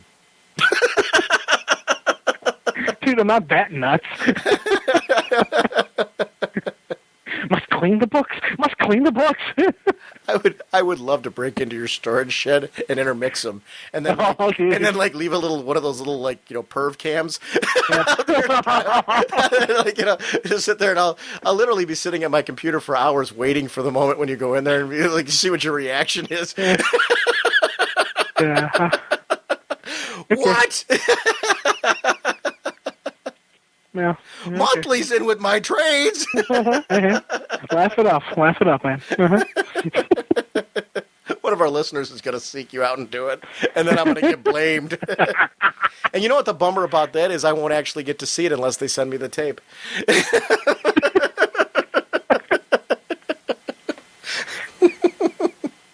This is our closing. I know. I didn't realize that, my dude. We're like 40, for a while there, I forgot we were recording. Yeah. This is like 40 minutes in, and part of this is our opening, and part of it's our closing. And I'm looking at this, and I'm like, I really meant to call you for like 5 minutes. Yeah. Because I got to actually finish the show and get it up tonight. because because of the fact that there's been intermittent power outages, I haven't been able to call you to get this going because I've been so busy trying to get the main segments to actually glue together. This is really funny. All right, Jim, we should wrap up right here, seeing as we got off on a whole bunch of tangents. I want to, once again, wish everybody a happy new year. I know that we've kind of already did that on our Gail Simone episode, but this really is our first episode of the year, and we're kind of wrapping it up in this part. And it ended up being much more of a meaty show than I expected. But thank you guys very much, as always, for joining us in the new year. And we'll be back next week with some countdown discussion and countdown arena. I want to remind everyone, too, about the Hero for the Holiday Drive and to go to ragingbullets.com and click on the link. If you haven't had a chance to donate, at the end of the holiday season, please think about it because it's our chance to kind of help the creators. I want to keep this going and remind people about this. And I think I'm going to keep that link up on the website, beyond when we're done with the Hero Initiative Drive, and just kind of keep it up there as something. And maybe put up a special button on there to let people know about the Hero Initiative and that they should donate to this. Because I think it's very cool. I'm glad and I'm proud that we've been part of this. And it's cool to help out the creators from our past. And one more time, that's www.heroinitiative.org. Or call 310-909-7809 if you want further information about the Hero Initiative. It's a great program, and I'm glad that we're able to support it. We want to thank our sponsor for this episode, ComicHole.com. ComicHole is your shopping source for your collected edition and back issue needs. Don't forget to click on the Sell Your Comics tab to find out about their consignment service. Forget eBay. Let ComicHole do the work for you. They have on their website the Adam Future and Past trade paperback, regularly $14.99, only $12.74. It collects the Gail Simone, Mike Norton, Eddie Barrows, Andy Owens, and Trevor Scott, issues 7 to 11. It's the second trade paperback about the Tiny Titan, and it's a great series. I'm glad they're continuing to collect this. I know they have another trade coming as well that's going to do some of the Search for Ray Palmer stuff that's in there. So if you have not been reading this series, definitely pick up the trades and see what you're missing out on. I want to also, we talked about The Killer Princesses, which is from Oni Press, but it's Gail Simone and Leah Hernandez. Regularly $9.95, only $8.45. 3 tiaras, loads of high-tech weapons, one special mission, and not a clue to be found. Faith, Hope, and Charity. The girls of the mysterious sorority are back in this new collection of Gail Simone and Leah Hernandez's hilarious tale of killer smiles and empty heads, featuring an introduction by Mark Waid and a new illustrated prose story by the book's creators. Also want to shout out the Infinite Crisis Companion that contains the Day of Vengeance, Ranthanagar War, OMAC Project, Villains United, Infinite Crisis specials. These took place after each of those series, and they tied directly into Infinite Crisis. Regularly $14.99, only $12.74. This is a great way to catch some of the story that you might have missed that's outside of Infinite Crisis. It's kind of interesting because you read that outside of it. Yeah. So that's kind of cool. As always, Comic-Cole remains your shopping source. Check out the highly detailed website to find great discounts and comic-related product that you need. Thanks for your friendship, ComicHole.com. And we will see you next week. Bye. Pat Rousseau is the letterer? I'm putting editor and letterer together. Let's try that again. Pat Rousseau is the letterer. The editor is Jonathan Hector. Can you tell I was looking at my notes? Welcome to Raging Bullets, a DC Comics fan podcast. Episode 57. Raging Bullets. Should old warnings be forgot? Remember, this is a spoiler show with plot line twists and what not to. And guest Gail Simone. We go in depth into the books that we review on the show. So if you haven't read them, come back later so you can enjoy the show. That was great. I really like that. I think that's your best one yet. Well, thank you. Thank you. Threw a thing on at the end of the show where we had a conversation with him about just name butchery and stuff like that. And it is funny. I'm terrible with it. When I get something stuck in my head, I can't let it go. So I know when I'll read the name and I'll get the pronunciation wrong. As a school teacher with my kids, if I don't know the kid's name, I always make sure I have them tell me how to pronounce it before I try pronouncing it. Because if I try pronouncing it wrong, it gets stuck in my head. So it's actually one of those, I'm glad that I catch myself there. But comics are one of the reasons why I know that. Because when I've heard creators' names, I remember as a kid growing up, so many of them have gotten the wrong pronunciations in my head that it's actually helped me as a teacher. So it does help with your skills as a reader. Especially even as a bad reader. Alright, let's talk about countdown number 27. Okay.